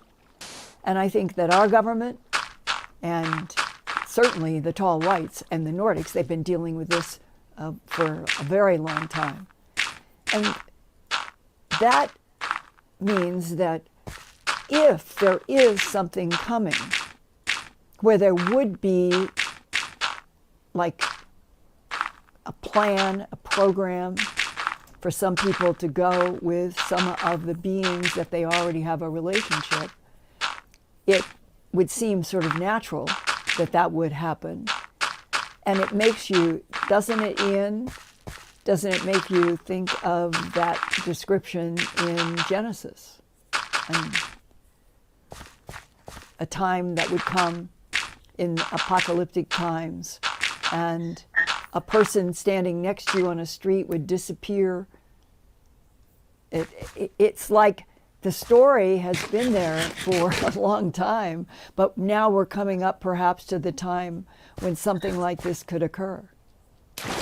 Yes, some people refer to it as a rapture, and we've often heard from abductees, contactees, and experiencers who tell us that they've been shown that they will be participating in this mission to rescue people. And the thing to concentrate on, I personally think, is not to have dogmatic, this is what I was raised, this is what I know, but to be open in spirit and heart and mind, learning as much as you can, and knowing and being, I think what I'm trying to say is, we are not alone.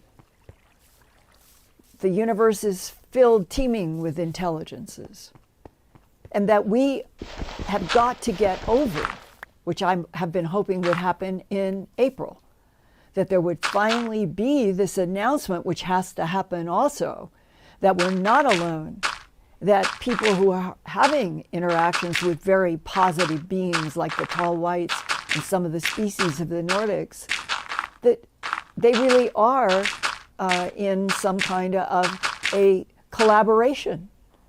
And that collaboration with extraterrestrials will seem way out there to some people, but from my point of view, Benji's point of view, Professor Solheim's point of view, it's happening. And that, it seems that the big thing is we've got to have a fast paradigm shift that moves the whole planet to waking up to the fact that they have never been told the truth, ever. That we are the product of genetic hybridization, manipulation.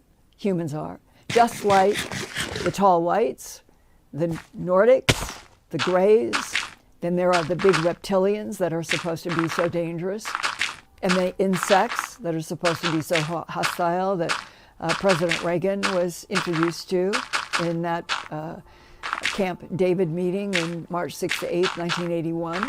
So the facets have been there, they've been around us. It's like the picture, though, is beginning to get clearer and clearer.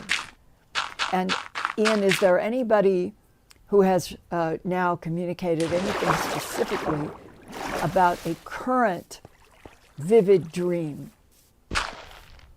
Well, we've got Bug Meanie says, I've seen the Japan without people and a massive upheaval of the ground. Japan Hermes without people. Megistus says, repetitive dreams of a major flood to wipe us out.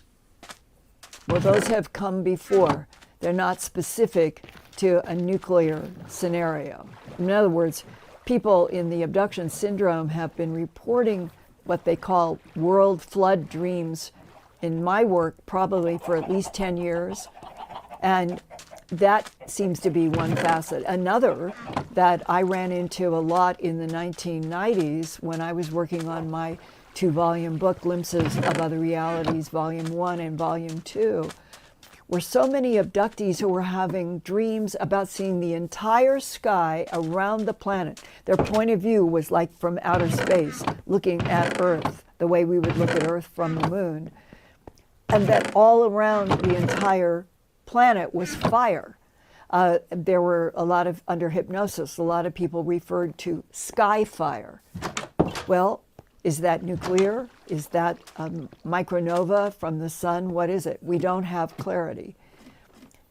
And balancing this out, are you seeing any comments from people so far, Ian, who are talking about how they do feel a sense that if humans would concentrate on the opposite, that any time there is a vivid dream, if there is any vivid image that comes into the mind's eye, that it is about fire or water or whatever it might be, that you counter it by seeing light and asking the thought that dwells in the light to block the fire, block the water, change the future from something in which there would be possibly devastation to something that means we are in a revolution.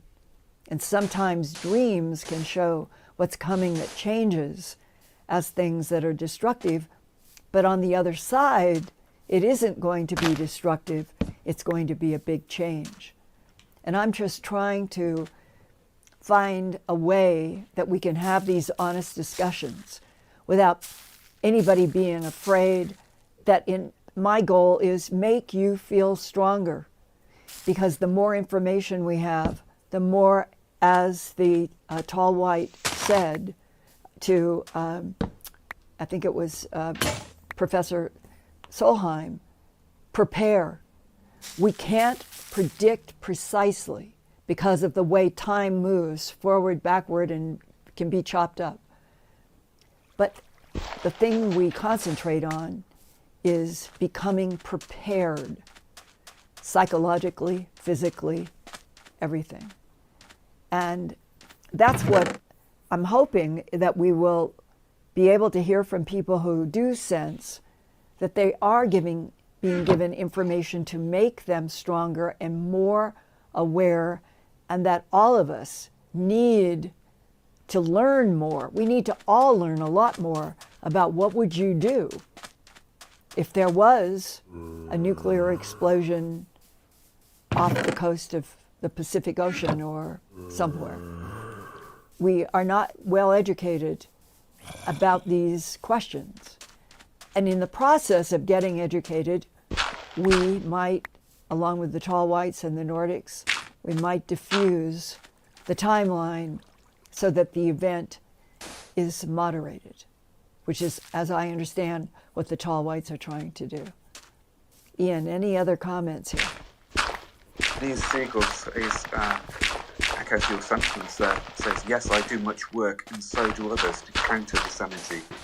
And I think here we've got another one from For Claire, who says she dreams of another world every night since about 4 years now, with different customers, for example, like our world, but in a different dimension, really strange and vivid. But she puts this beautifully and says, let's keep on raising our consciousness, all of us, all the time, and just concentrate on love for all humankind.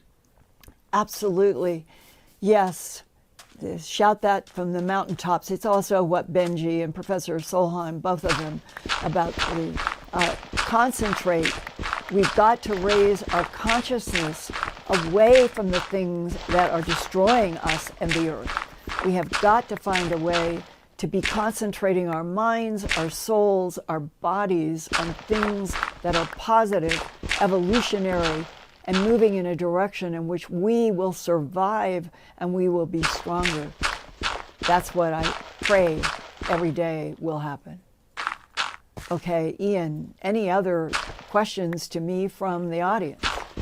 Yeah, there's a direct question from Cortado Joe, who says, can the soul get destroyed by nuclear war or nuclear explosion? I've heard that before. It goes way back. I know I was working at CNN in 1989 and 1990, and that came up in a discussion with a pilot, or a couple of pilots, I remember this, in Atlanta. And as I recall, one of the pilots said to me that they had had a briefing, something about that they knew that we were dealing, and we're going all the way back to 89, 90, but our government and scientists knew then that we were dealing with extraterrestrial advanced technologies that can move point to point in the universe. and that being able to go point to point has to do with knowing how to move through black holes. It has to do with Alcubierre warp drive, where you're pulling the space in front of you and you move in a rapid speed, and that a lot of the abductees who have had, let's say, physics or engineering backgrounds that I've talked to over the years, they get the impression that the physics they don't understand. In all cases, what is even making the craft able to go point to point. But it is, from my point of view, deep quantum tunneling, that they are moving in the fabric of the quantum fabric of this universe. And that when various physicists like Roger Penrose and others have talked about the whole universe being a conscious, we'll call it a consciousness,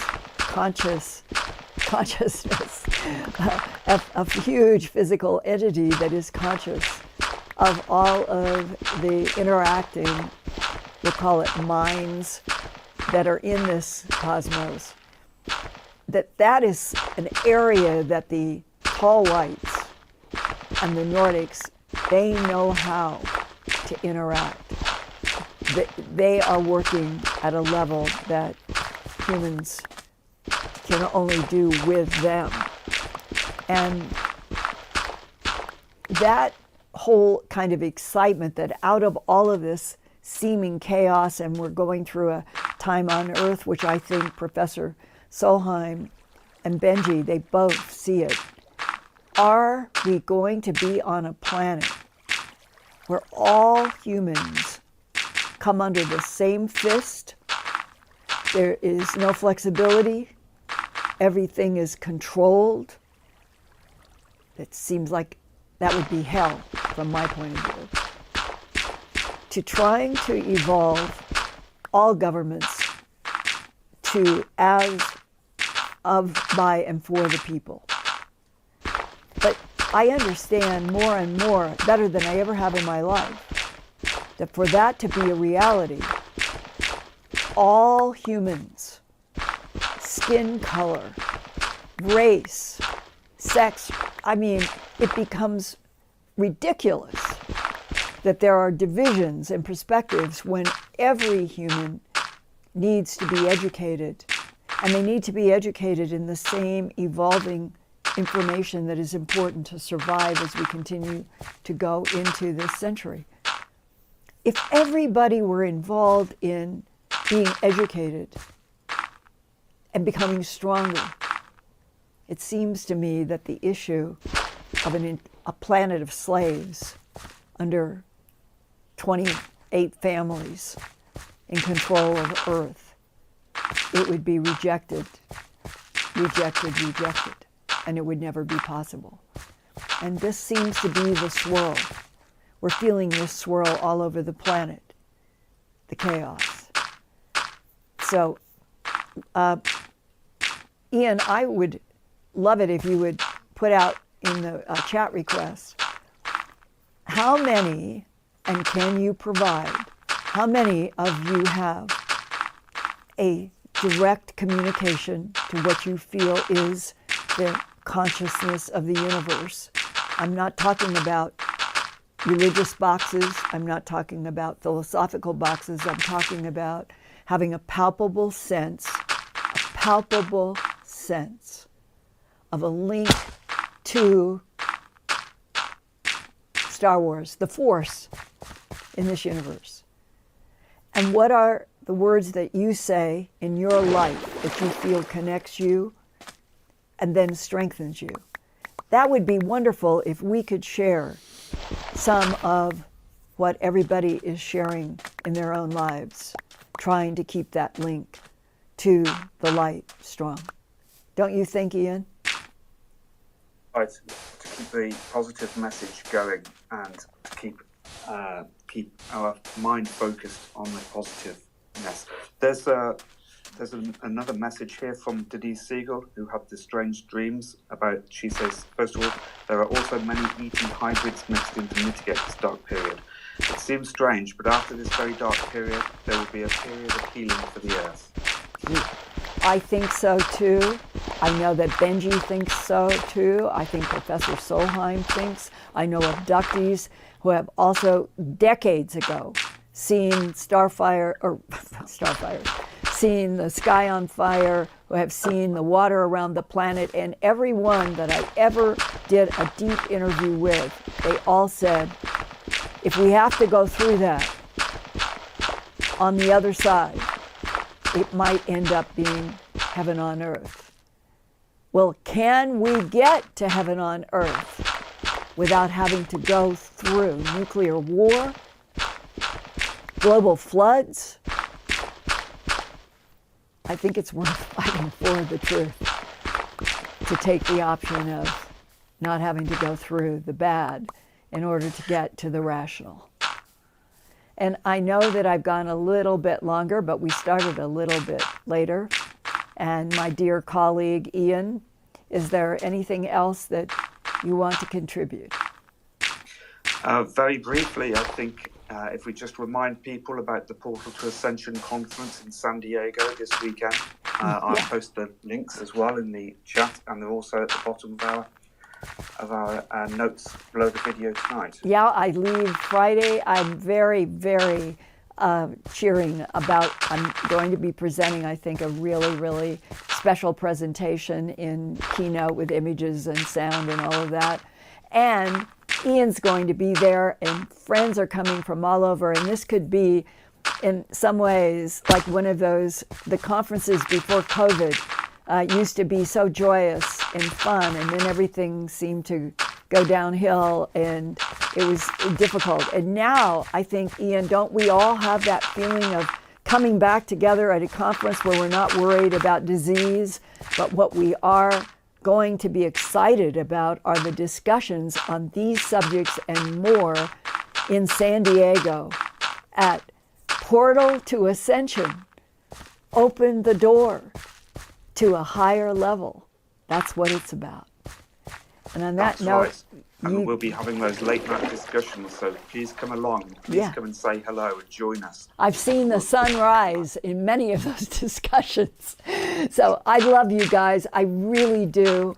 And I know this was a sort of heavier program, but I hope that you will let me know if you feel this is valuable and that this is what we all need to be concentrating on more and more, to stay in the light and away the dark. I love you. See you next week.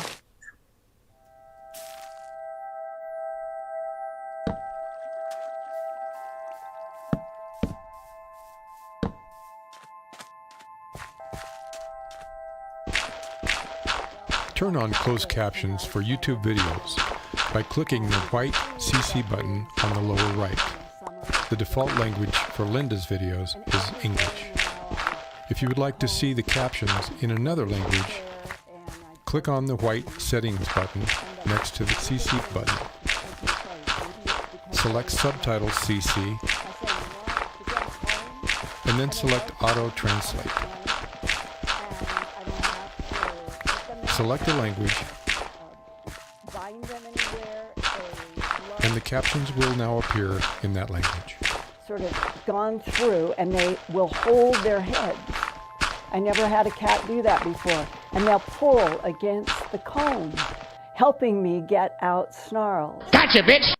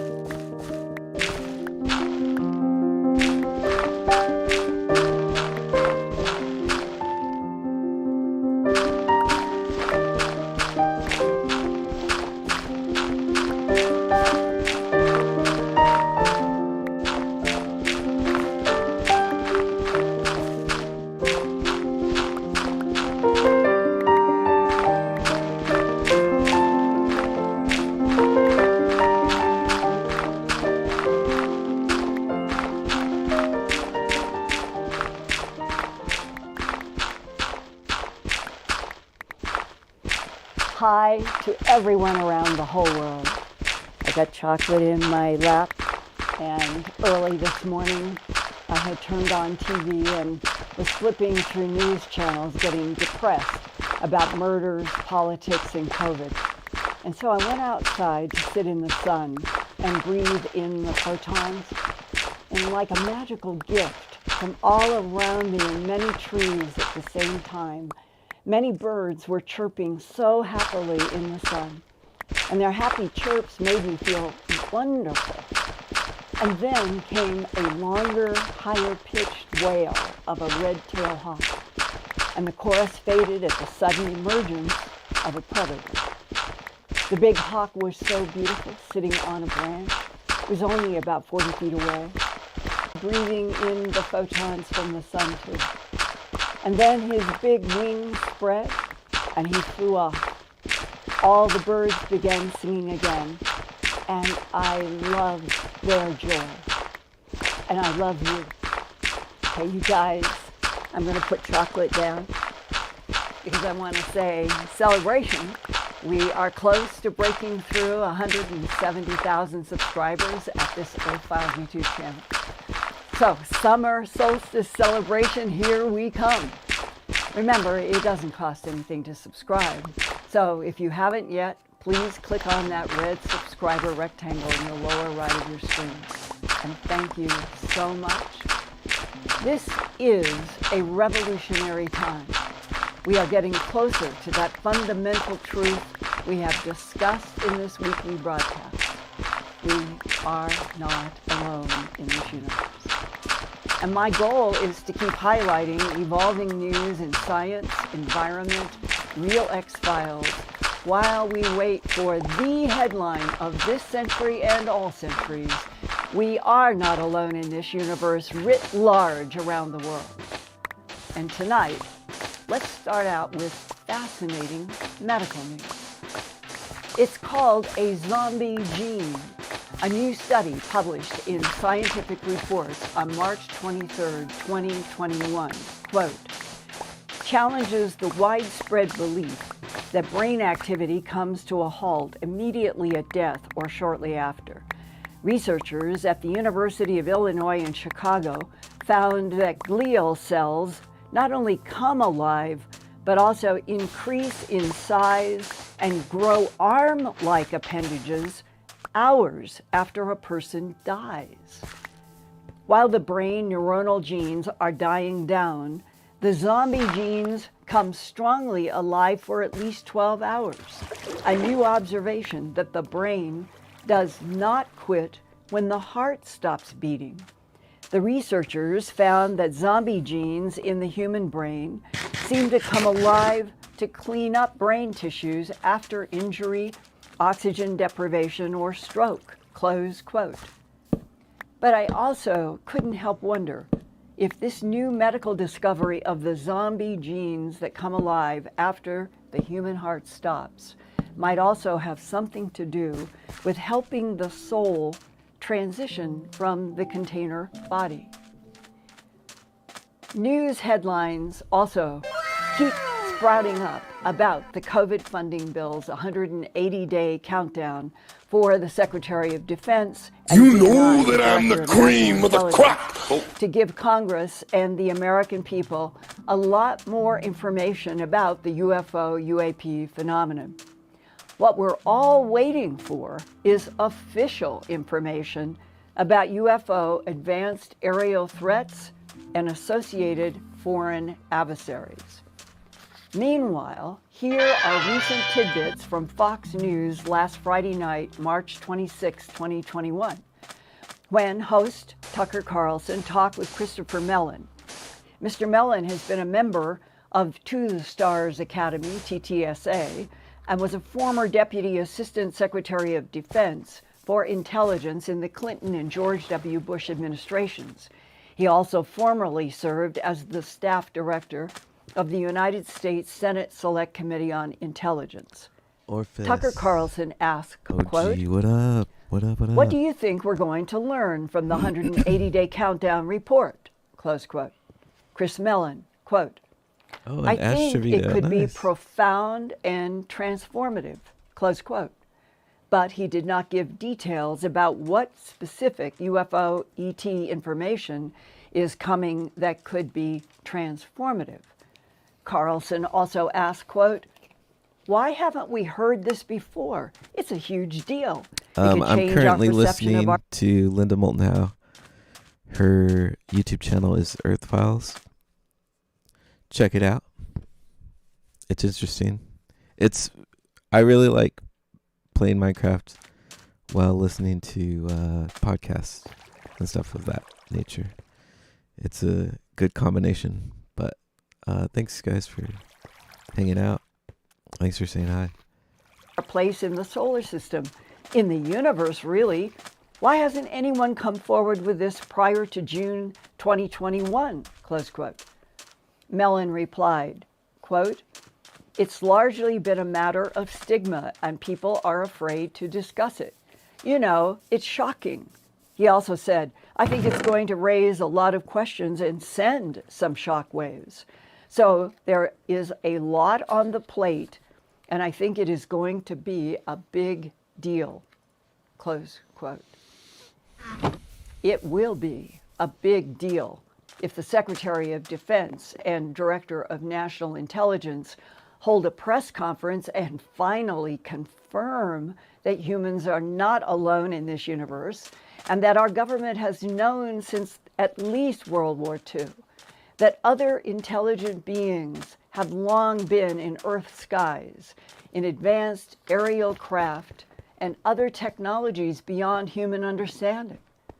Next, the SecDef and DNI will hopefully explain what they consider to be advanced aerial threats and foreign adversaries.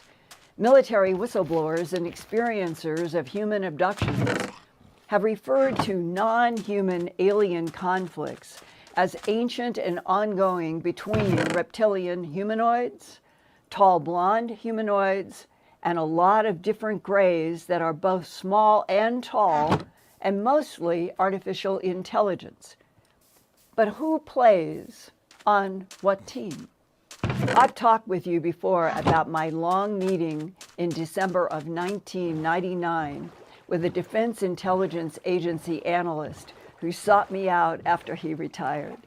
He told me his job in the DIA was to monitor and analyze the alien presence and conflict on Earth of 3 competing extraterrestrial civilizations that base themselves on Earth, underground, underwater, and inside mountains. He told me the competing aliens have been using Earth as a laboratory for at least 270 million years, and that our government has solid proof of that. When I asked him what the proof was, he answered, quote, if I told you, we would both be in great danger, close quote. We need to get past that kind of restriction. But he confirmed that all 3 non-human groups have been in conflict about terraforming and mining Earth and manipulating DNA in already evolving primates to create a kind of worker slave for the ETs that include the current human model, Cro-Magnon, Homo sapiens sapiens.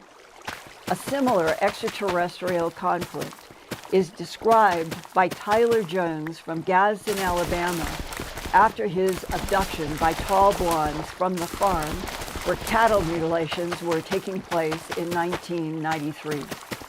Where we left off last week in part 1 was Tyler being shown telepathic images by the tall blonde Nordic of alien machines that levitated in the air above large blocks of limestone being moved to build pyramids.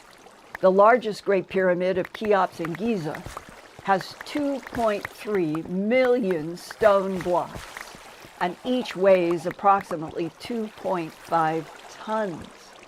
Tyler Jones from Gadsden, Alabama, was amazed that the big blocks moved so easily into the air when a black instrument was aimed at the stone blocks. What image did the tall blonde in 2012 show you that humans were making with blonde technology that could levitate stone? They were making a pyramid, and how they're making it is they had a handheld type device, the humans did, that the blondes had given to them. It was a flat box, maybe 8 inches by 4 inches, had a small handle underneath, and what looked like 2 rods coming out of the front, and what looked like maybe dials or a screen on the back. And I got an image of a human pointing this box at a very, very large stone, and picked it up and was levitating this block towards the pyramid. And then it handed the block off to another human. What were you seeing as the final product of all of these levitated stones? The next image was 3 pyramids, a sphinx, a lot of different smaller pyramids on the sides. It was Giza, is what it was. But the sphinx, it wasn't the sphinx like today, with a human face and a lion's body. It looked like a lion. Maybe it was changed later. I wonder what the lion means to the tall blondes. I do not know. All the small pyramids around it, all the obelisks, it was amazing. Did the tall blonde put thoughts in your mind about why they built this and what they were doing? I got the feeling that it was a type of power source. Different structures that he showed me were, I guess, landing pads for the craft that they had. Did you see craft that we would call discs or spheres or cigars or triangles moving in and around the Giza complex? Yes, I saw small triangles, maybe the size of a small car, very large triangles, maybe a mile wide, long cigars, maybe almost a mile wide, small disc, big disc, floating above structures at different times of what he was showing me. This was their energy base for the power that they needed for the craft and to mine on Earth. Yes. The next image I remember after Giza was more structures that they either already had built or were building. I saw another pyramid, but it wasn't like the one at Giza. It was a step pyramid. The next thing I saw was another blonde meeting. A lot of them gathered around, and the blondes told me that they didn't want to do the work anymore. So they decided to create another being to do the work for them. They took what was here on Earth, which was humanoid, and mixed it with their DNA. I saw flashes of things that looked like human, but they weren't. They tried the first time and didn't succeed. Second time it looked better. Third time it looked better. And the last time they came out with us. They came out with us humans. Yes. Did you have any telepathic information from the tall blonde as he's showing you these images of what their relationship is with the Greys? Did they make the Greys? Did the Greys work for them or what?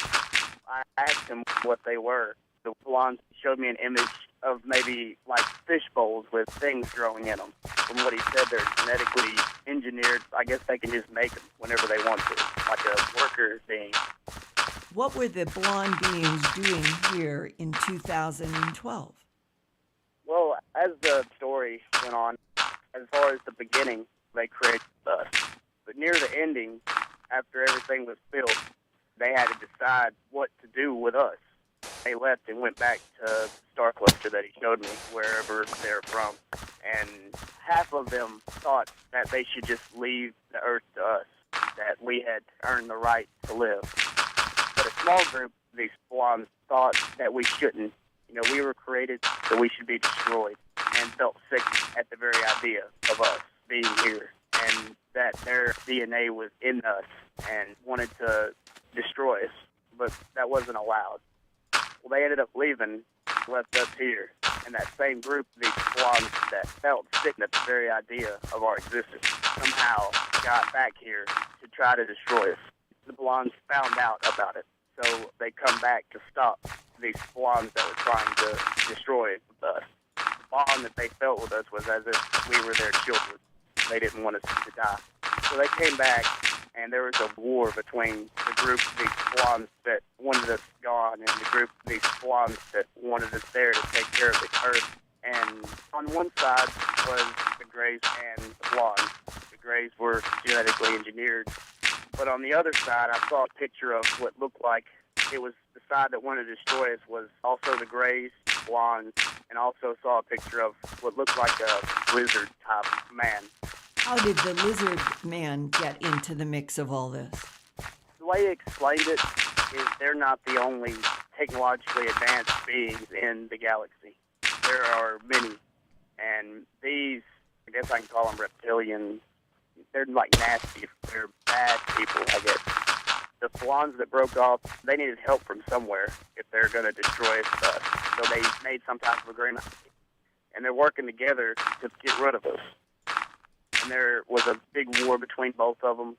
The Blondes that broke off and the reptilians and the Greys that were with them, I guess, at the time. Apparently, the good Blondes won and banished the Blondes that broke off away. But the Blondes, they're still coming back, trying to destroy us in a certain way. Now, whether or not that's maybe infiltrating our society to destroy us a certain way or plague, I don't know. But the Blondes that broke off still try to this day. What about the serpent in the Garden of Eden? That could be it. It could have been a reptilian. Tempting humans to do what? Eat the fruit of knowledge.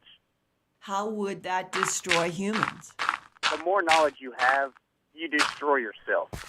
We're more apt to destroy ourselves today than we were 500 years ago. Because with technology comes power. So if you create a weapon, you're going to use it. So maybe they're just trying to do something like that to make us destroy ourselves.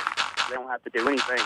You have to understand their thought process and the way they think is beyond our understanding. So what they would do wouldn't make sense to us, and what we would do doesn't make sense to them. After the war, apparently the leader of the faction that broke off was captured, and I got a picture of that in my head. He showed me that, of everybody being around, and he's in a chair, and something happens, and they send him away. They didn't kill him, they send him away. Okay, so the war takes place. The leader of the blonde faction that wants to eliminate humanity is captured and sent somewhere somehow. Yes. But since that time, the war has gone on sort of Trojan horse-like. The factions that want to destroy humanity are working on the earth in human form. I guess so.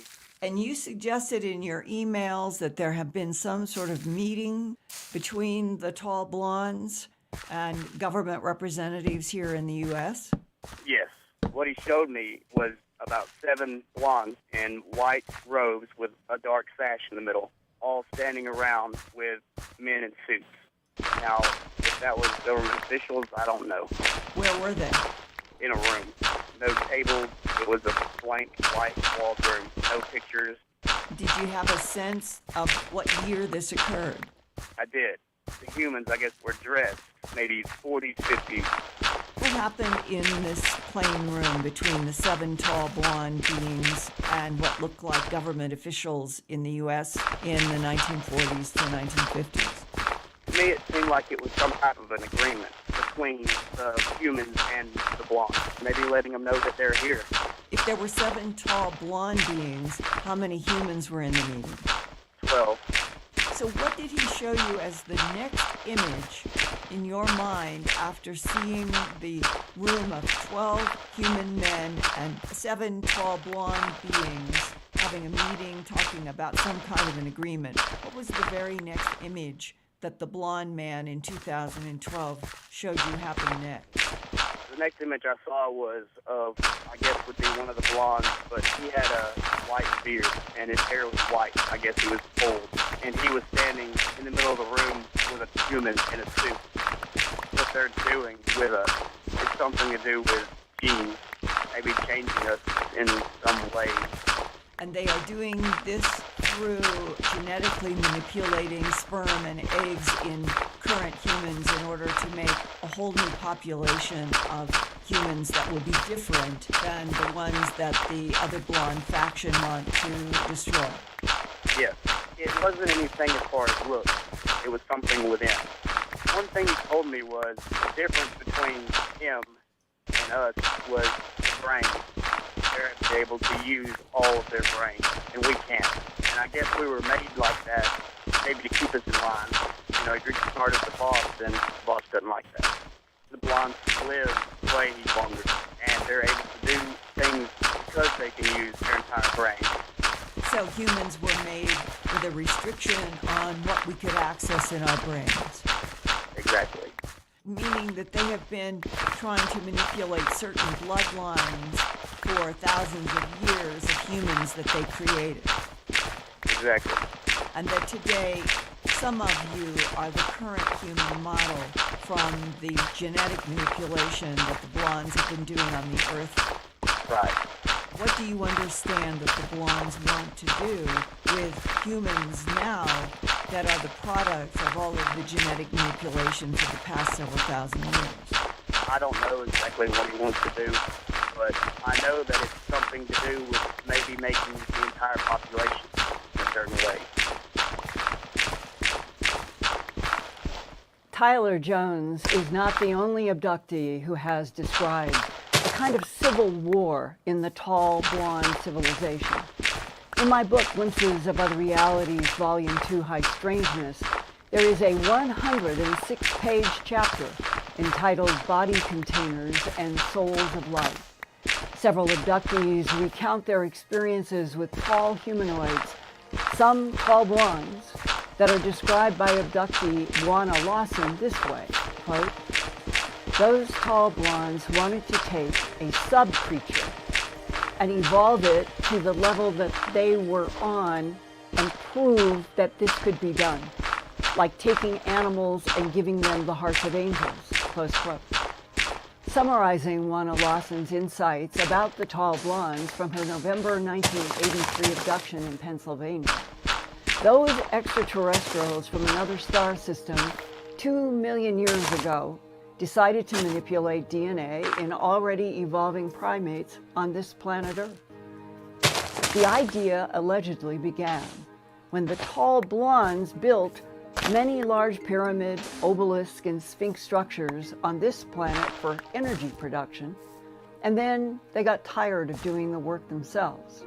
Juana Lawson says the tall blondes then decided to experiment by using some of their own DNA to create an Earth creature that they could communicate with telepathically so it could do work for them.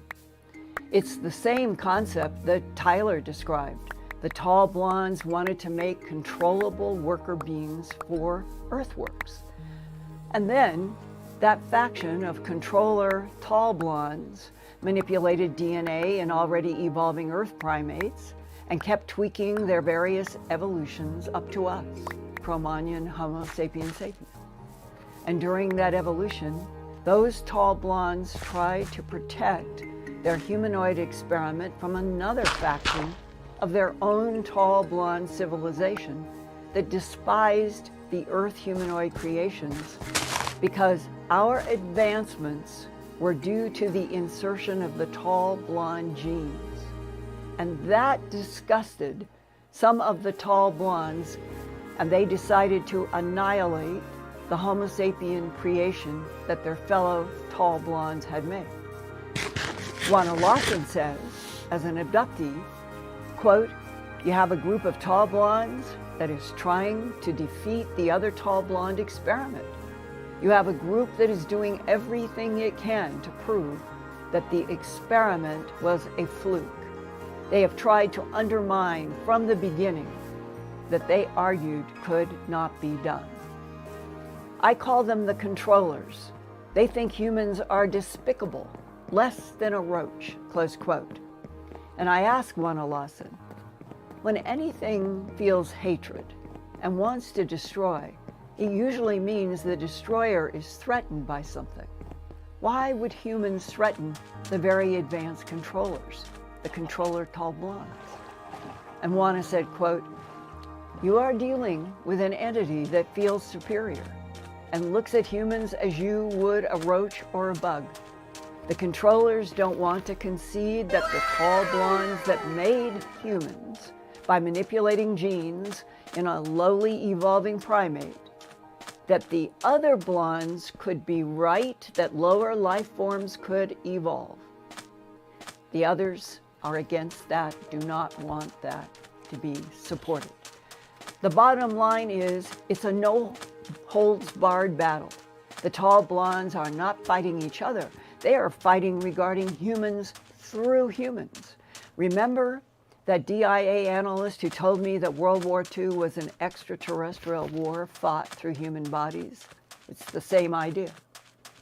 In a way, it's a philosophical argument about how far DNA manipulation of life forms should go.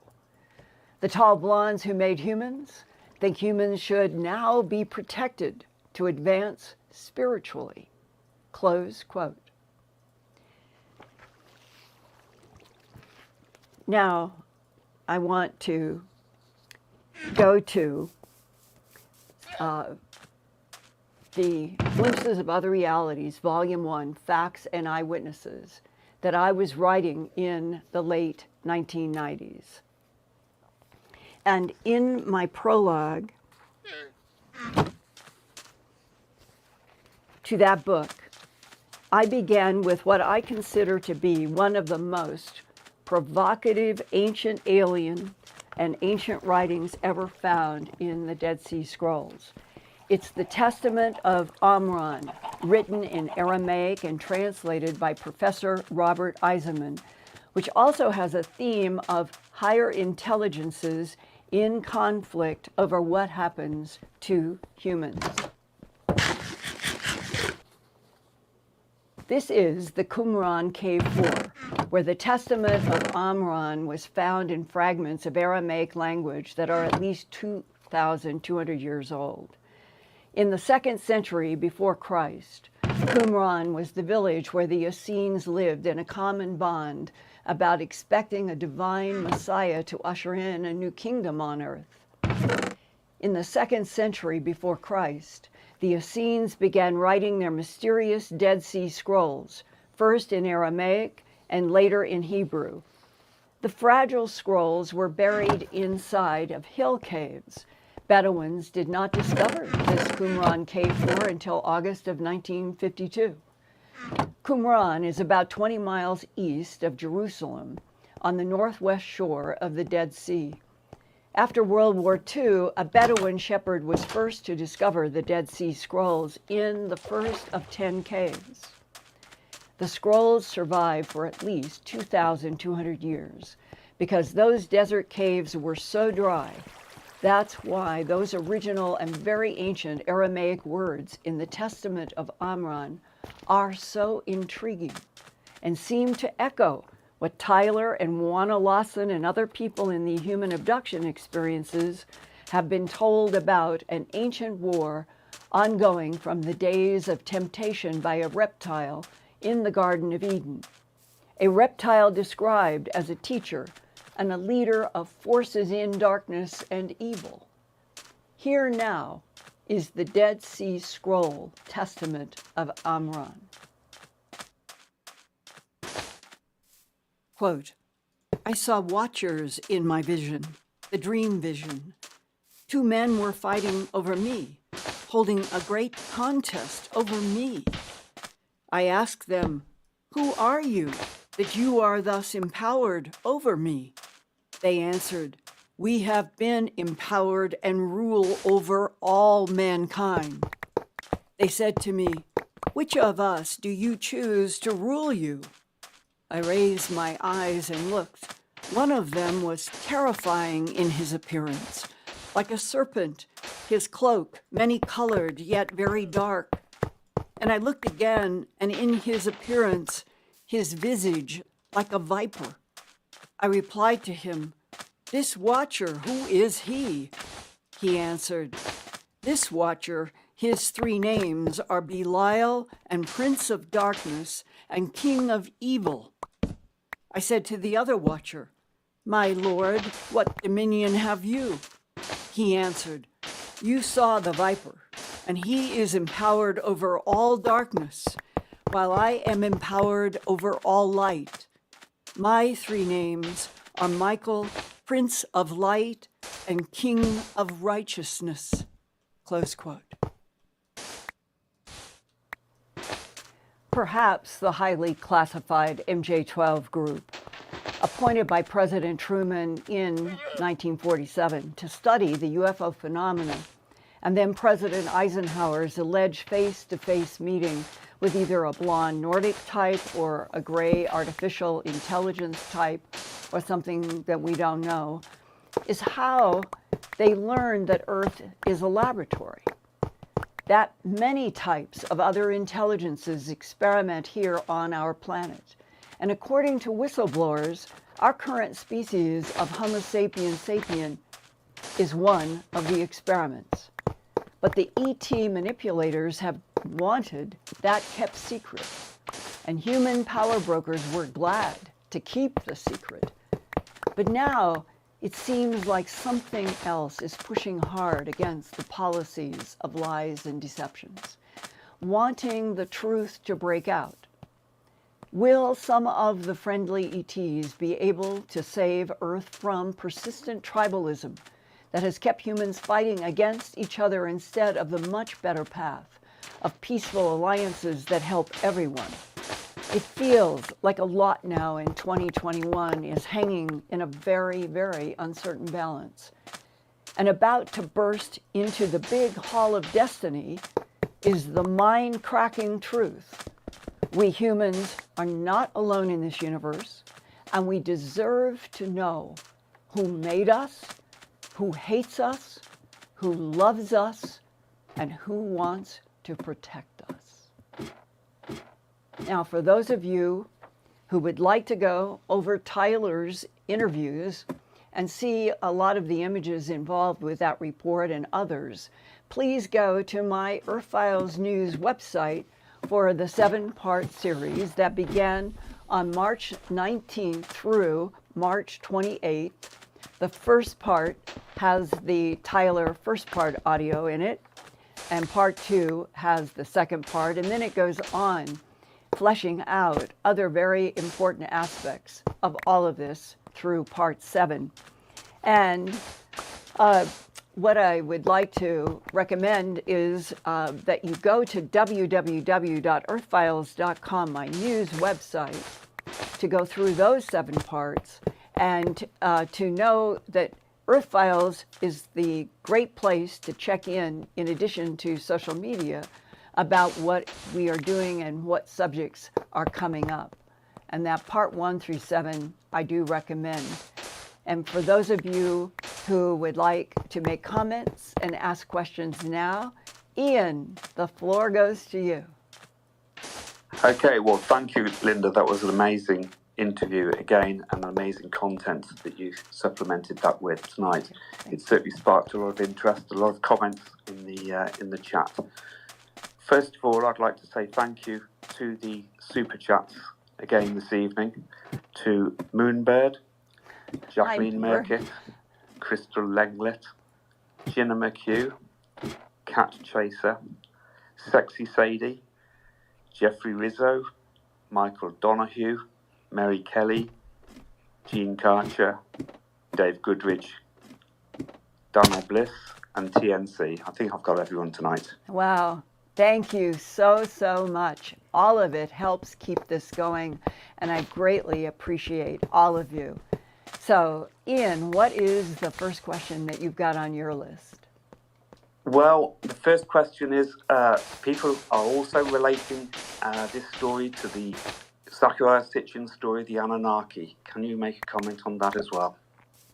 Yes, absolutely, parallels all over the place. I have been asked to read, and for some reason tonight, Chocolate really wants to get involved with our table, so I'm trying to let him be involved, but not blocking the screen. The story on the Anunnaki is sort of maybe they originated in Zeta Reticuli 1 and 2, and they had a war there. And it was between Greys and Talls. That the Talls were the Anunnaki, and the Greys had a planet in that solar system. And the story that I have read in a French book that I was asked to read and do a book commentary to a couple of years ago. The way they laid it out was that the talls in the Zeta Reticuli 1 and 2 solar system made I guess you'd call it a secret run to what was called the gray planet in the French book, meaning a book or a planet with the grays, and that the tall ones in that same Zeta Reticuli 1 and 2 solar system wanted to get the genes from whatever the grays were, because they're a mix of artificial intelligence and organic. So it's hard to know and even judge any of these alleged translations, because none of us have been to Zeta Reticuli 1 and 2 and know if this makes sense. But it was the same story, that the talls wanted worker bees. And they went surreptitiously to another planet in the solar system, brought back genetic material, started making their gray worker bees, and then they got into a war, and then they left and ended up on Mars, and they were there for a while, and then they had an attack by the Greys. This story keeps going on and on as a backstory to the Anunnaki. We'll say all of this sandstone that is carved with the history, allegedly. And if this is all true, then the backstory on the ET interactions with Mars and Earth goes even to a 37 light year away solar system, going back who knows how far. So it's the same theme, whether you're talking about the Anunnaki or you're talking about some of the whistleblowers talking today. It is exactly the same theme. A very smart, very intelligent, but I would say aggressive, tall species that doesn't have any compunction about going to planets, gathering DNA, genetic material, mixing and matching it for something that they want, setting it in motion, and then even some of their own deciding that if they use their genes, then they should annihilate whatever creatures they have made before they leave that planet that they have done the research in. So what is behind the same similar storyline, whether it's alleged Anunnaki translations, whether it's military whistleblowers, or a lot of the abductees who have the same sort of outline of talls that came from another solar system. They're the ones responsible, allegedly, for the maybe 2 hydrogen bombs on Mars that John Brandenburg has written about in Death on Mars. They end up on Earth. They do the same thing. They start doing DNA manipulation in the primates evolving in Africa. And 2 million years later, here we are, talking through a digital world, hypothesizing about what could be behind the present, what we have as present evidence of advanced aerial craft that our own Department of Defense says are advanced aerial threats, and the word foreign adversaries are being used in the 180-day countdown.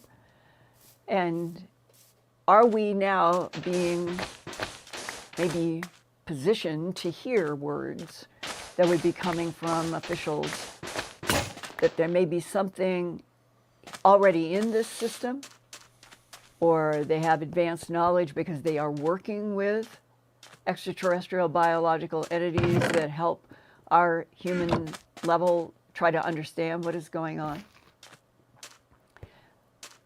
I do not personally think that there is a threat, an imminent threat to the Earth. there are too many whistleblowers who have talked about how our military is working with ETs in interstellar trade, going into other systems in the Milky Way galaxy, and I think it's true. So that would mean that we have collaboration with highly advanced other intelligences that can move point to point. They're not moving in Euclidean geometry, they're moving point to point. So as long as we have collaboration with advanced intelligences that can help us, then I think that maybe the foreign adversaries and advanced aerial threats, those words that are being used in anticipation of the 180-day countdown, certainly they are catching people's attention, those words. And threats always get more funding and congressional support than non-threats. And we're in a waiting game. Who will speak first? And how will they flesh out what we've been hearing piece by piece by piece? The latest possible news is there have been rumblings that some people with firsthand knowledge have been approached to speak at the so-called countdown about some of the things that they know and that they have been pushing back. And that would indicate, if this is true, that not everybody is on the same square about what to do and what to say in this first round. But you guys, if we get official confirmation, that's what we need, from authorities, yes, we are not alone in this universe. Yes, we have allies. Yes, we are going to start unfolding more for you, and we could move into an exciting 21st century not built on lies, but finally on truths, no matter how uncomfortable some of the things that our government has done to keep it all a big secret since World War II. It's way past time to tell us the truth and to let us know who are our allies, who are hostile, who are neutral, which is exactly what the remote viewers were doing at the end of the 80s. And we'd have a whole new platform for discussion, education, everybody evolving together finally. So I hope that's how this goes. I hope this is where it is headed. But you guys also know that Wednesday nights here at the Earth Files YouTube channel, we're going to be continuing to talk through the military whistleblowers, intel whistleblowers, the abductees, and the people who have firsthand knowledge that relates to this as long as we can. So either way, let's keep this going. Let's keep this energy that we are moving forward finally in some truths against centuries of lies. Okay, Ian, what about another question?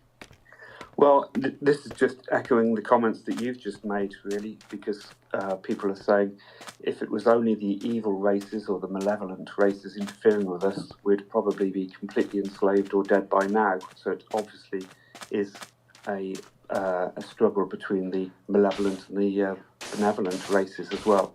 So I just wanted to add that to what's been discussed in the chat. Also, moving on, with the Tyler references to the pyramids, etc., Linda, how many different ways do you think that power spots on Earth are used? I have always thought from many sources that understanding the energy grids on this planet or any planet that ETs analyze with spherical geometry anything that they come to.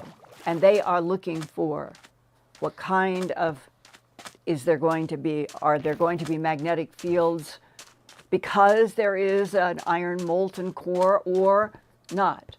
Are there going to be large spaces that have developed inside the interiors of planets and moons that the non-humans who know how to do this can access quite rapidly and create places that are inside, like ready-made underground places for protection, and then using those areas to launch off in their exploration until they have settled on a planet that they look at as a laboratory and then experiment for millions of years, as apparently this Earth has been done. So the energy systems in our planet, we have that huge, gigantic crystal iron core that is slowly rotating in this liquid of iron and some nickel, sets up the magnetic fields, also makes our planet unstable in the sense that volcanism has played a huge role on our planet's history. And we are still an active planet with potential huge volcanoes that could erupt. But the magnetic fields then give operational ability for advanced intelligences who know how to use magnetic fields and other aspects for building, neutralizing gravity machines, and invisibility, all of the things that are happening on this planet.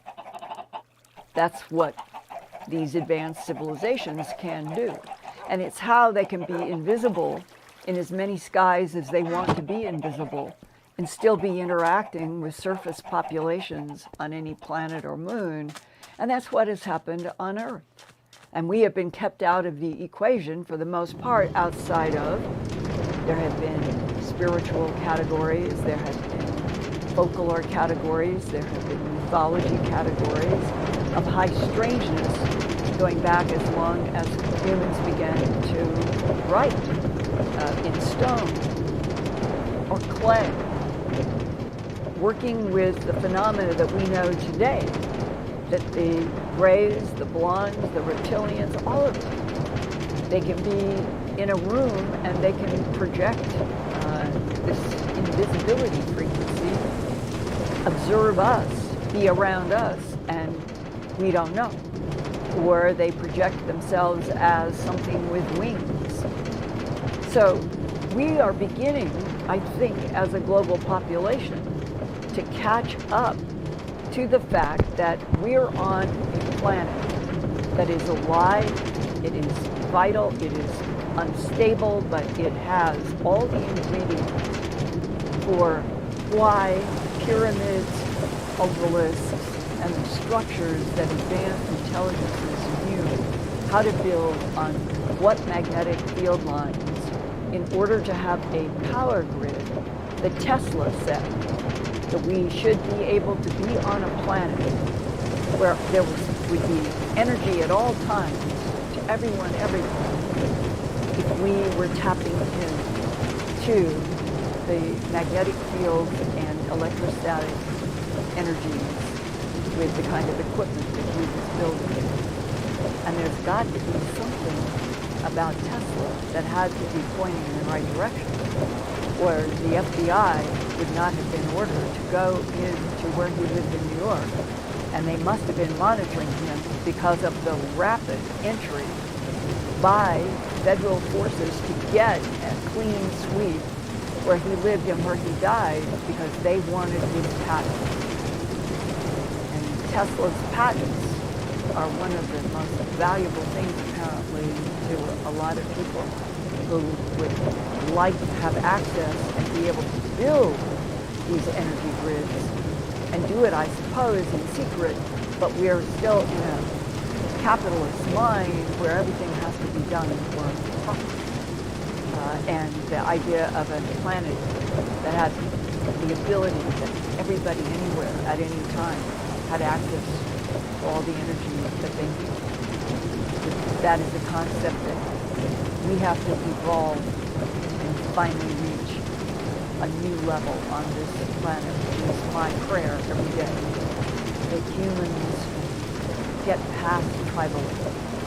If it is the bad blondes, bad reptilians who have trying to keep us at war with each other. It's another reason to defy them, to really defy them and go out every day and breathe in sun and know peace and love and approach everyone that way. And then, can you imagine what it would be like if we finally had friendly relations with grays, the artificial, we'll call them their AI, that can do so many things, and that we'd end up on a planet where could have trade with their AI, and they could have trade maybe for the protein that some of them take in the animal mutilation. So I think if you get past the idea that there has been a lot of evidence of perhaps violence in our past and Mars, and that we are in a different century, and our government is already peacefully working with some collaborators on interstellar trade. And that's the direction to concentrate on. The future then isn't scary. The future is exciting. And that maybe we will be in the halls of the cosmos. Homo sapiens sapien from Earth, used as an example that you could take a primate on a laboratory planet, mix and match certain genes, and end up with an evolutionary creature that eventually the divine field itself would insert souls that even the ETs, as Terry Lovelace says, the ETs would like to have a human soul, and they can't have it. And if we can learn what it is about the relationship between the divine field behind this huge cosmos and humans who have been abused in many different ways, maybe it's that. Maybe it's just breaking through consciousness in humanity that reaches out into the universe, and we become an example of something extraordinary. The divine field working through a genetically created, a manipulated consciousness. So I'll opt for that path in the timeline. Oh, they're saying it's a bit out of sync, and we never know why this happens. Do we want to restart? Can I get feedback from you guys? I have no idea, because I don't know that I'm out of sync. Tell me if I should keep going, or should we stop and try? Ian, what are you getting? I'm just checking into the chat at the moment. So I'm not seeing anyone saying to restart or anything like that. And there's always a little bit of a delay here for me. Okay. But no, everything is fine. Keep going. Okay, right. Here. I think the consensus is to let's keep going, Linda. All right, and for any of you all out there in all the countries in the world, I'm getting a lot of letters from physicists, from engineers. If any of you can tell us, why does YouTube intermittently go in and out of sync? We try to do every single thing possible to prevent it, but it isn't just us. It is something that seems to happen periodically with YouTube. I would love to hear from those of you who really do know the science of what's happening in YouTube around the world. Why does it go out of sync sometimes, and some programs stay beautifully in? It's very frustrating because we try so hard to have everything work as well as we can. Well, let's go on to another question, and if I'm slightly out of sync, just pretend I'm in another dimension, but that we're communicating.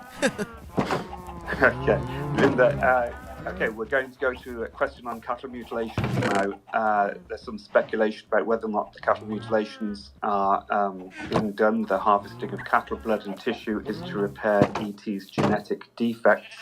And do you know any sources who have said that the ET is genetically deficient and hence they abduct humans and do the cattle mutilations to harvest tissue and blood for this reason? I think that Terry Lovelace is a keen insight. He's probably one of the few, maybe the only abductee who has had the Gray Betty physically talk to him a little bit. And he has gotten very clear images about the mutilations as being done by the reptilians. And that fits also into some of the Tyler interview. And it also fits in to the cases that I was investigating in Colorado when I was doing a strange harvest. And that after the first broadcast on May 25th of 1980, I began being just overwhelmed with phone calls and mail. And Hey, Magical I Puppet. do remember. How's it going? Because it had always been puzzling to me and some of the law enforcement that I had talked about in some Thanks for depth. reminding me that it's 4:17 If the a.m. mutilators are the creatures from outer space, as Sheriff Tex Graves said, which ones are they? Because even back then there were these descriptions. Some people said that they saw small gray bodies. There were two cowboys, I've got this in a newspaper someplace going all the way back to 1976, and two cowboys out in a ranch said that they saw two small gray, they thought they would look like little kids, rise straight up in the air and come right over the fence post of a corral, totally in control, and came down slowly into the corral. And the cowboys were scared. They did not know what they were watching. They admitted it. They said, we ran back to the ranch house to talk with people there. What could this be? They went up in the air and they came down into the corral. So if those were, let's say those are the gray androids. There is a case, the Cimarron case, where a mother and her boy are driving. They hear a cow screaming when they see a silver disc in the sky. They hear the cow scream. The mother stops, pulls Thanks the for car stopping by, over, Magical Puppet. and in the I hypnosis appreciate that it. she did with Leo Sprinkle long ago, the suggestion was that they were blonde-looking humans. Then there. Real quick. Thinking about building my masterpiece somewhere around here. It sucks because I'm only gonna see it whenever I ride this strand.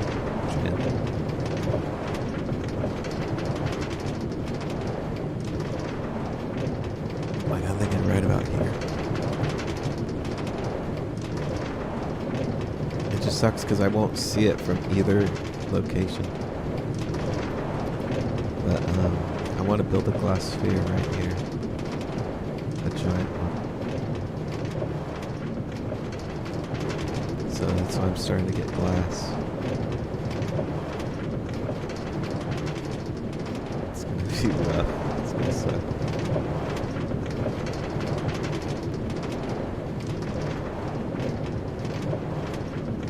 It's going to be thousands of blocks.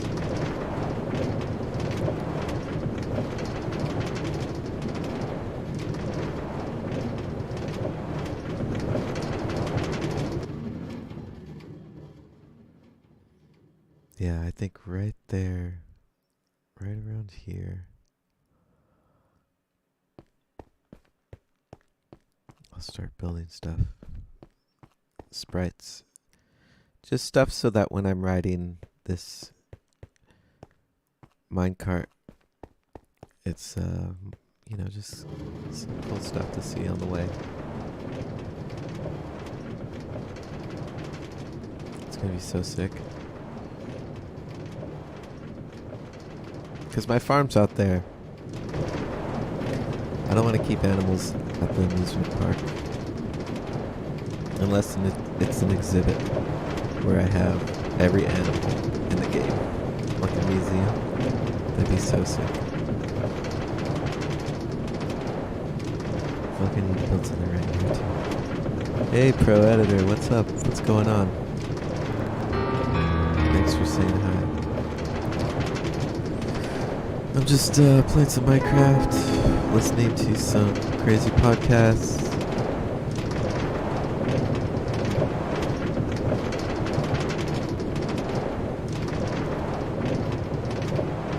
This world that I'm playing is over 11 years old.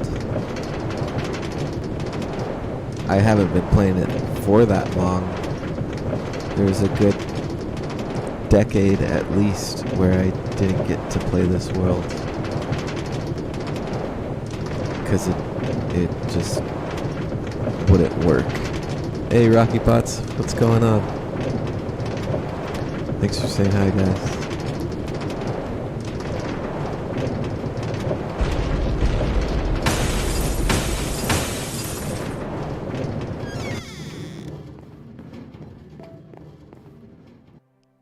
But yeah, so this world, it's a relic. Watch, I'll show you proof right now that this world is a relic.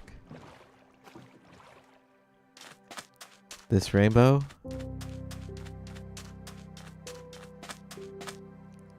built in 2011.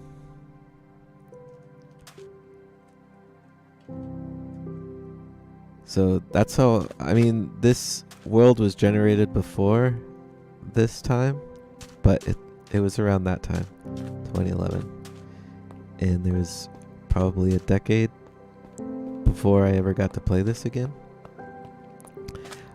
I forget, it was relatively recent where they made it possible to play old saves and without messing up your world, because I had tried loading this save before and it was a disaster, so I never tried it again. But yeah, now you can play old saves, and so I've been revamping or updating this world. This world didn't even have like this, so much has been added to the game since this era, and it's a trip. That's why I had to go way far out. I had to generate new biomes so I can mix the old with the new and bring all the new shit over here. And that's what I've been doing lately. This is my very old world getting a facelift, so to speak.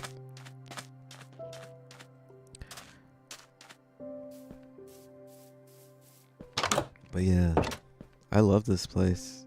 I played this in VR. I have a VR headset. Yeah, this base is crazy. I have a VR headset, and my first time back in this world, I got to play it in VR. And that was after like 10 years. And it blew my mind. Like, I was so amazed. Because I designed this to be an amusement park. Like, I wanted...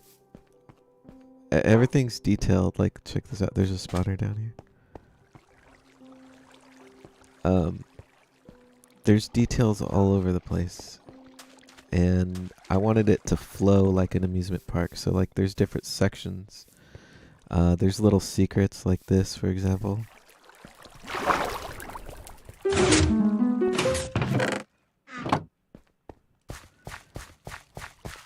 But I wanted any direction that you turn is something to see. It's that there's an attraction at every turn.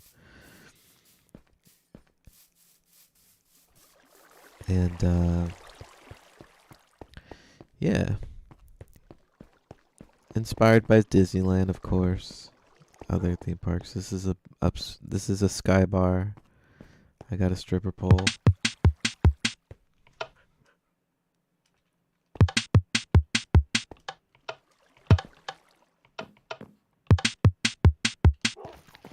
That's how I roll. This is my bartender. He's busy. These are my drink specials, my food specials.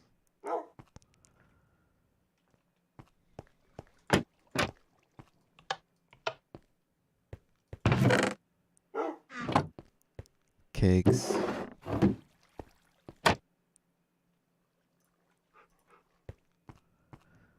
gonna make it daytime so I don't die.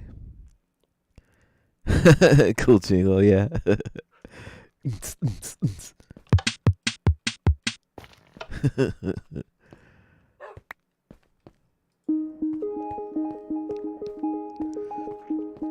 Yeah, so back at this, I think it was 1.7 is when I started building this world, or when I generated this world. Back then there was a duplication glitch, and that's what this place was. I call it the grindhouse, which you can see here. This is the grindhouse. So I used the duplication glitch, and this was a machine right here. It doesn't work anymore, but it used to automatically move these pistons. Hold on, this music's loud. Shit, it's already...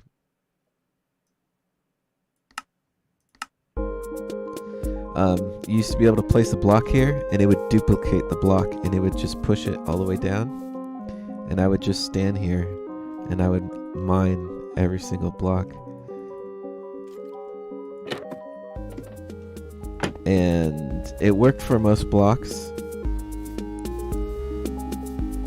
And this was the result of that. I got every single color, a full chest of every single color. I also did it for pistons and TNT. But yeah. So this is all vanilla. I don't use mods. That's important to me. I like vanilla.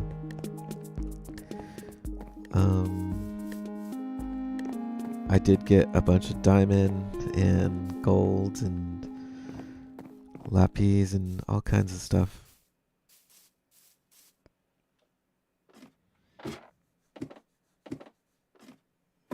It's spread out. I'll show you some cool stuff.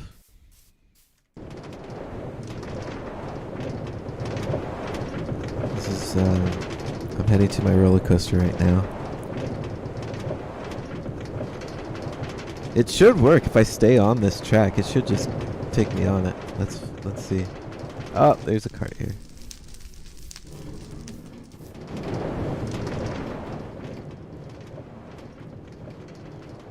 That's the Badlands.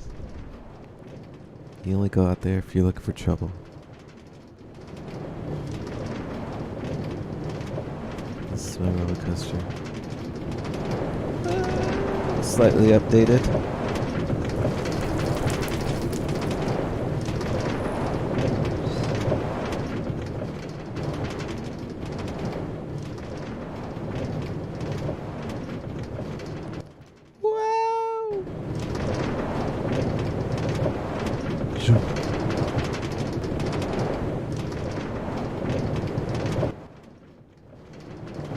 Nice slow motion fall.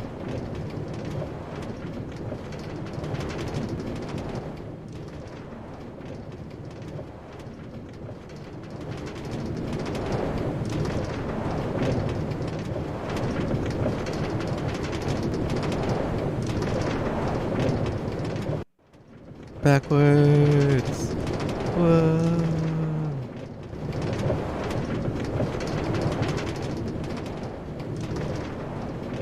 Yeah.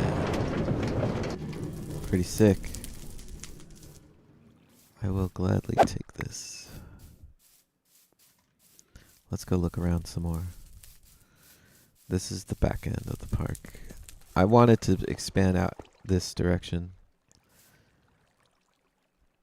I will. It's just a lot. There's a lot going on.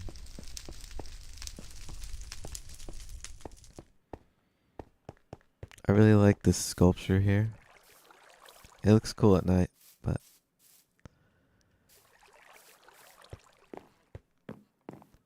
this goes to Mob Ranch.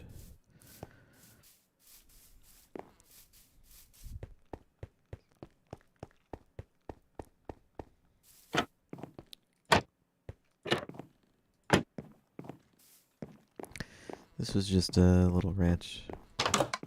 Shit. Forgot this was auto. Let's keep looking around. I've been updating this side of the map. This is what I've been doing today. Like just breaking up, because this was all sand. I leveled this out. There was hills here. I leveled them out. And just breaking up the sand. That's one thing about this place. I don't want a lot of solid one color or like one wall blocking a lot of negative space. Like if you notice, everything has its own space. That's all. It's all planned that way. Nothing covers anything. Yeah.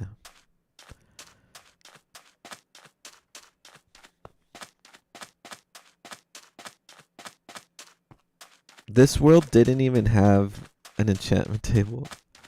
I just built this like yesterday.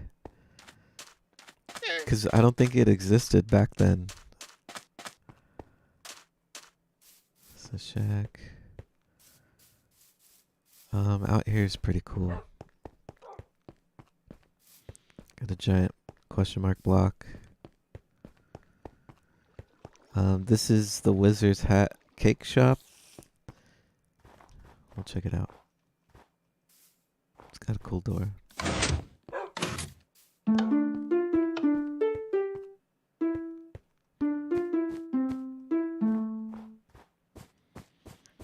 Little ode to Harry Potter.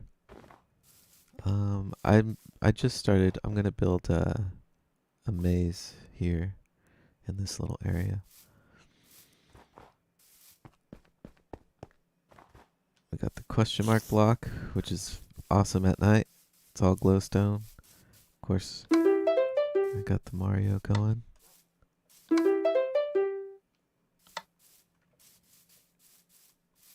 This place is not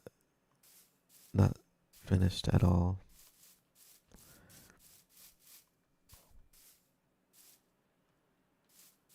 I like both. I was playing the finals earlier with my buddies, but they logged off, so I just hopped on Minecraft. I really like the finals a lot. I like competitive shooters. I used to play COD. I used to play Overwatch, Battlefield, those kinds of games. But I didn't like the direction they were going.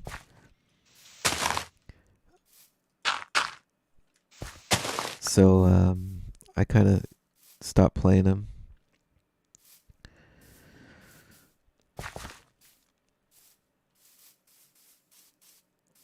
But the finals is perfect.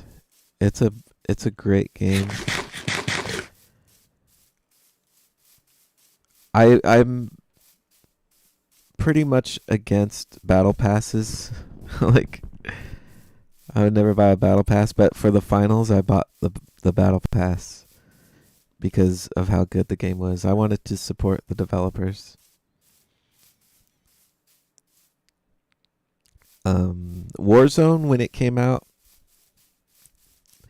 COD Warzone was the best game. It was easily the best Call of Duty they've ever made.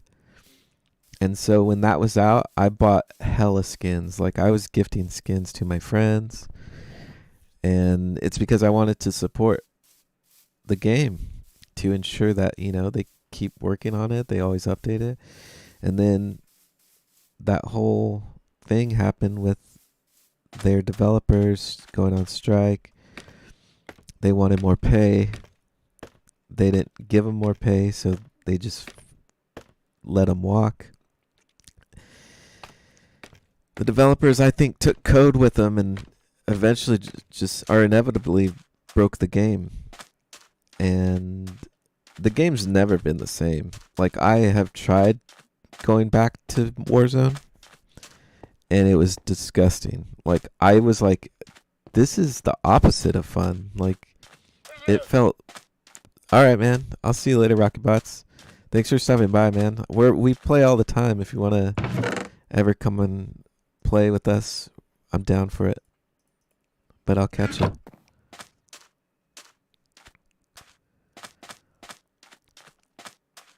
But yeah, Warzone at one point was the best game.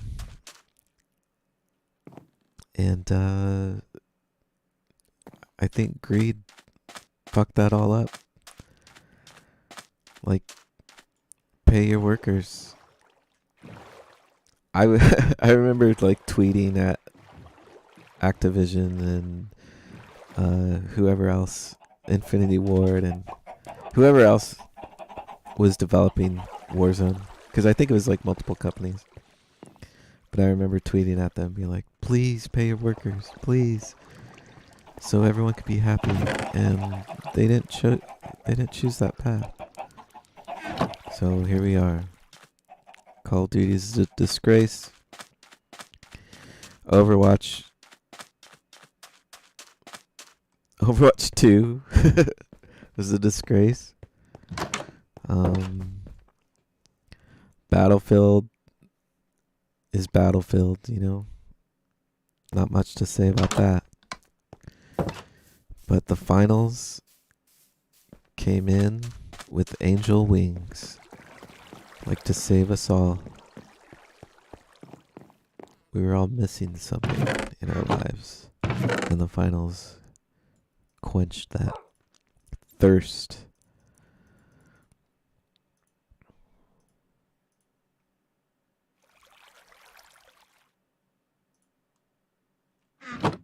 But yeah, subscribe, man. Anybody watching right now, please hit that subscribe button. I just recently broke 100 followers. I'm pretty jazzed about that. It's been a long time coming.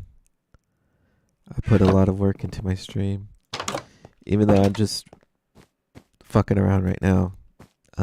Usually I stream with guys that I've been playing with for a long time, and they're really funny, and we all get along, and it's pretty entertaining, I think. Some of the guys I've been gaming with for 20 years. And yeah, I mean, if you can keep that going for that long, then obviously you have something. You've got something there. And I just wanted to share that with the world.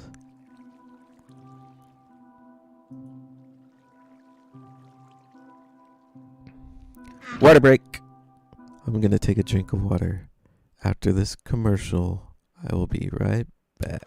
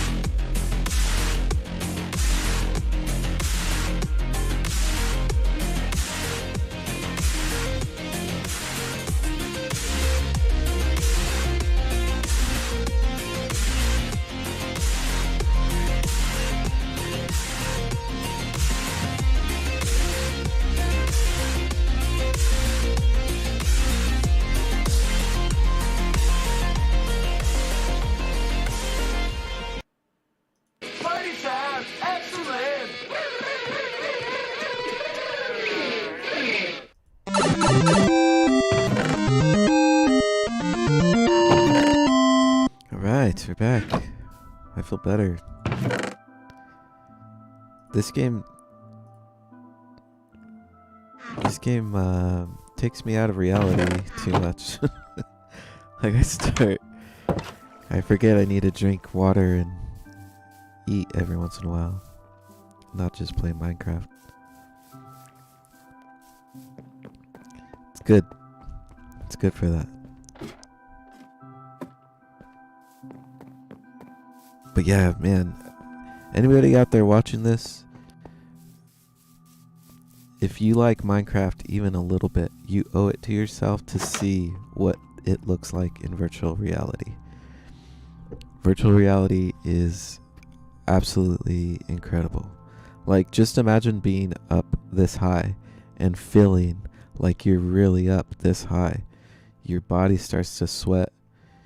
You shake. It's scary. Everything about VR is scary.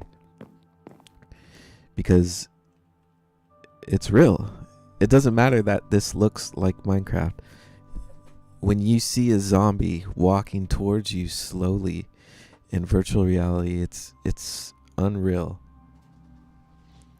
Your fight or flight defenses kick in, and yeah, VR is the shit.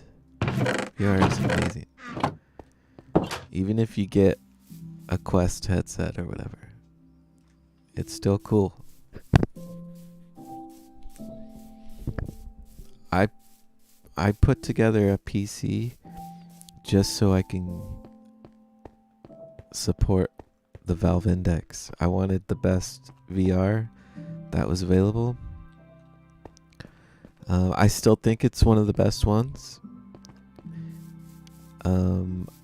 I'm pretty sure like there's gonna be headsets coming out that are gonna be better specs, but Valve knows what they're doing. I trust Valve. I trust Steam. They know what they're doing. If you can afford the Index, it's one of the coolest things I've ever experienced in my life. And Minecraft in VR is something else. Words don't do it justice. Like, it's something everybody needs to see and experience for themselves.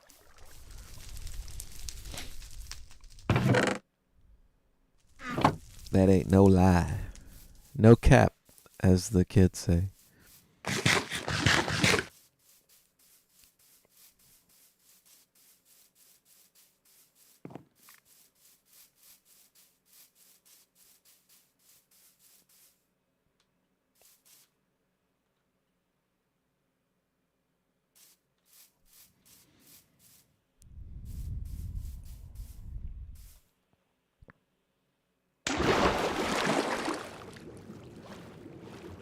What's cool about this world is there's little secrets everywhere. See? There's little secrets. That'll make you a chest plate and some pants. That's the reward you get for exploring. There's stuff like that all over the place. You just gotta know where to look.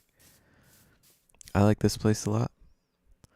Or this attraction, I should say. It's called Salvador Alley. Simple yet effective. I really love riding through here. It's perfect. This is Red Square for obvious reasons. This is my house. This is my backyard. That's inspired by Snoopy.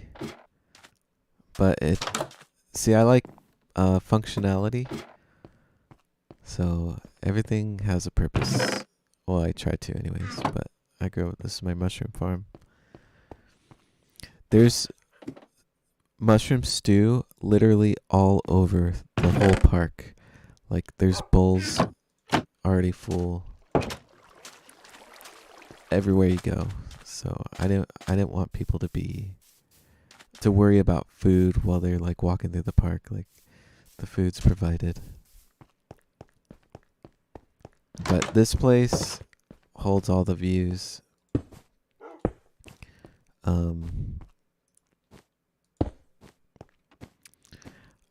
I built everything so that like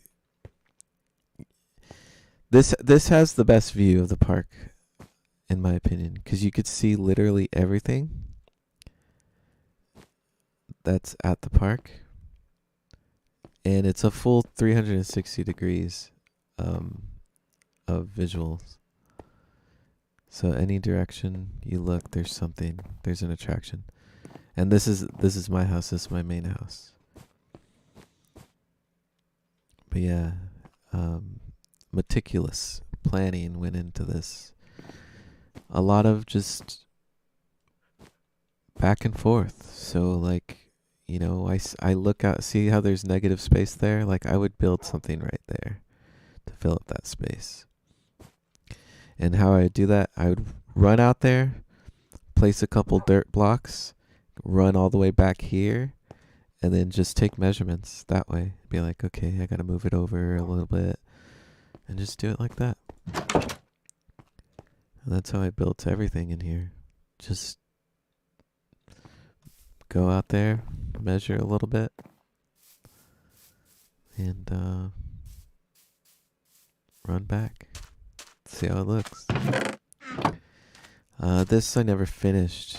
So like back 10 years ago, or however long it was, this was the last thing I was working on. And I got pretty far on it. I think I was going to do a sphere inside of a sphere. But yeah, the game updated, and I never came back to this world after that. Because back then, you had to create a new world. Like whenever they would make a new patch, you had to create a new world, and that's really awful. Because like, people put so much time into their worlds. Like we want to keep playing the world, you know, no matter what the update is. And I think they fixed that. I think they did. But yeah.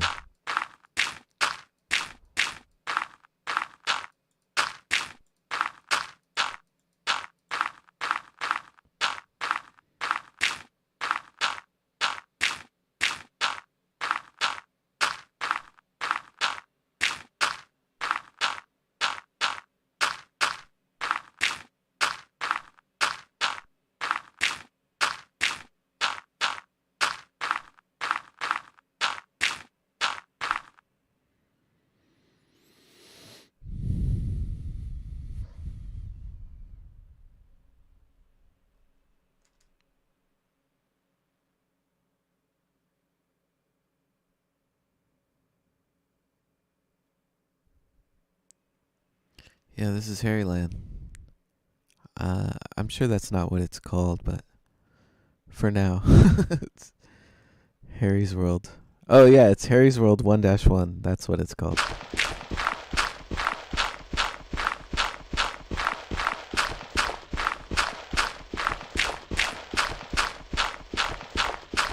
I need some flint for arrows. That's why I'm doing this.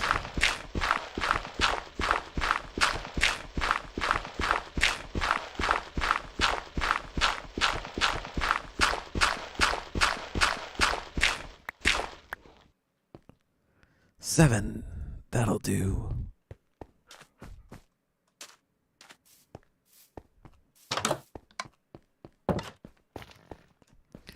Yeah, man, I grinded all this. So, like, even though I did a duplication exploit, I still had to mine this shit.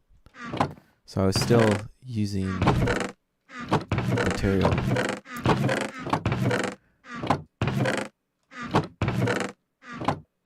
This is the chest, though. Fucking all diamond. God damn. I'll never run out of diamond.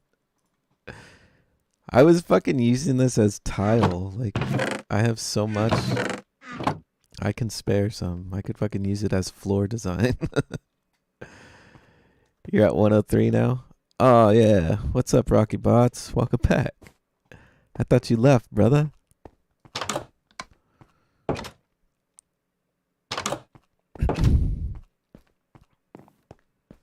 Dude, this place looks so sick. So, my ultimate goal is to make this public. Or at least put the world up so people can download it. But it's not even close to being where I want it. But yeah, I'd love for people to check this out. I put a lot of surprises. There's a lot of things to discover and a lot of things to explore. But yeah, it'll be up someday on. I forget what that website is. It's like Minecraft World or something, MC World, or it's where you can upload worlds and stuff. But it'll be up there someday. I just got to keep working on it.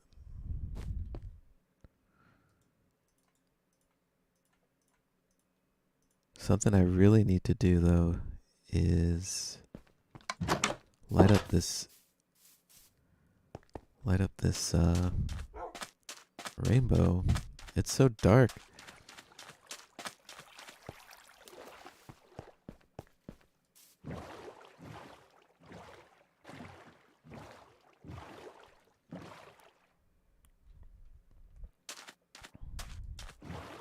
I like traveling by boat. It's my favorite way, I think. It's better than a train.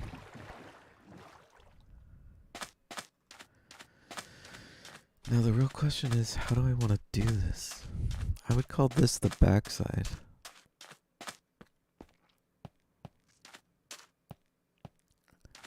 I'm real picky about lighting. I think when people just put torches everywhere, it's kind of tacky. Like, it doesn't look good. So I like to be real meticulous about where the torches go.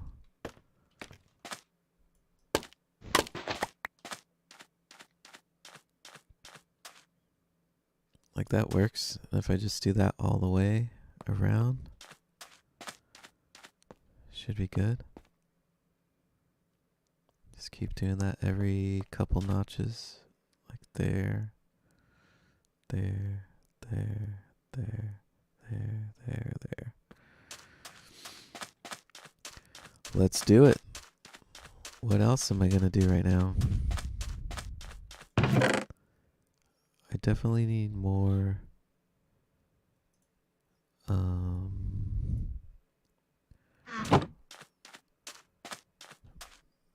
scaffolding.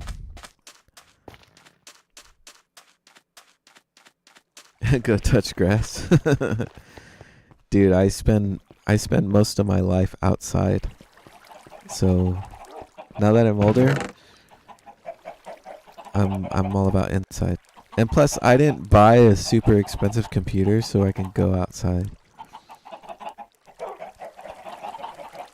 I got this computer so I could do streaming and make memes and edit videos, stuff like that. And I do. I post a lot on here and Facebook, actually.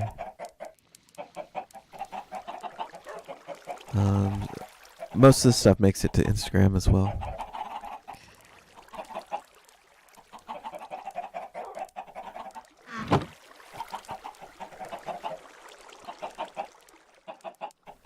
I forget how to make scaffolding. Yeah. Oh, I need bamboo. What the hell? I grabbed sugarcane like an idiot. Let's go get some bamboo. There's tons of it.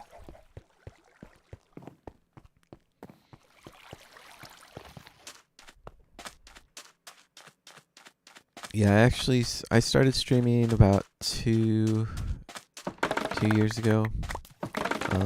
I originally started on Facebook because I thought it was gonna be a good alternative to Twitch and all that.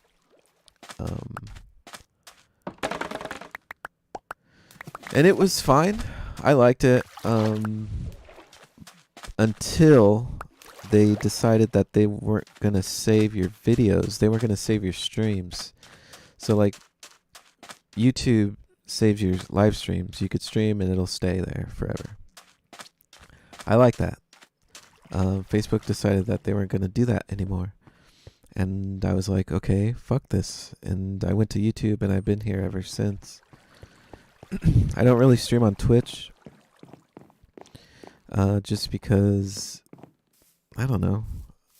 I probably should, but I think, because I use Streamlabs, and they have a premium service to where you can stream on all the platforms simultaneously. And I do want to get that. I'll eventually get that. So when I do get that, I will be streaming on Twitch as well as all the other sites. And I think that'll expand my audience a lot. But yeah, man, I stream VR, which is a niche market. There's not a lot of people out there that stream VR. Yeah, I stream all kinds of games too. Like, I have so many games, such a variety, and a lot of them are because I think they would be good to stream. And funny enough, like, I never thought Minecraft would be a good game to stream. Like, I never intended to stream Minecraft because it's like, I don't know. I just play this like in the middle of the night when none of my buddies are on.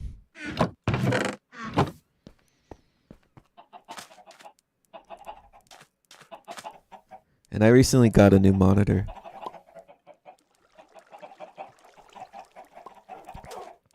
So I want to experience all my old games on this monitor. Because it looks goddamn good. This is a really nice monitor that I got for Christmas. I haven't really said anything about it until right now. But yeah, I got a new monitor for Christmas.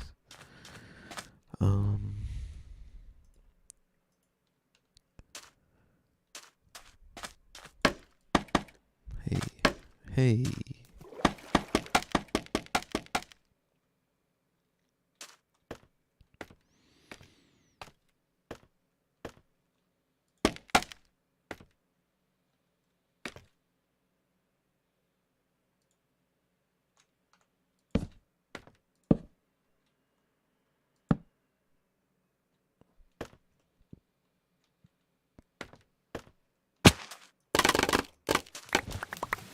Yeah, back when I made this world, scaffolding did not exist.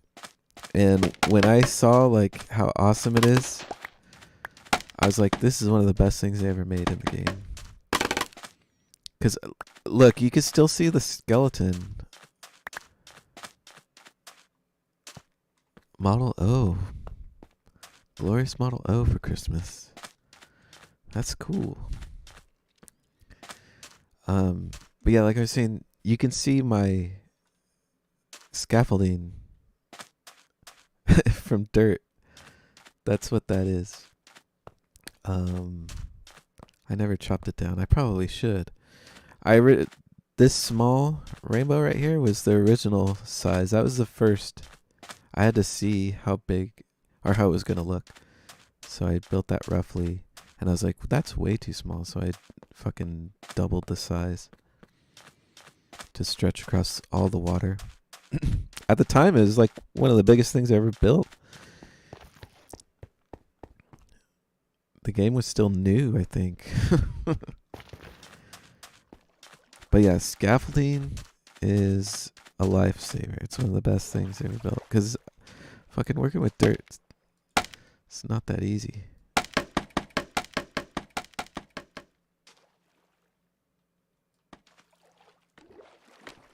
And I love that you can just go right through it. And plus it kind of looks cool.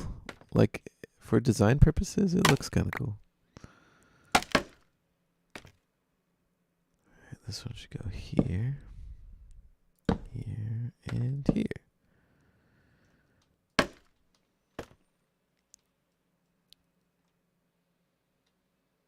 Whoa. I should be able to build upwards. Yeah, there we go.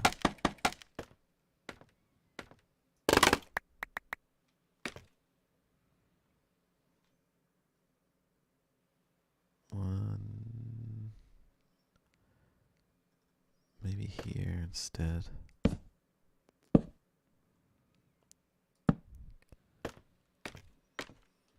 Now I gotta see how it looks because I'm a freak. Yeah, that's perfect. Damn, that's perfect.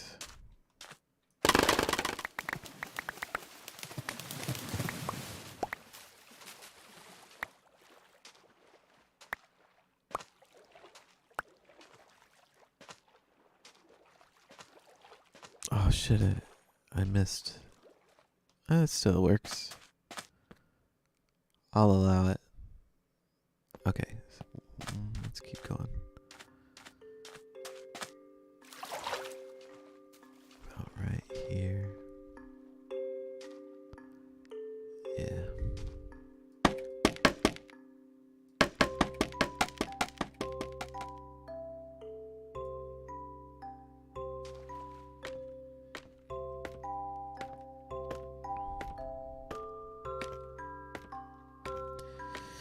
Yeah, so I usually listen to podcasts and stuff when I play this game.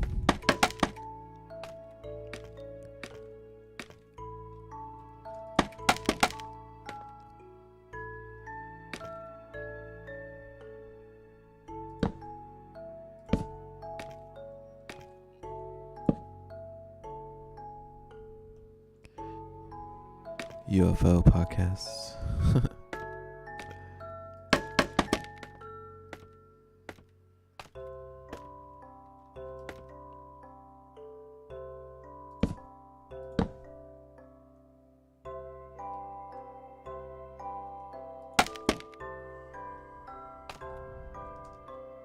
I feel like this should be here instead.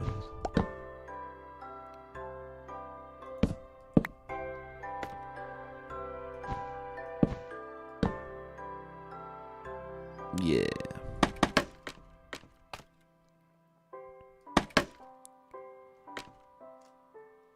Yo, but for real though, I'm not kidding around. VR is fucking scary. Like, this would be so hard to do in VR. No joke. Because of how fucking scary it is. Being up this high.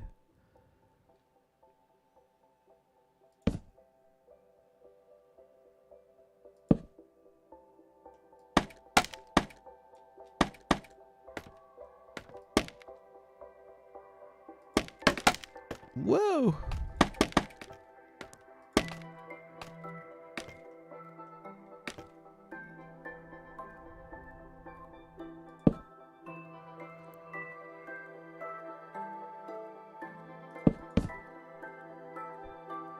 Whee! Rain on me!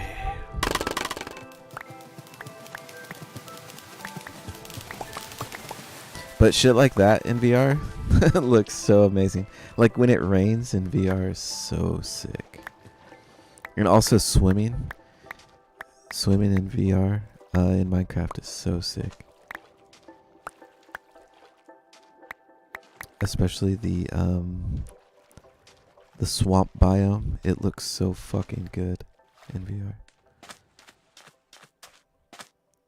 I gotta move those over. They're too close. 1, 2, 3. 1, 2. Yeah, I gotta move them up one. Shit matters. Matters, yo. I want to be able to upload this someday, so got to be perfect. Every detail.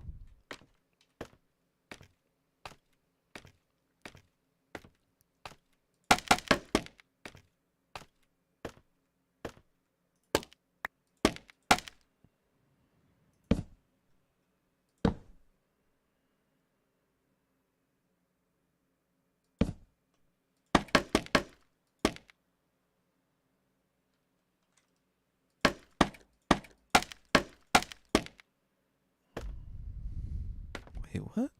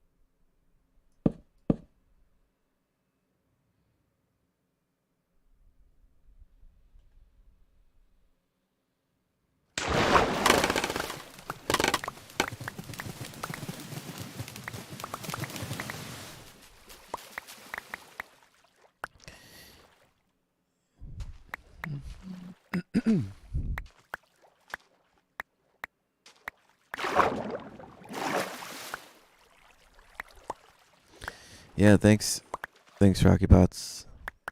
I'll you'll see a little surprise.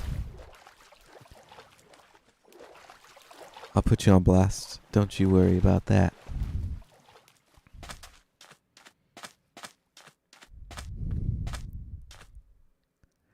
Looks good so far. This looks perfect. Just gotta keep going. Damn, this is gonna take a long time. God damn. Like, there's no easy way to do this. You just have to keep going. Piece by piece.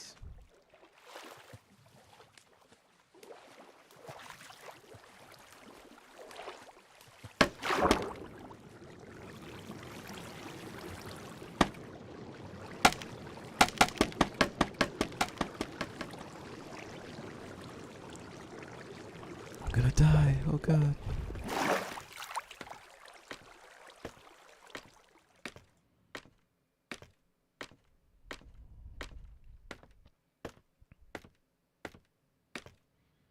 I usually do like a top chat. Like people who hang out. I'll put them on the top donor screen.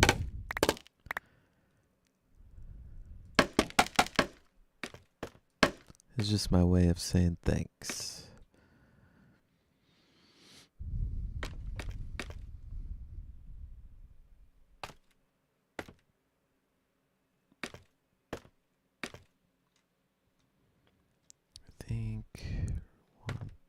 I think right here. Fuck. No.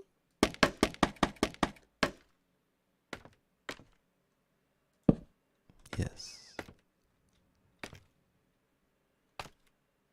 Diagonal. Diagonal.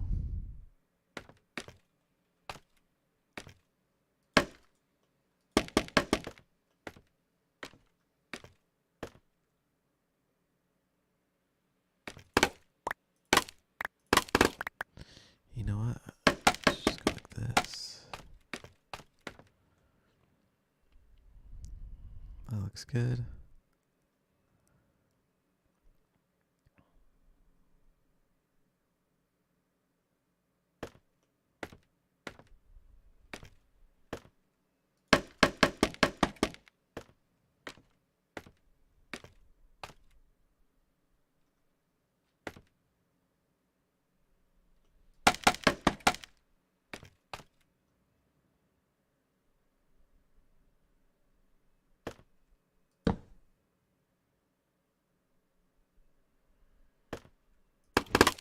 Whoa. Scary.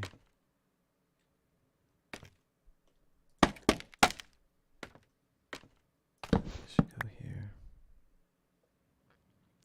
Diagonal. Man, I got some big fucking building plans though. Like epic builds. Like the planning process itself has taken a long time. That's how you know they're gonna be insane.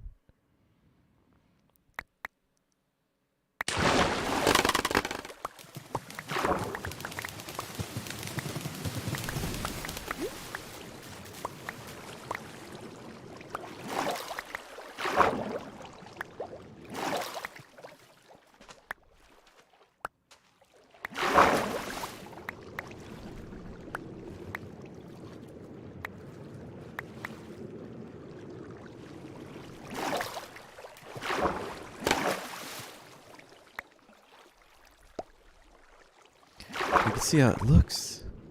It's nighttime.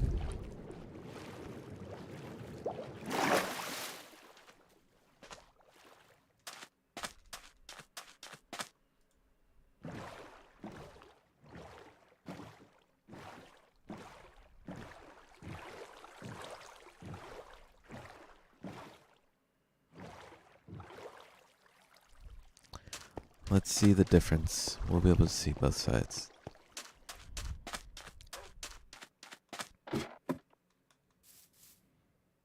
Yeah. Yeah, see, it fucking glows now. Fuck. That's so worth it. It pops.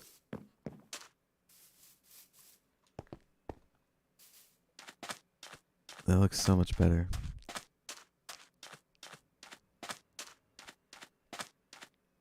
Just gotta keep going.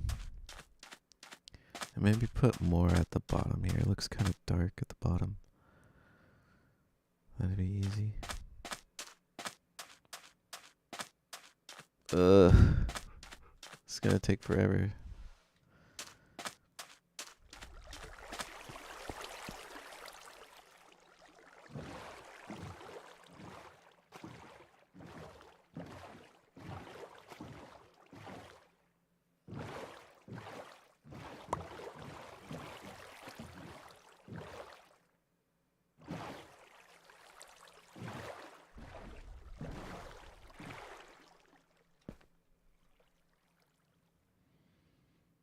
Oh shit.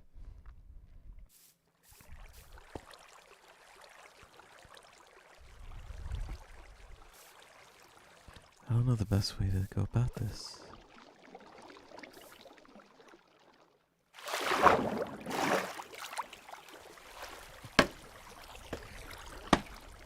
No. No. No.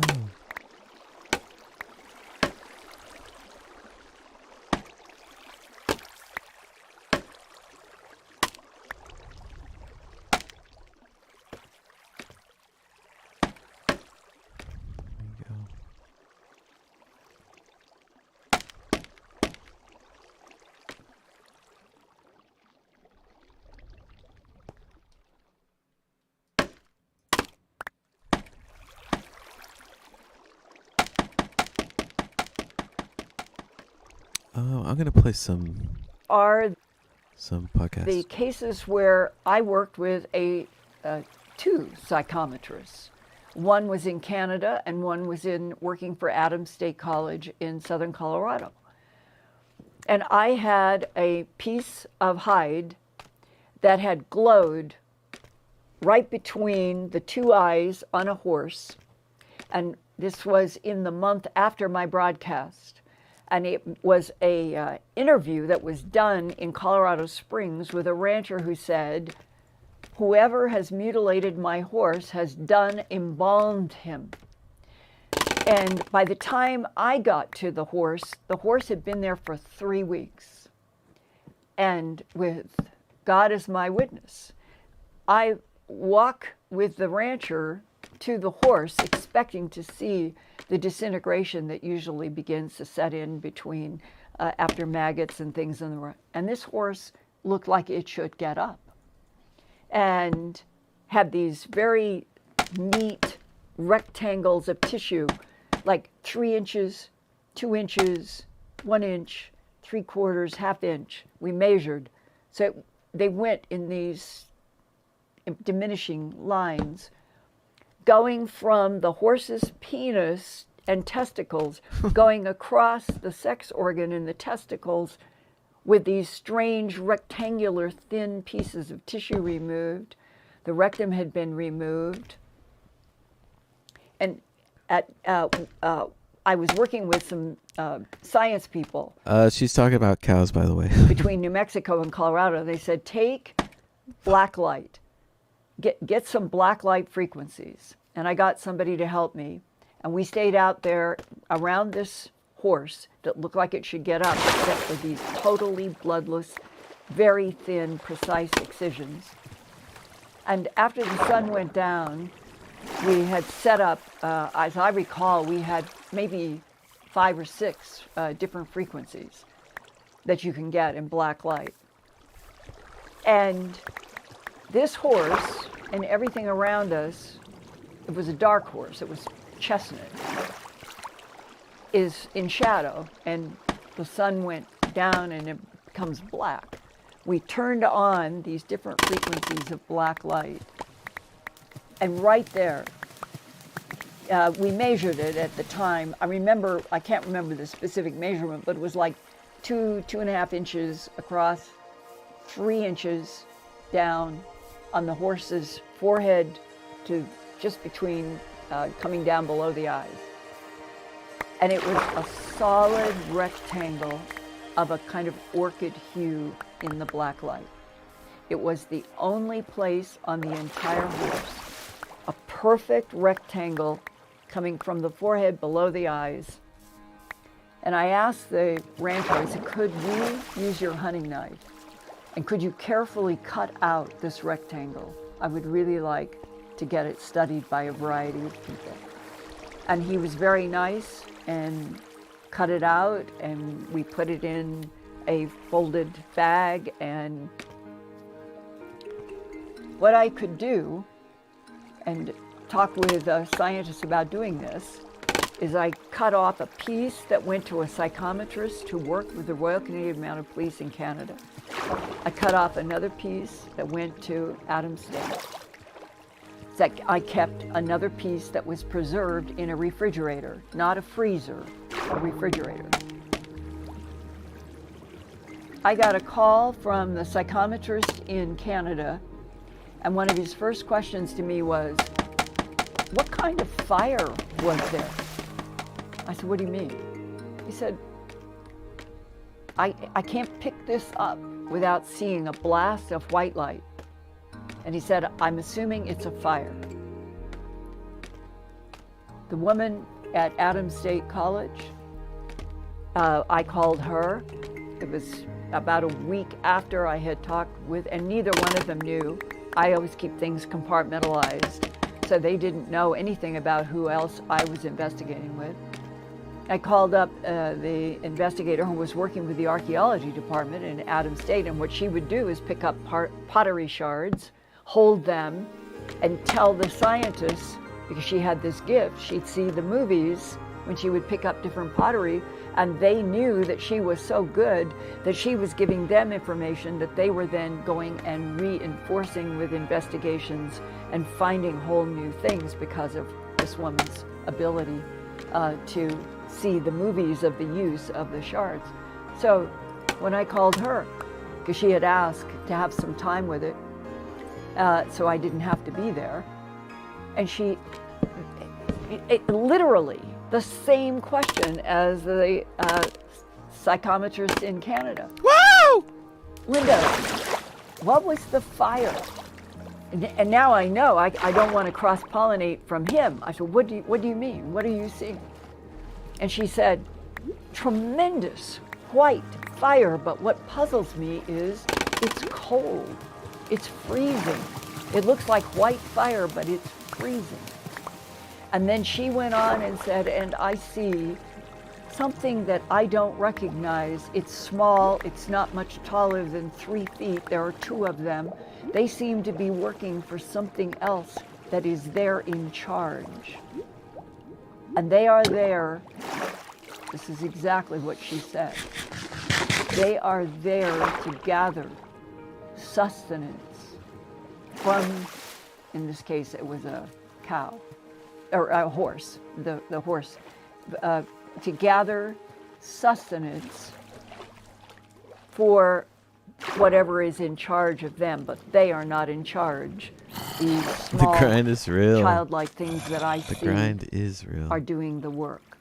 That goes all the way back to 1980. March 25th, 1980 is when a strange... This is probably why I never lit it up. Because I knew what it would take.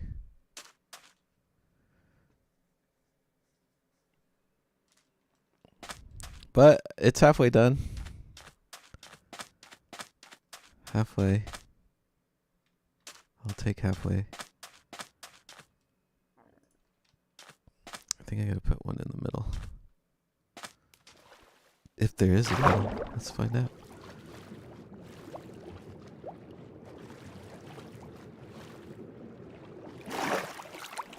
You're about to find out. There's a middle.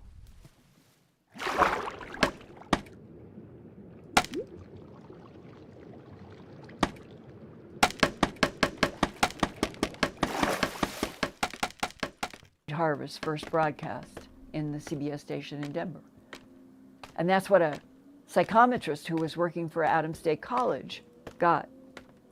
And the psychometrist in Canada ended up sending me a report. He was not as clear on what was generating the white, but he had this sense of fire, and eventually, I think when I got his report, he thought that the temperature was strange because he expected heat, and she immediately had said about her confusion. Shit. Now, people will say, well, psychometry doesn't prove anything. And proof is a difficult game in terms of getting things that are indisputably proving what is doing the mutilations. But I feel that I have collected enough tissue. I've worked with pathologists. I've worked with veterinarians on necropsies. I've worked with electron or microscopes that can look at tissue and define that it has been heated, but there's no carbon. The list goes on and on. Doing the soil compression tests where animals, one after another, in various parts of the country and cool. Canada would be found having dropped from a height to the ground. And it is a genuine phenomenon that I think is related to the collection of genetic material to create container bodies to be used by, let's just say, a variety of non-human intelligences. Camouflage, container bodies, and sustenance. And the most consistent type throughout all of the people that I have talked to and interviewed that uses the extractions from the animals around the world for sustenance are the reptilian beings. And if I felt there was a threat, I would have reported that a long time ago, meaning to humans and ranchers. I have interviewed a lot of ranchers who have just been scared to death when they saw a beam come down into a pasture, saw an animal being lowered in the beam or being taken up in the beam. But nothing ever happened to them or their family. So I cannot guarantee, and I cannot prove what these three competing extraterrestrial civilizations might do in the rest of this century. But I think the fact that we are here, we've been through tremendous wars as a species on this planet. There seems to be a lot of consciousness and energy of moving away from war as possible. That would be a great step. Prove those blondes that felt they could make us better. But I don't see a reason for us to be afraid.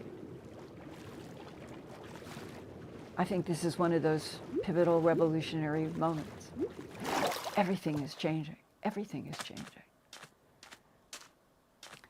And we need to have a handshake with the good guys out there who have believed in us, who love us, who want to protect us, no matter what else is out there.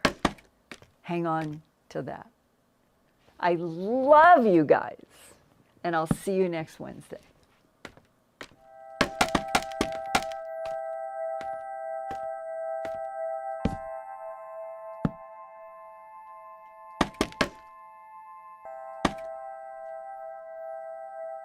Turn on closed captions for YouTube videos by clicking the white CC button on the lower right.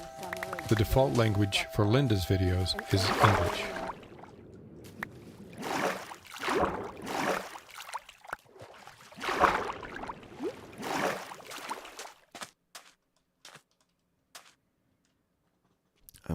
I'm going to play another video. Gotcha, bitch! Oh, sorry.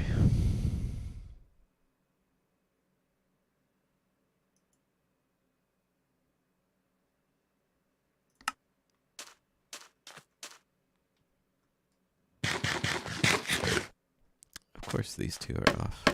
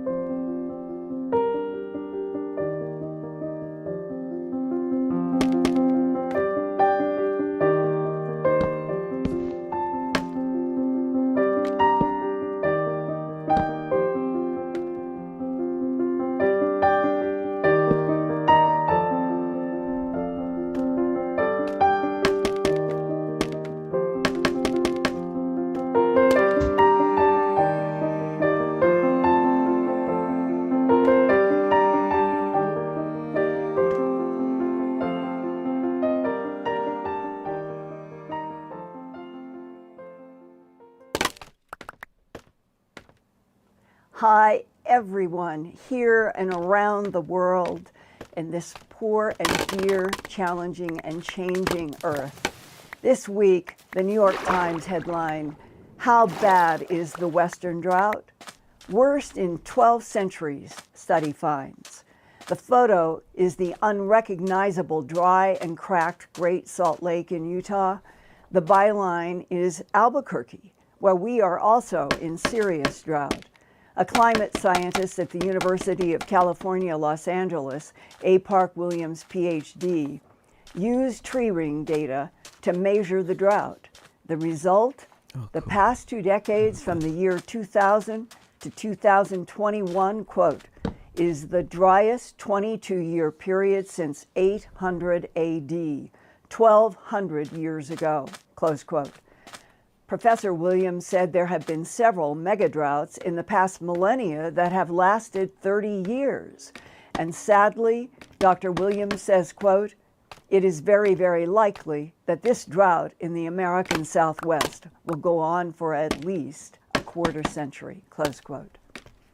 Another climate modeler at the University of California at Santa Barbara thinks the American Southwest will become drier and drier. She says, quote, "And that's primarily because of the warming of the land surface with some contribution of less and less rain. We are sort of at a shifting into basically unprecedented times relative to anything we've seen in the last several hundred years, close quote. Here's another disturbing headline from Wales in the UK, quote, mystery as hundreds of dead birds fall from the sky onto the road, close quote. On past Thursday evening, February 10th, a woman in the UK, Michaela Pritchard, was driving on a road between Waterston and Hazel Beach in the county of Pembrokeshire when she said in front of her, quote, it looked like there were hundreds of starling birds in the sky and all of a sudden they just died and fell to the ground like a massacre, close quote. Another woman, Claire Eaton, photographed this dead starling, describing so many starlings falling dead to the road as traumatic. She also said about an hour before her drive, she was at a nearby marina walking her dog when she saw a big flash of light that was unexplained. And another eyewitness was trucker Ian McCaffrey, who said he was driving that road when he heard, quote, a large electrical type bang and a load of birds landed on my car, close quote. Like Wales, only the week before on February 7th, 2022, in Mexico, another strange flock of bird deaths provoked the UK Guardian to headline, why did birds fall from the sky in Mexico? The location was a small town, 64 miles southwest of Chihuahua, Mexico, marked with a yellow circle on this map. Hundreds of yellow-headed blackbirds seemed to explode from the sky, dying as they fell, and the drama was recorded by a security camera on February 7th, 2022.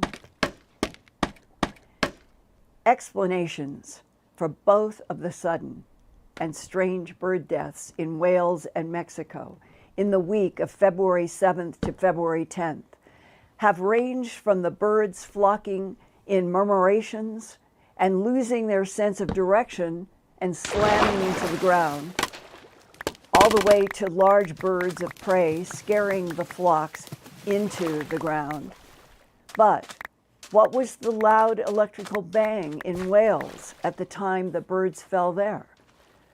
2 weeks ago, on the February 2nd Earth Files YouTube broadcast, I interviewed gifted psychic Buddy Bolton in the Bronx, New York, after he remote viewed what is behind another Earth mystery that causes the loud window rattling, house shaking booms that continue to be reported in the United States and beyond. He sketched these two advanced U.S. aerospace craft as traveling at hypersonic speeds and causing some of the mystery booms. But he also saw in 2024, 2 years from now, that there will be a powerful solar flare from our sun as it reaches solar maximum. He remote viewed that this will cause another Carrington-like event, that in 1859, 163 years ago, a huge solar flare from a coronal mass ejection from our sun collided with the Earth's magnetosphere and caused a magnetic storm on Earth so strong that sparks flew in telegraph offices, even causing fires to break out, and some people were hurt. And then, by 2036, in the next decade, Buddy remote viewed a micronova in which the entire sun releases tremendous energy that can actually scorch some of the Earth's surface and could be lethal to some plants, animals, and humans. Will advanced intelligences based on Earth help humanity? Buddy's remote viewing sees there are at least 2 extraterrestrial humanoid species that are actively helping us now in the secret space program and are trying to protect us from existential threats. These are the tall whites from 82G Eridani and the tall Nordics from several other solar systems, including I should get back on Grounded. I just saw that. Dude, I love that game. The only reason why I haven't played it in a while is because one of the guys that I was playing with hasn't really been on, and we got far. Like we almost beat the game. But then one of the guys we were playing with, he just hasn't been back on. So we couldn't play without him, me and the other guy. So we just kind of left it. I'm sure we'll get back on it if he ever decides to come back, but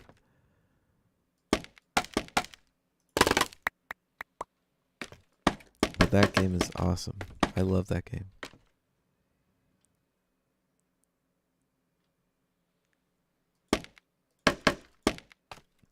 There's supposedly a VR mod for that game, but I don't know if I could play that in VR. Like I might shit myself. Like that game is really scary. That game's scary without VR. Like I couldn't imagine seeing a fucking spider that big in VR. Like, no, thank you. And everything's scary in that game.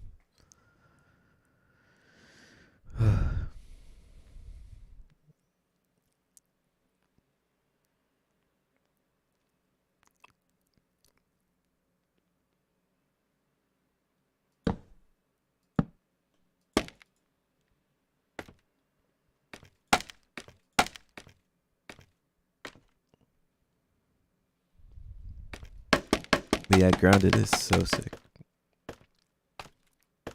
It's a great game.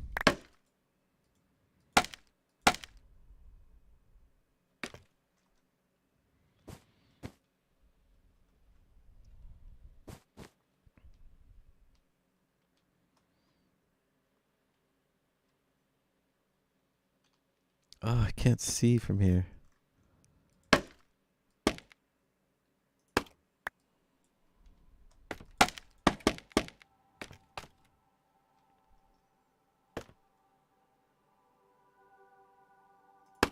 No!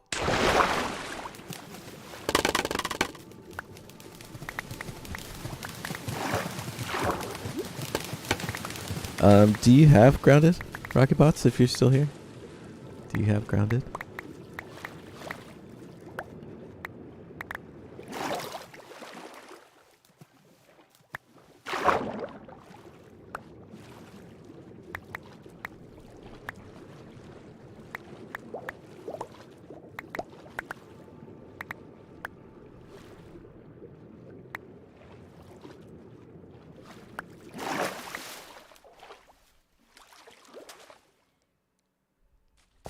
This must be where the old rainbow stopped, right here. That's funny. I just realized what this was for.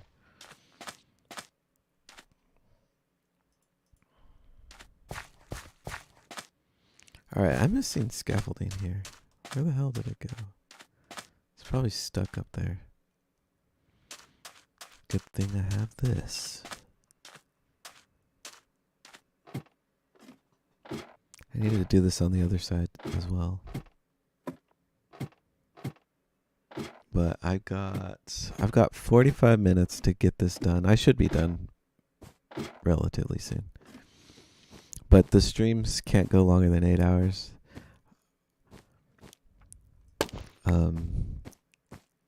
Unless I started a new one.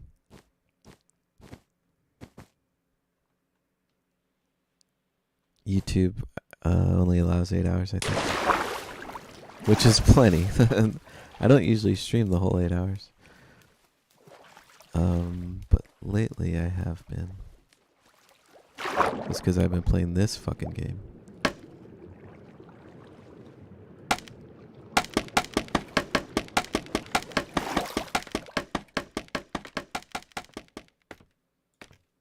Did I build this too close? Yes, I did. Damn it. Block.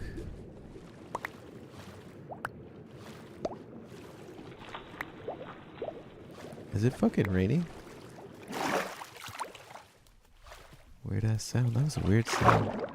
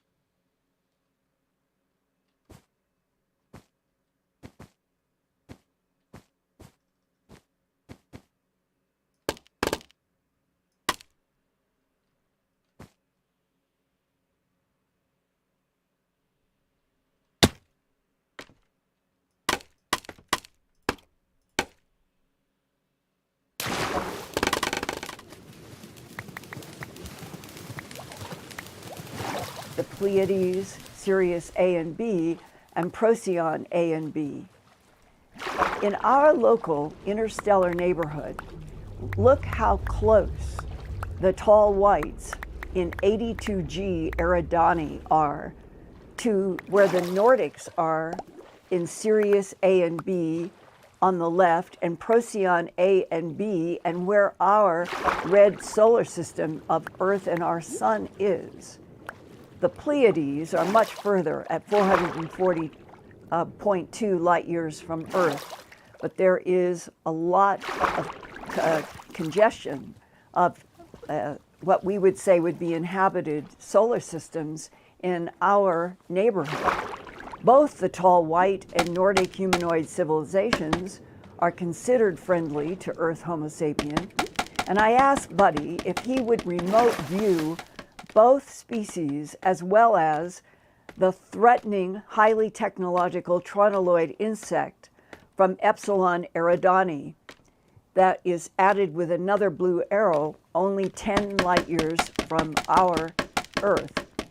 And this is the civilization described for President Ronald Reagan in a March 1981 intelligence briefing at Camp David. Tonight, we will concentrate on what Buddy's remote viewing showed him about the differences between the Nordics and the tall whites. And in an upcoming broadcast, we'll learn more about the tronoloids on Epsilon Eridani. I thought there's a lot of overlap between the Nordics and the tall whites, and a lot of people were just mistaking one for the other. That was completely wrong. They are separate, physically very different from each other.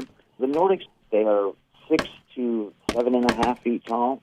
They are staunchly neutral. They are referred to as the Watchers. They're oftentimes mistaken as the tall whites because they're very pale-skinned. 98% of them are blonde, light-colored eyes, have emotions. They're more emotional than the tall whites. They're artistic. They're very pragmatic, self-preservationists. They're about themselves, but they'll break neutrality if they're extremely provoked. So these are one of the beings that are friendly to us that we don't want to shoot down their craft. If they're provoked, they will retaliate with viciousness and brutality. Would that be like the Vikings of the 8th to the 11th centuries in Europe? Sure, absolutely. I think Philosophically, I just got the sense that the Nordics turn the other cheek.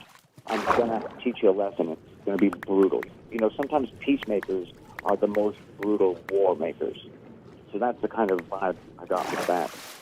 The Nordics are physically different in human proportions. Is they've got longer heads. Their heads are bigger.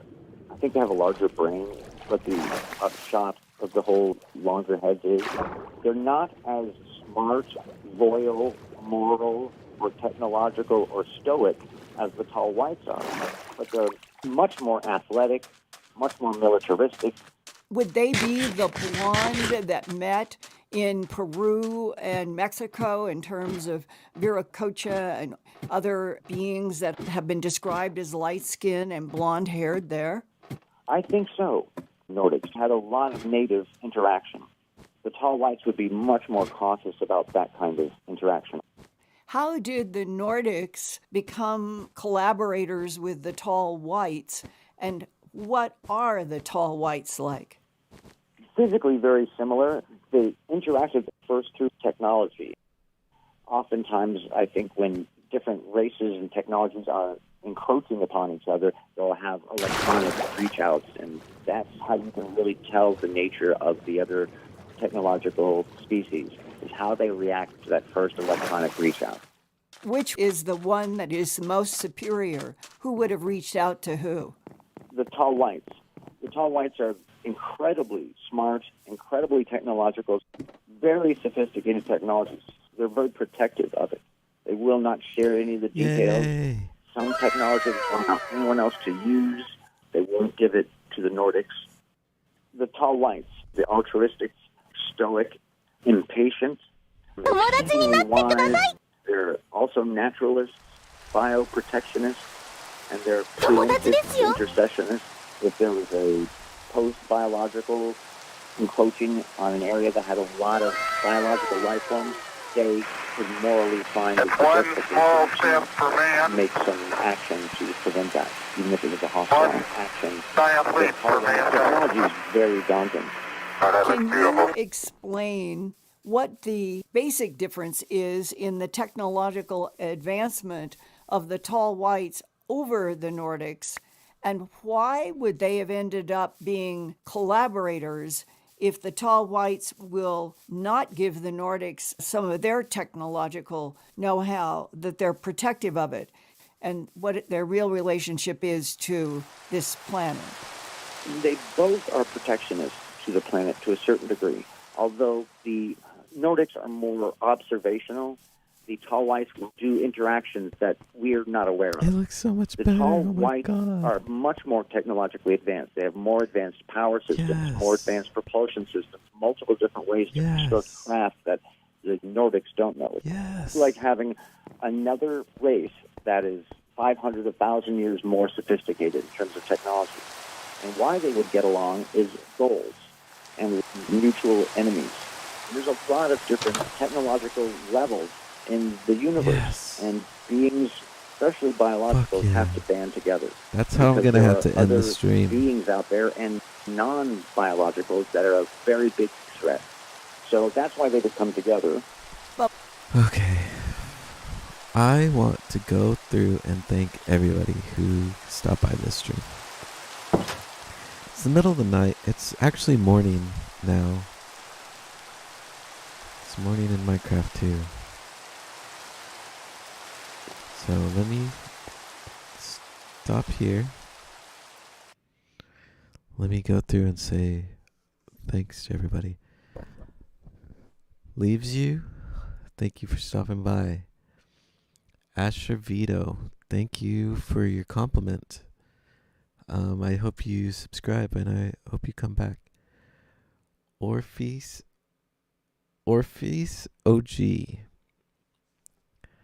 WSP, what's up? Thank you for stopping by. The Magical Puppet, thank you for saying hello. Pro Editor, thanks for saying hello. Rocky Bots, special thanks. I'm going to give you the top chat of the week. Brian McDonald, thank you for saying hi. Thank you for stopping by. I appreciate you guys stopping by.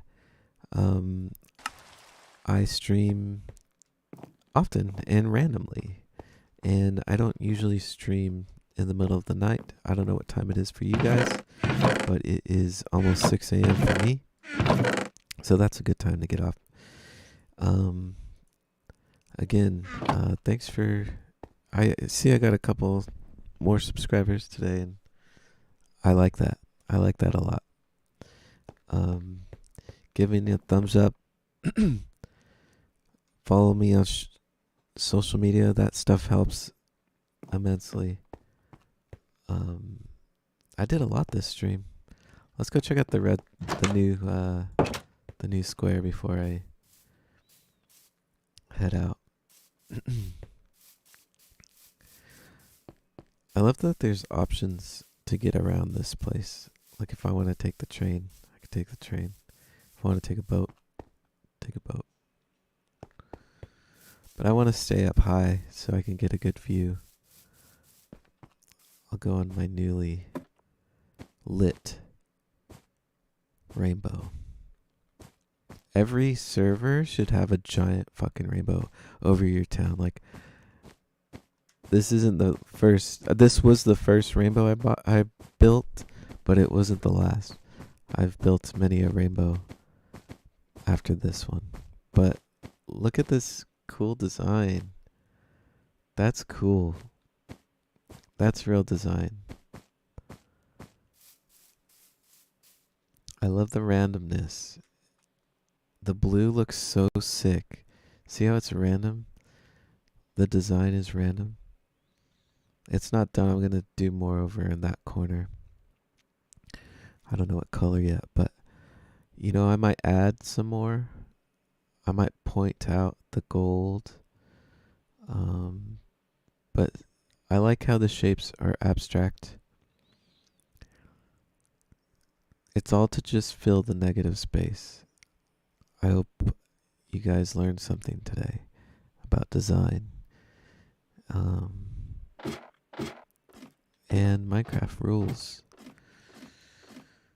I am going to fix this little part over here before I log out.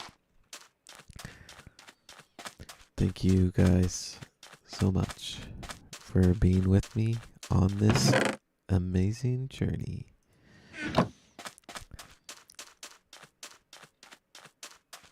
I'm going to be dropping some new videos soon, and they're going to be the best videos I have. I've been sitting on them since last year, just waiting till I hit 100 subscribers to release them. And since I hit 100 subscribers, those videos will be posted soon. I'm organizing something with the other people that are in those videos, because they're fucking bonkers. They're the best videos I have so far. But yeah, bonkers. That's the best way I can put it. They're absolutely insane videos. So I'm excited for people to finally see them. I still laugh at them. They are timeless, in my opinion.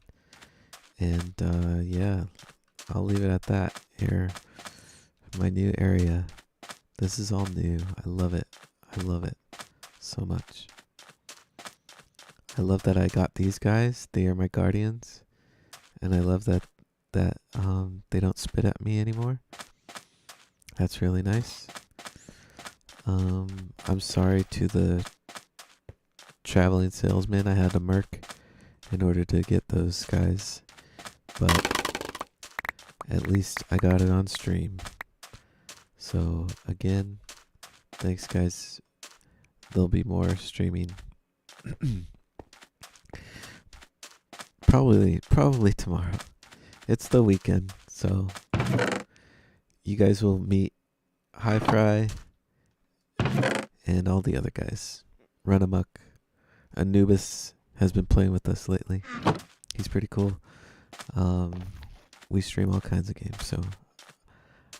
Oh man, the mushrooms! Oh my god, this place is filling out. I went through so much to fucking make that. Because I don't have silk touch, I can't just build a mushroom. That'd be a lot easier, trust me, I know, but that's why I built that, so I can get silk touch.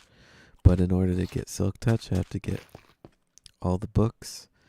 I think I have enough now to where if I think I can get high level enchantments and hopefully get silk touch. Because then I don't have to build that huge square out of dirt just to get one mushroom.